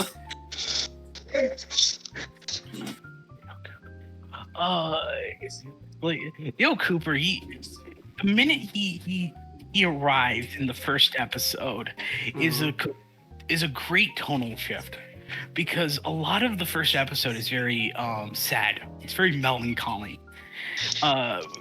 Because of course, Twin Peaks is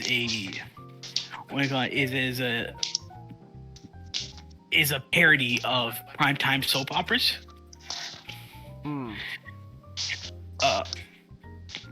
You get that sense of dramatization in the first few scenes, but then it's like when Coop finally comes in, he's just talking in a tape recorder to his assistant. We don't get to see until years later, talking about how much he loves the green trees around him, whether or not they're pine or they're spruce. He's got to research them later. He finally makes it into town. He goes into the diner. He just tells them, "No, man, this coffee's great." I love Cooper. He's he's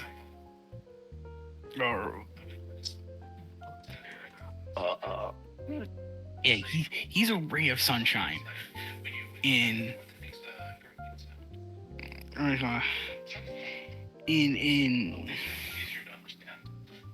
a work, if done by another creator, would have been seen as just dramatized nihilism. And that's the strength of Twin Peaks. Is despite the worst things get, there's always a light that's shining even brighter.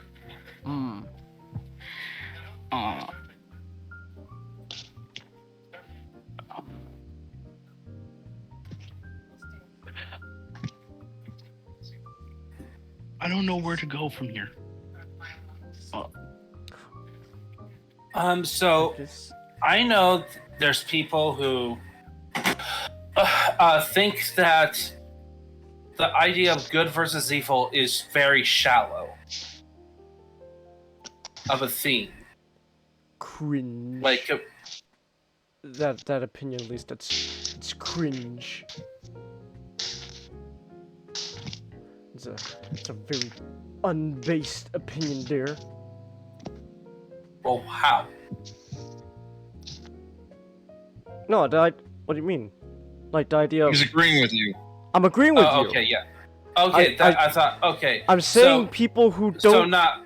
Never mind. Yeah, so not... What would you say to that? I say to them, because through like I say to them that their answers just tell me that they're not people who like to take in a lot of a lot of literature. It seems like they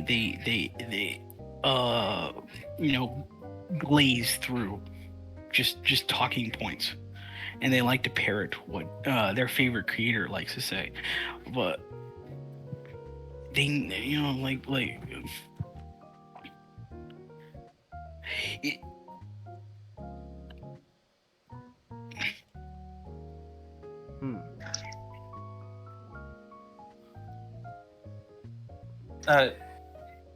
What else now?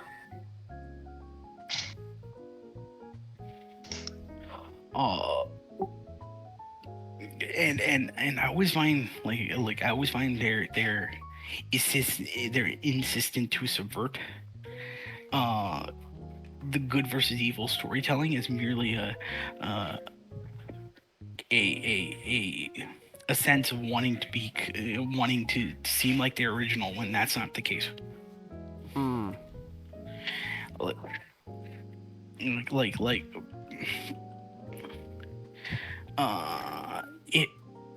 They all feel honestly their attempts all feel more shallow than the thing that they're criticizing. So what about people who says talking about compared to topics like sex and power, more of the adult. I know Andrew Clavin is not a big fan of good versus evil, which is why he doesn't like superhero films. So, I'm sorry. Yeah, I was just if you have a response, please do. What I was gonna say, in terms of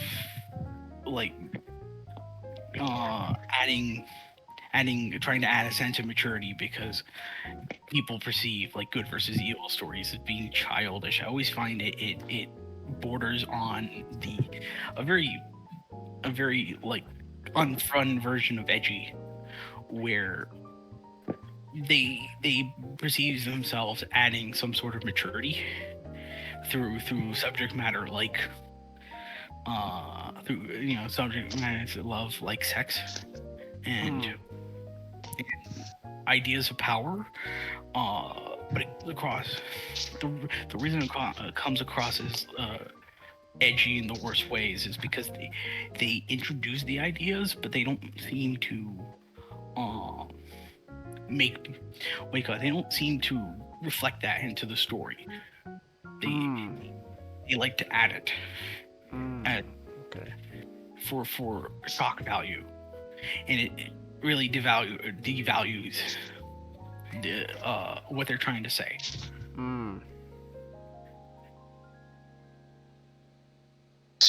A bit of hipsterism as well. They look at all these kind of this type of sort of archetypical stories that have just gone down and passed down through the ages, and they're kind of a bit of hipsters, a bit of reactionists. They're like, oh, that's old, that's dumb. I'm gonna go against what they said. They said. And then by going against they said what the sort of older archetypical stories are, they went to they didn't. Well, okay, never mind. Not hipster. It is still a bit of hipsterism, but it's kind of childlessness. A bit of childlessness, teenage rebellion, kind of thing. I think that's more accurate to say. They look at the old archetypical stories, and they're like, "Oh, that's. Oh, I hate that. That's what my parents like. I'm gonna go to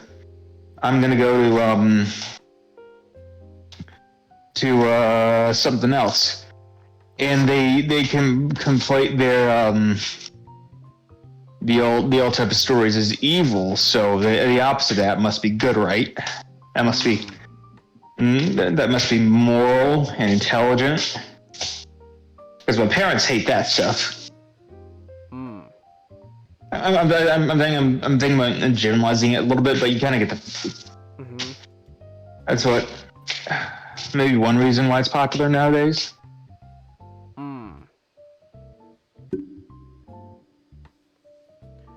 Maybe. And because it says you find people like that are nihilists. Probably. I say that there is a degree of nihilism, like not the hopeless sense, but just the sense of wanting to taste something bitter because it feels, because it feels like a fashion statement. It's like trying to say, like, yeah, that's what I'm saying. That's it's hip to be like that.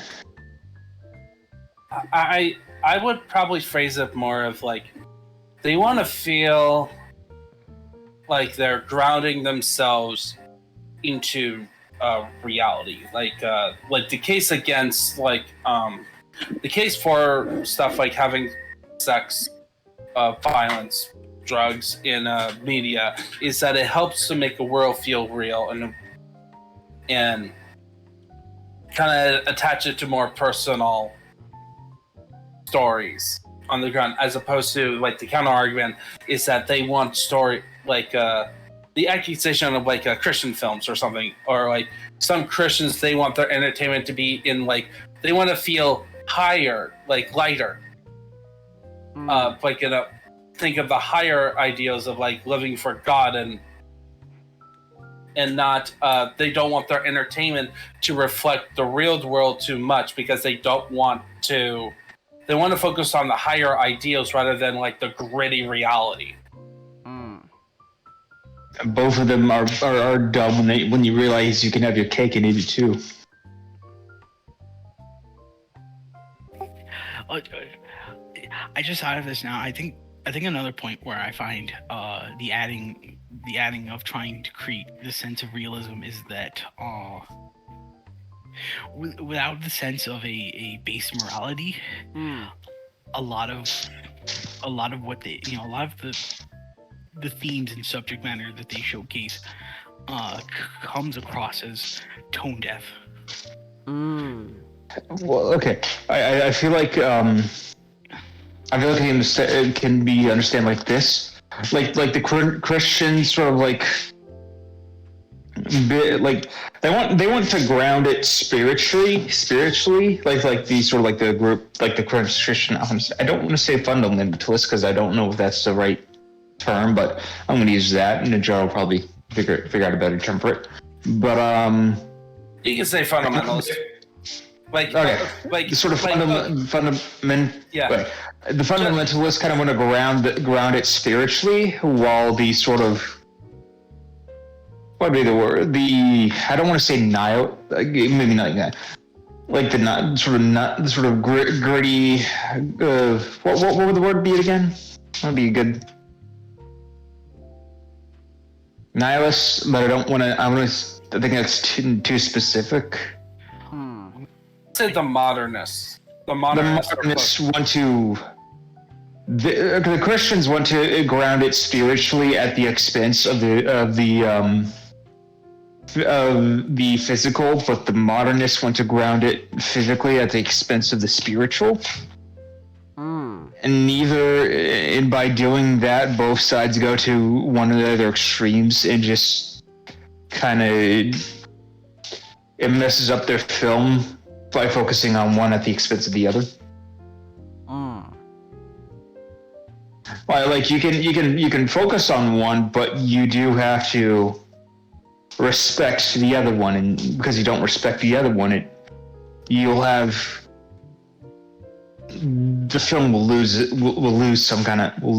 aspects that make a truly good work.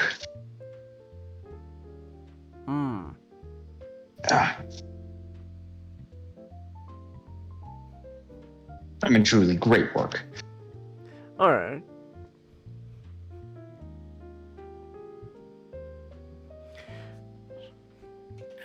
I'm almost reminded of. Oh, you're gonna say something, Jinx? No, you go ahead. I'm almost reminded of the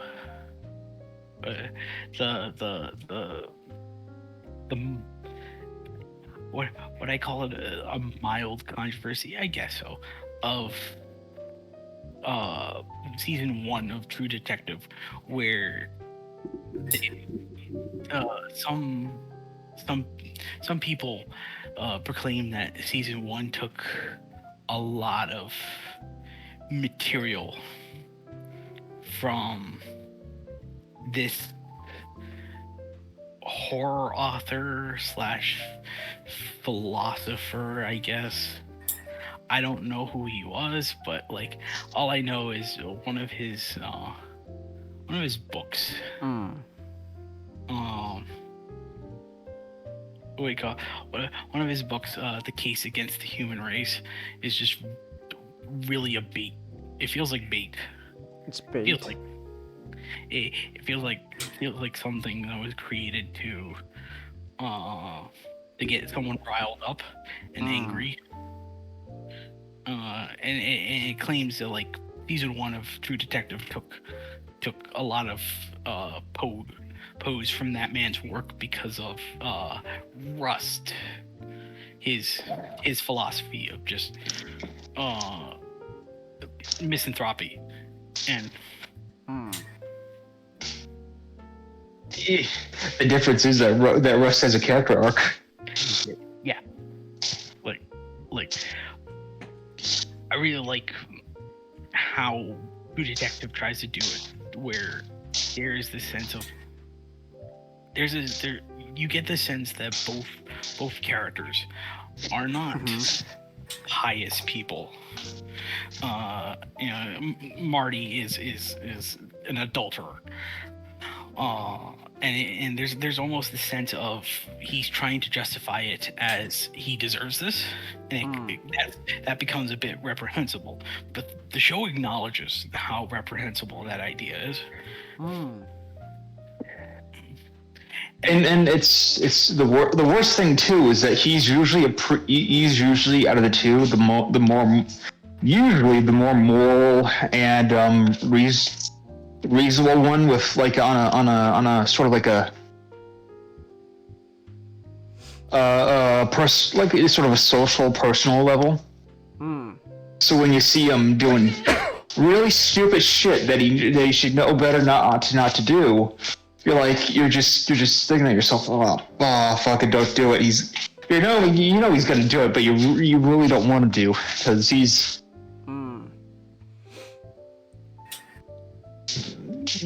well written like that. Sorry, I started to interrupt. No, it's cool.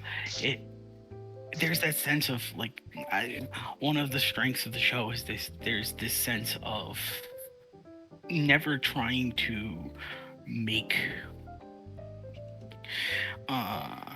again, like I feel like a different creator who would take that show, he would try to glorify the Rust philosophy. Oh, bless you. And make Marty seem out to be like a self-made hypocrite, and have that just be the case study of, well, there is no such thing as objective morality.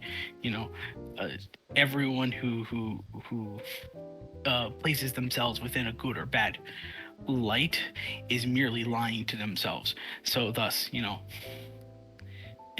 That's why nihilism is good. But what I love about True Detective is it acknowledges that, it acknowledges the hypocrisy of Marty, but it never tries to make a case. It never tries to make the case study of, what these two men, their acts and their decisions just doom the world. There's a great phrase. It's despite how dark the world gets, there's always a light that keeps flickering. It's like by the end of season 1, you really get the sense of you really do get the sense of what's the word?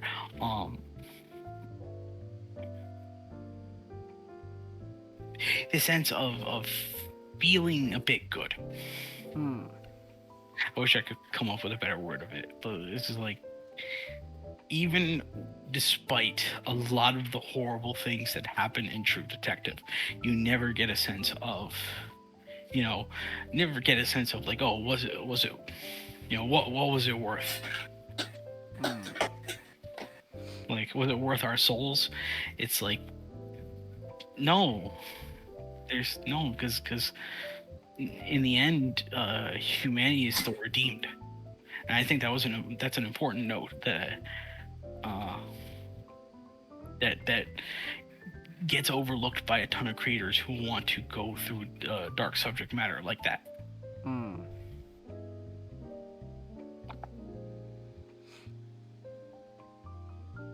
Okay. I personally find people say you have to have, in order for something to be mature and stuff, you have to have like some form of darkness, of like extreme darkness. I just find that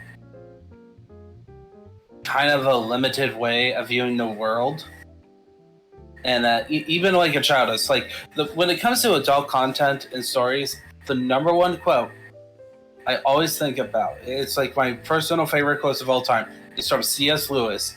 I don't know which letter. He wrote it in response to why adults read fairy stories.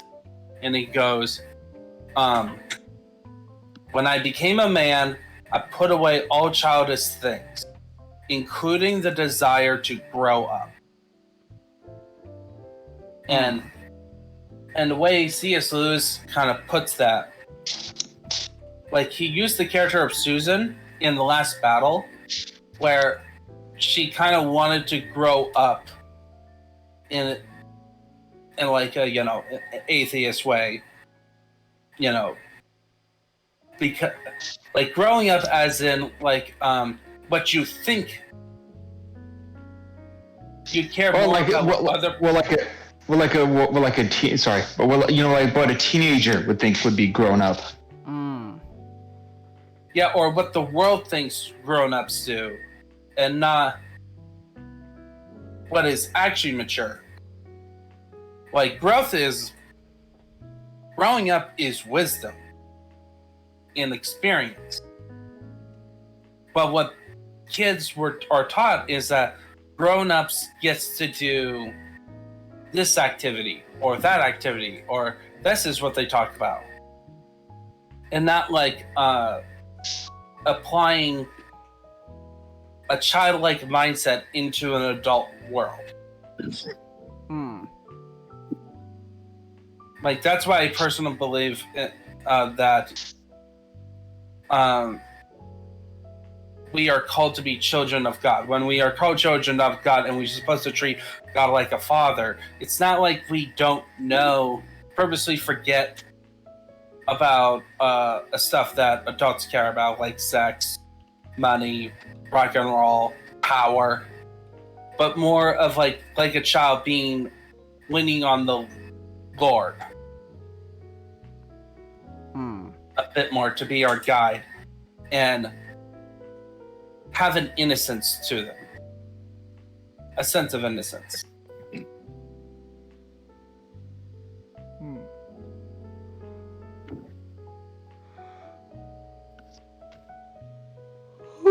Oh, excuse me. Oh, that's a... All right. Is that it? I will say, I guess, just to close it out, because I think maybe there could be a chance down the line to have a part 2. Because Oh yeah.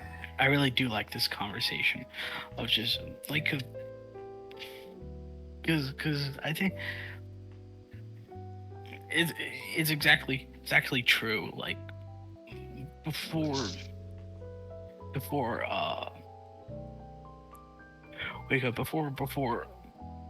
everything, when I was very young, I used to say I used to gravitate towards what I considered just mature and for adults, because it's a very natural sense of the self where when it comes to adolescence, you don't want to be seen as uncool or outdated. You want to like so like I just started like reading stuff and started like things that were very very explicit. I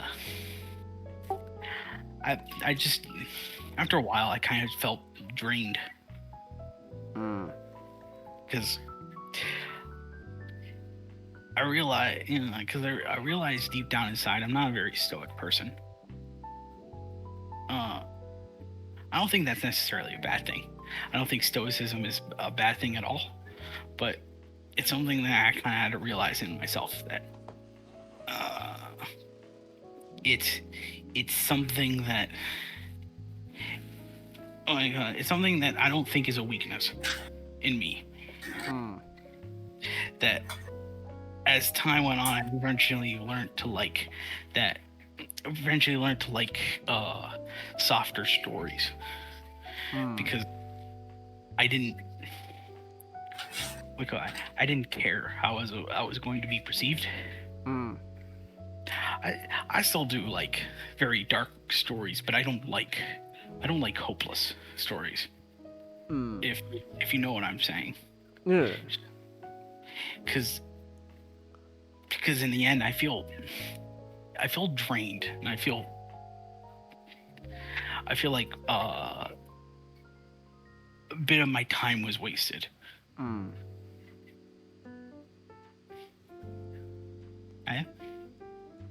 I guess that will be a place to end it off.